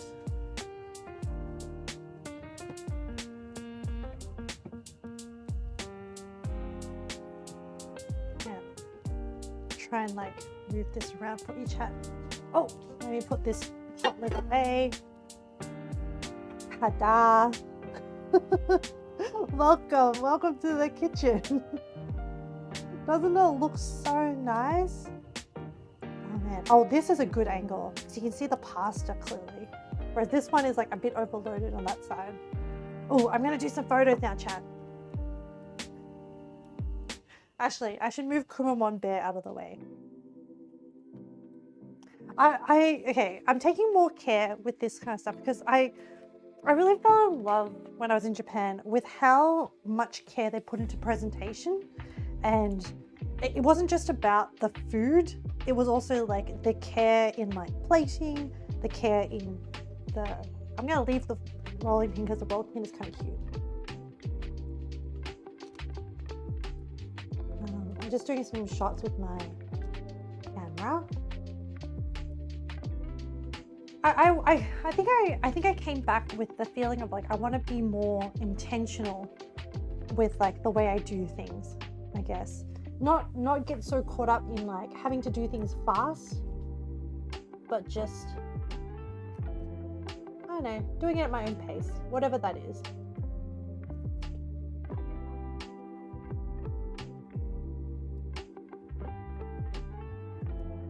Don't mind me, chat. I'm just taking some shots. Oh, you can't see it very well. That's because I have it on the chopping board. My bad. Oh, let me put the biscuits next to it. I mean, the cookies.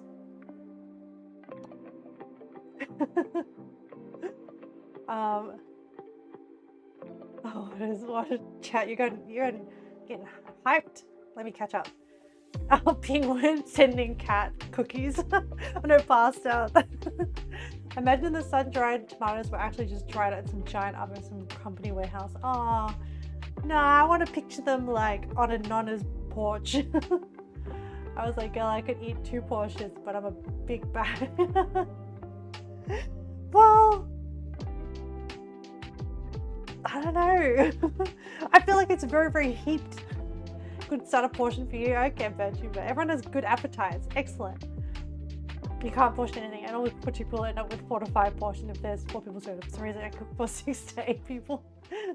I can't cook for 1. I'll make the food for like 4. Be like, oh, portion is in them all. Guys, I'm glad we have a lot in common. You have to freeze a lot of dinners. I cook too much. No, penguin, it's not a bad thing. You're just good at meal prep. Pasta was the ruination. Here's enough bolognese for 6 people. 36 hours later, all gone. The beautiful bowl. Well done, Chef. Thank you, Kat. Thank you. I'm very, very proud of our little cooking adventure today. Man, this camera's so good. Oh, I should do a few shots, and then we can do tasting. So yeah, I don't have a lot of bowls, so we'll probably reuse this bowl quite a bit. But that's okay. I don't think you guys will mind. Gotta properly appreciate the artist's work, handicraft. All right, chat, let's have some bites of food. I gotta see if it all came together. Oh, sorry about the camera. the framing leaves much to be desired. I think I knocked it around when I was like doing some meal prep stuff. Oh yeah, that's okay. Okay. All right, bon appetit, chat. Let's see how this goes. So I can see garlic bits, spinach bits, sun-dried tomato bits. Let's see if I can, I don't know if I can get like a good singular bite on this. I can't even find my pasta under all the chicken. And oh my goodness, this pasta string is very long. I had to cut it with my fingers. All right, this is the bite. Bon appetit, chat.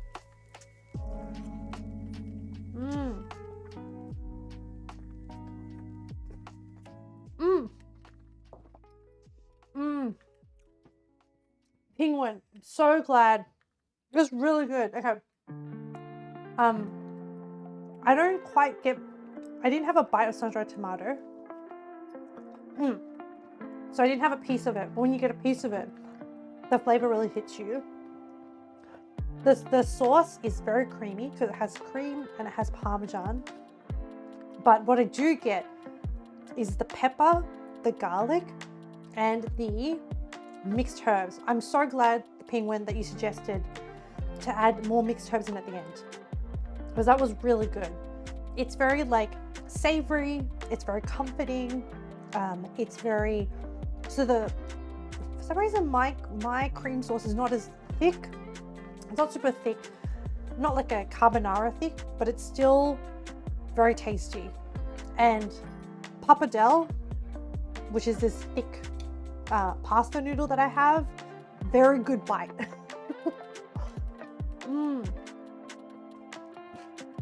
So hungry, Birchie Bear. I'll take it as a compliment, chat. I need to have it all together somehow. Yeah, in one bite. And the chicken is really tasty because it's seared with the peppers, like the seasonings on the outside.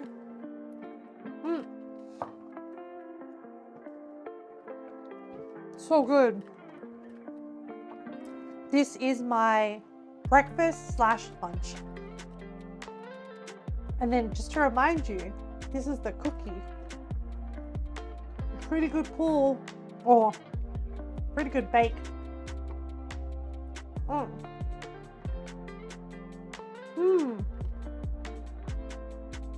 you know what else makes this cookie really good, chat? Is the brown sugar.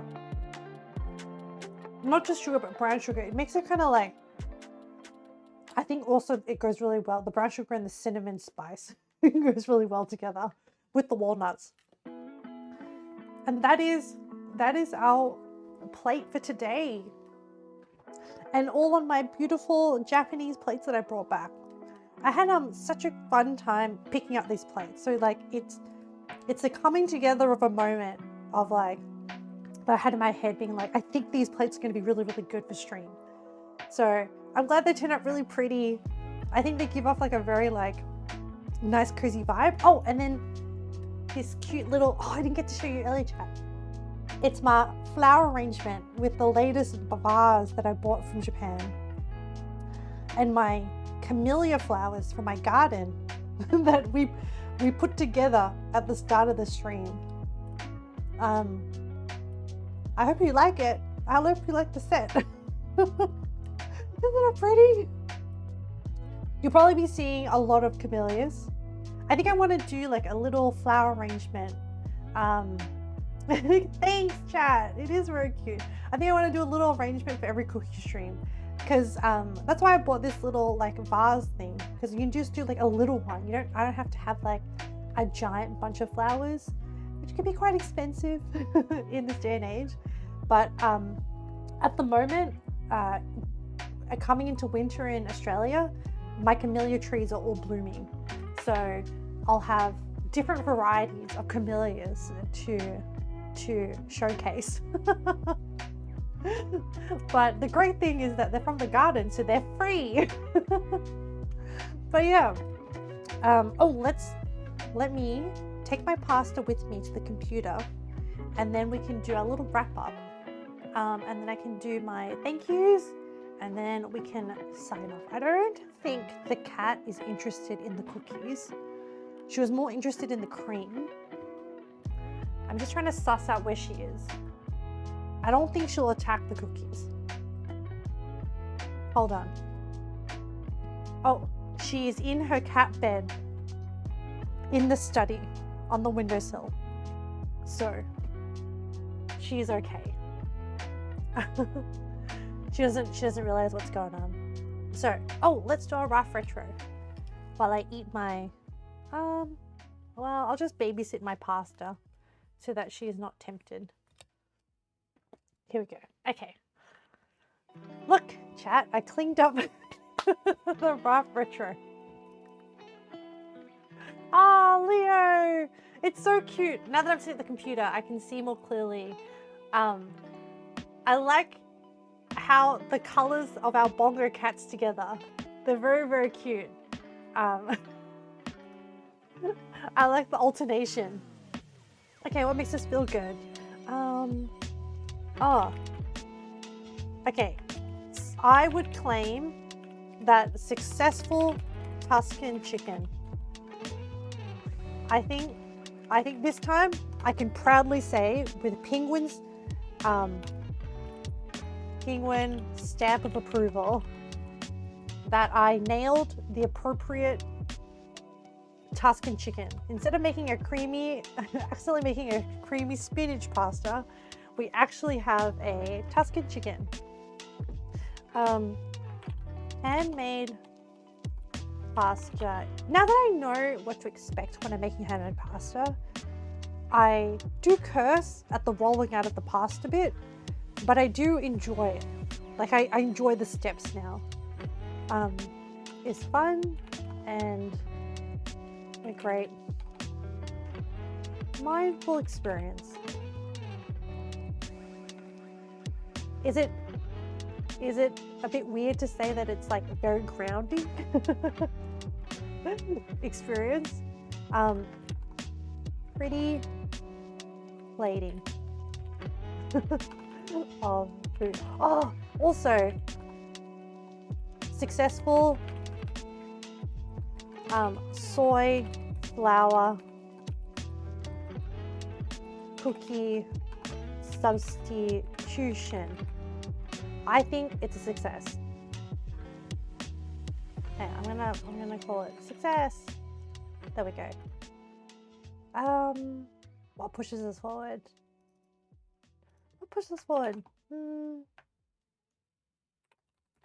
Being intentional. Chill vibes. Honestly, you didn't even know frozen spinach was a thing, and now I need to know why it's a thing. It's actually very useful, penguin. Sometimes when I'm really lazy to cook, look, honestly, chat, I do not cook like this all the time. I'm capable of it, but it's way too much work, which is why I'm excited for our cooking streams, because it gives me a reason to like set aside 4 to 5 hours to cook. But the point is, with frozen spinach, you can just chuck it into, so sometimes I make like little Asian soups where I have like a broth and then I just put the frozen spinach in, or you can add it to ramen. It just adds like fiber and nutrients, and it's like already cooked and ready for you, and it's always there. You have no excuse. You just pull it out of the freezer and put it in. Stops from turning into a bag of black mush at the bottom of the fridge that you discover only when you buy more spinach. See, which is why I did not buy the giant bag of spinach. I bought what I needed so that I would not have leftover spinach and have that situation that you described, Betty Bear, where I realized a week later that there was some forgotten spinach that I had not used.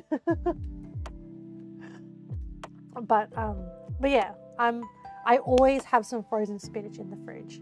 I also, the other day, because I was really tired from traveling back and I couldn't be bothered cooking, I reheated a can of chicken corn soup, but then I pimped it out.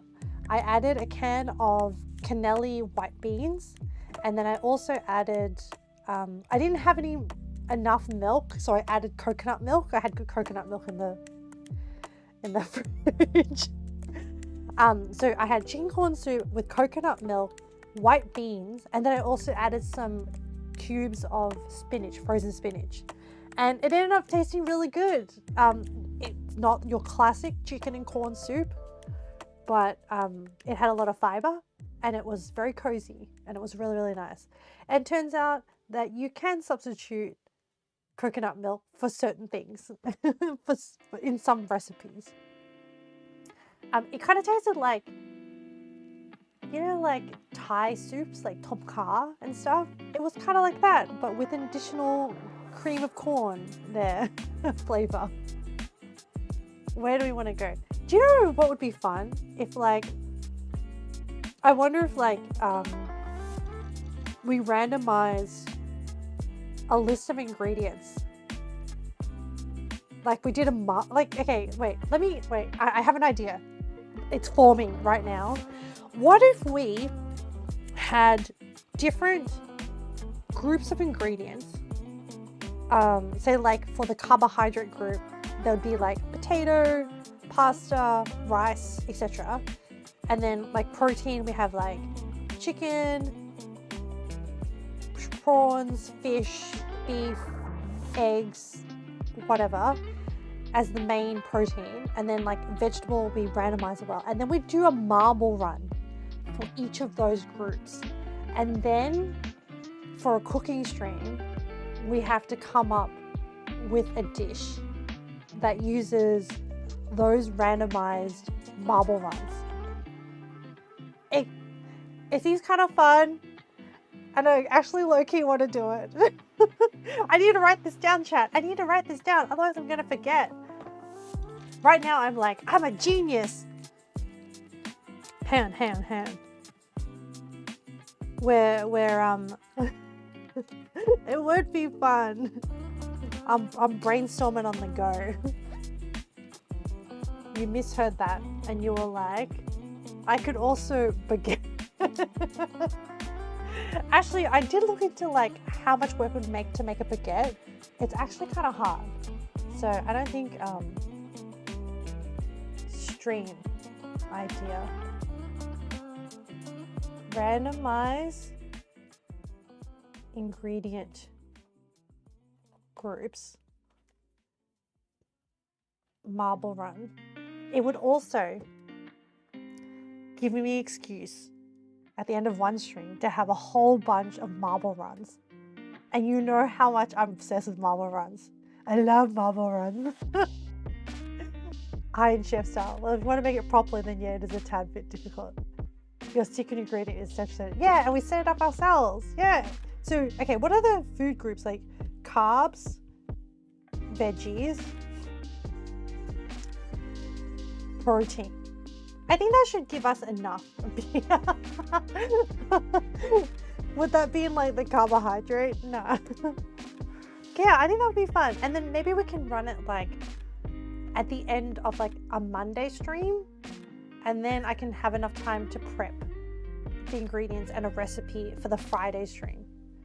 It was in the American eye. My manager went to France recently. He and his wife both said baguettes over there are so much better than they are here. I reckon they are. I can imagine. I've never been to France, but my gut instinct tells me that that sentence sounds like it is true, and I would say so. I think if I went to France, I would want to have like baguette, cheese, maybe some ham, and yeah, I would just want to try that and have a picnic under the Eiffel Tower. It was in the American Iron Chef spin-off. You're dying, you want to try all the food? Yeah. I've seen influencers on social media run these like group trips.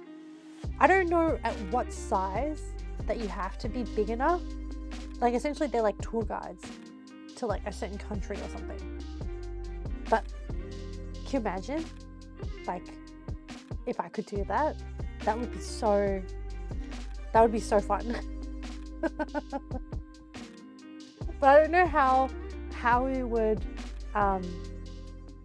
accommodate all different diets. It would have to be like a country that has like a lot of fish options as well as like a lot of vegetarian options. Unfortunately, like you can eat vegan and vegetarian in Japan, but I don't think the true, like there are some like, especially the indie sort of suburbs and stuff, they have like vegan restaurants. But I don't think like the concept of vegan is widely known in Japan. Vegetarian, yes, because Buddhism is like the second largest religion in Japan after Shinto, and it's quite common in Buddhist religion to eat vegetarian. But it's like their vegetarian is kind of like loosey-goosey. It's kind of like, oh yeah, bonito stock, dashi stock is vegetarian. I'm like, no, it's not. It's made from fish. But I don't know. I like, it would be so cool to like share different cuisine in person with people. I mean, this is the limitation of like virtual online spaces. But then I'm also still thankful for online spaces that like we have a chance to connect and that we like stumbled across each other, which is very nice. Okay, where do we want to go? Well, pretty straightforward, chat. Monday we have Minecraft. Wednesday we have more Yakuza. I'm so excited to get to like the mahjong parlors and the karaoke mini games inside Yakuza. And then Friday, what is next Friday? Oh, well, it'll be cooking, but I haven't determined. I think it's still too early for any of the specific themed days. So it'll just be whatever's random, whatever we feel like when we get to it. But yeah, I guess this island section is like things that we look forward to. And for me, within the context of doing this retro inside the stream, is about things I'm looking forward to in the stream. Uploading Fujifilm quality pics. It's small, but I'm kind of curious to see how they turn out. Did you do a democracy sausage cooking stream for the election? No, I did not. I'll have to wait for another Australia themed day. The thing is, like, apart from buying the sausages and the bread, it's okay, you can wait 3 years. I'm sure there's another Australia specific day where I can bring out the democracy sausage. Maybe next Australian Day. I can buy a sausage maker? I don't think so. But the thing is, the awkward thing, not awkward, the thing with Australian democracy sausage is the beauty is in the simplicity, which does not equate to a very good recipe for street, because the concept of a democracy sausage is about buying the cheapest beef sausages, thin beef sausages from the supermarket, cooking some onions, buying white sliced bread, and then combining. Business expense, a sausage maker. You didn't even know what a democracy sausage was until this year's election. Oh, bougie democracy sausage. Well, Penguin, now you know. It's an important part of the election process in Australia that you line up to vote, and then after you vote, you stop by and purchase yourself a democracy sausage. This year I voted in a primary school, and the primary school was cooking the democracy sausages as part of one of their fundraisers. So I was like, yes, I am a good citizen. I will buy 2 sausages to support this charity. But yeah, a good idea. I don't know, maybe I can research a way to make a beef sausage at home. Is that like a pig in a blanket? No. So a pig in a blanket is a bit different. A pig in a blanket is like a frankfurt that you wrap in a pastry and then bake. A democracy sausage is like a hot dog. What do Americans call it? We call it, it's kind of like a hot dog, but it's like not pink. It's like brown. It's a sausage. And then you barbecue it on the grill. And then you put it in white sliced bread. And very importantly, it needs to be placed on the diagonal. It should not be placed in the middle so that it's like 2 rectangles. It has to be placed in the middle so that both sides are triangles. And then you also, on the barbecue, cook up some sliced onions so that they're kind of like brown. You put that on top, and then you squeeze your selection of sauce across on top of the sausage, and then you fold it up, and then you eat it. You did postal vote. You didn't want to get annoyed with those people handing out rubbish. The people, yeah, I did see a bit of that, and I did inside privately judge people that so like, apart from the party that I elected, I didn't pick up any other flyers because I was like, no, I don't want to contribute to the waste. So I only picked up the one because like they always have like a handy little guide when you pick up the leaflet. But I did secretly judge some other people for like picking up some other parties, like the not so very nice, borderline racist election party. I was like, really? You're gonna just openly take that person's flyer? Glizzy, but like not totally uniform. The worse it looks, the better it is. It's true. Plot twist. You don't really like sausage sandwiches. I know how un-Australian of me. Nah. Sweats like while laughing nervously. Man, you know what that is, Penguin? That is like the complete wild ball into the mix, because normally the debate with the democracy sausage is, okay, what kind of sauce would you put on your democracy sausage? So are you a mustard and tomato sauce? Are you a barbecue sauce? Or are you something else? And then Penguin comes in and is like, you know what? I don't even like them. They're not often good. Yo, you're one of the onions on top or below. That is another angle of it. Yes. Nah, it's okay to not like it. They are, because they're always like the cheapest sausage, they can be quite fatty. The mince is quite a fatty mince. So you never feel great after eating them. But it's just a nostalgic flavor. You're okay, Penguin. We would never crucify you for not liking sausages. I don't think I would crucify anyone for anything. Don't like their selection of bread either. Yeah, because it's always the white bread. Wait, are you saying you don't like white sliced bread? Actually, this year they had Baker's Delight white bread. I assume because the Baker's Delight, which is like a franchise, like a bakery franchise in Australia, I assume the Baker's Delight donated the white bread to the school, and that's why it's the cheap store bread. Nah, this year I had, they gave us Baker's Delight white bread, which was quite pleasant, actually. The idea of the burning snag is interesting to me, though I don't eat sausages.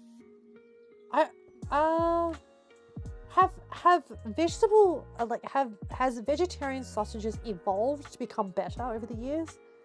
Need to get the Japanese take on the democracy sausage with pillowy soft white bread. Oh my goodness, can you imagine a democracy sausage on a shokupan bread? Oh, chat, sorry, because we're talking about shokupan, which is Japanese white bread. I had the most amazing white bread in Nagasaki? No. Which city was it? No, Kumamoto. Kumamoto, where the black bear was from. It was this is where I ate Japanese pasta, which is like Japanese take on Italian pasta. But they had this meal set and it came with this white bread. And this white bread was insane. It was so soft. It was chewy. It wasn't too sweet. It was like bouncy. I know bouncy is a weird adjective to apply to bread, but it was. It was also very fragrant. Like it smelt very like buttery. It was, and like the bread pool, it was just like springy. Man, this is the best white bread I've ever had in my life. I'll have to find the name for you guys if you ever end up in Kumamoto. You get Helga's brand of bread. Mostly get the soy and linseed one or the mixed grain one. I feel like I am going to get crucified here, but I don't actually eat bread that much. If I get bread, it's to have with like when I have a craving for nice sliced meats. And if I get bread, it'll be like Turkish bread. Because I like if I buy a sourdough, it's too much. I can't finish it. Because I only really eat bread like once or twice. So I normally just get like those little small Turkish rolls. Just to have enough for like one serving. B-I-O-B bread to the democracy place. Yeah. Thick bread. It's describing this bread very much like a booty. You only have it in the morning if you're having soup. Yes, I agree with that. Which is why I actually really like eating the airplane bread. Because I don't normally have a lot of bread, I always have the airline bread when I'm on the plane. And I know it's not the best bread, but like there's something about like little dinner rolls with like a pat of butter, okay? The last airplane you were on, they had garlic bread. It was so good. Oh yeah. Well, normally in economy, what they do is they have like these little breads. When I was, yeah, they have them like kind of packaged in individual ones, and it just comes on the tray. I don't know why. It was really tasty. I wouldn't say like, oh, go out of your way to eat it, but like, I really enjoyed it while I was on the flight. I mean, it was bad, but like the novelty was good. Yeah. All right, we should wrap this up. I mean, other than that, I think that's good. I think that is everything I wanted to cover. And yeah, I'm really glad we reattempted. Oh yes, successful. Well, successful Tuscan chicken. Yes. What was I gonna say? Oh yes, specific thank yous. So, new followers, thank you, Nix, for finding the stream and following. I appreciate it. And specific mentions to people. Thank you to Birchie Bear for being #1 in chat today, as in the first chatter. I acknowledge that. Well done. You were very proud of it, so I'm gonna acknowledge it. We had Penguin hang out with us. We had Valk hang out with us or drop in. We had Leo. Thank you for keeping us company. Thank you, Kat, coming in to keep us company. I really appreciate it. Thank you, Ninja, for dropping in and lurking. That's okay. Thank you, Tidy, for dropping in and lurking. I appreciate it. And I think that was the crew today. Yeah. You give it a week before your sleeping schedule returns to like your bit of your rough sleep time. I like your early wake ups. I appreciate you being there. Thanks for the stream. You're very welcome. You're very welcome. Thank you so much for coming to hang out.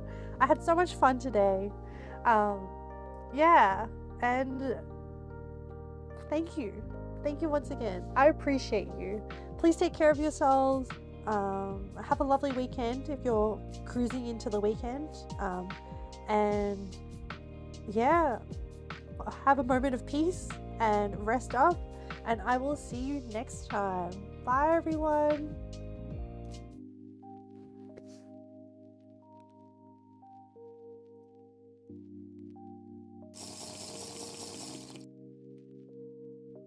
Oh, Betchy Bear. I'll hydrate off stream.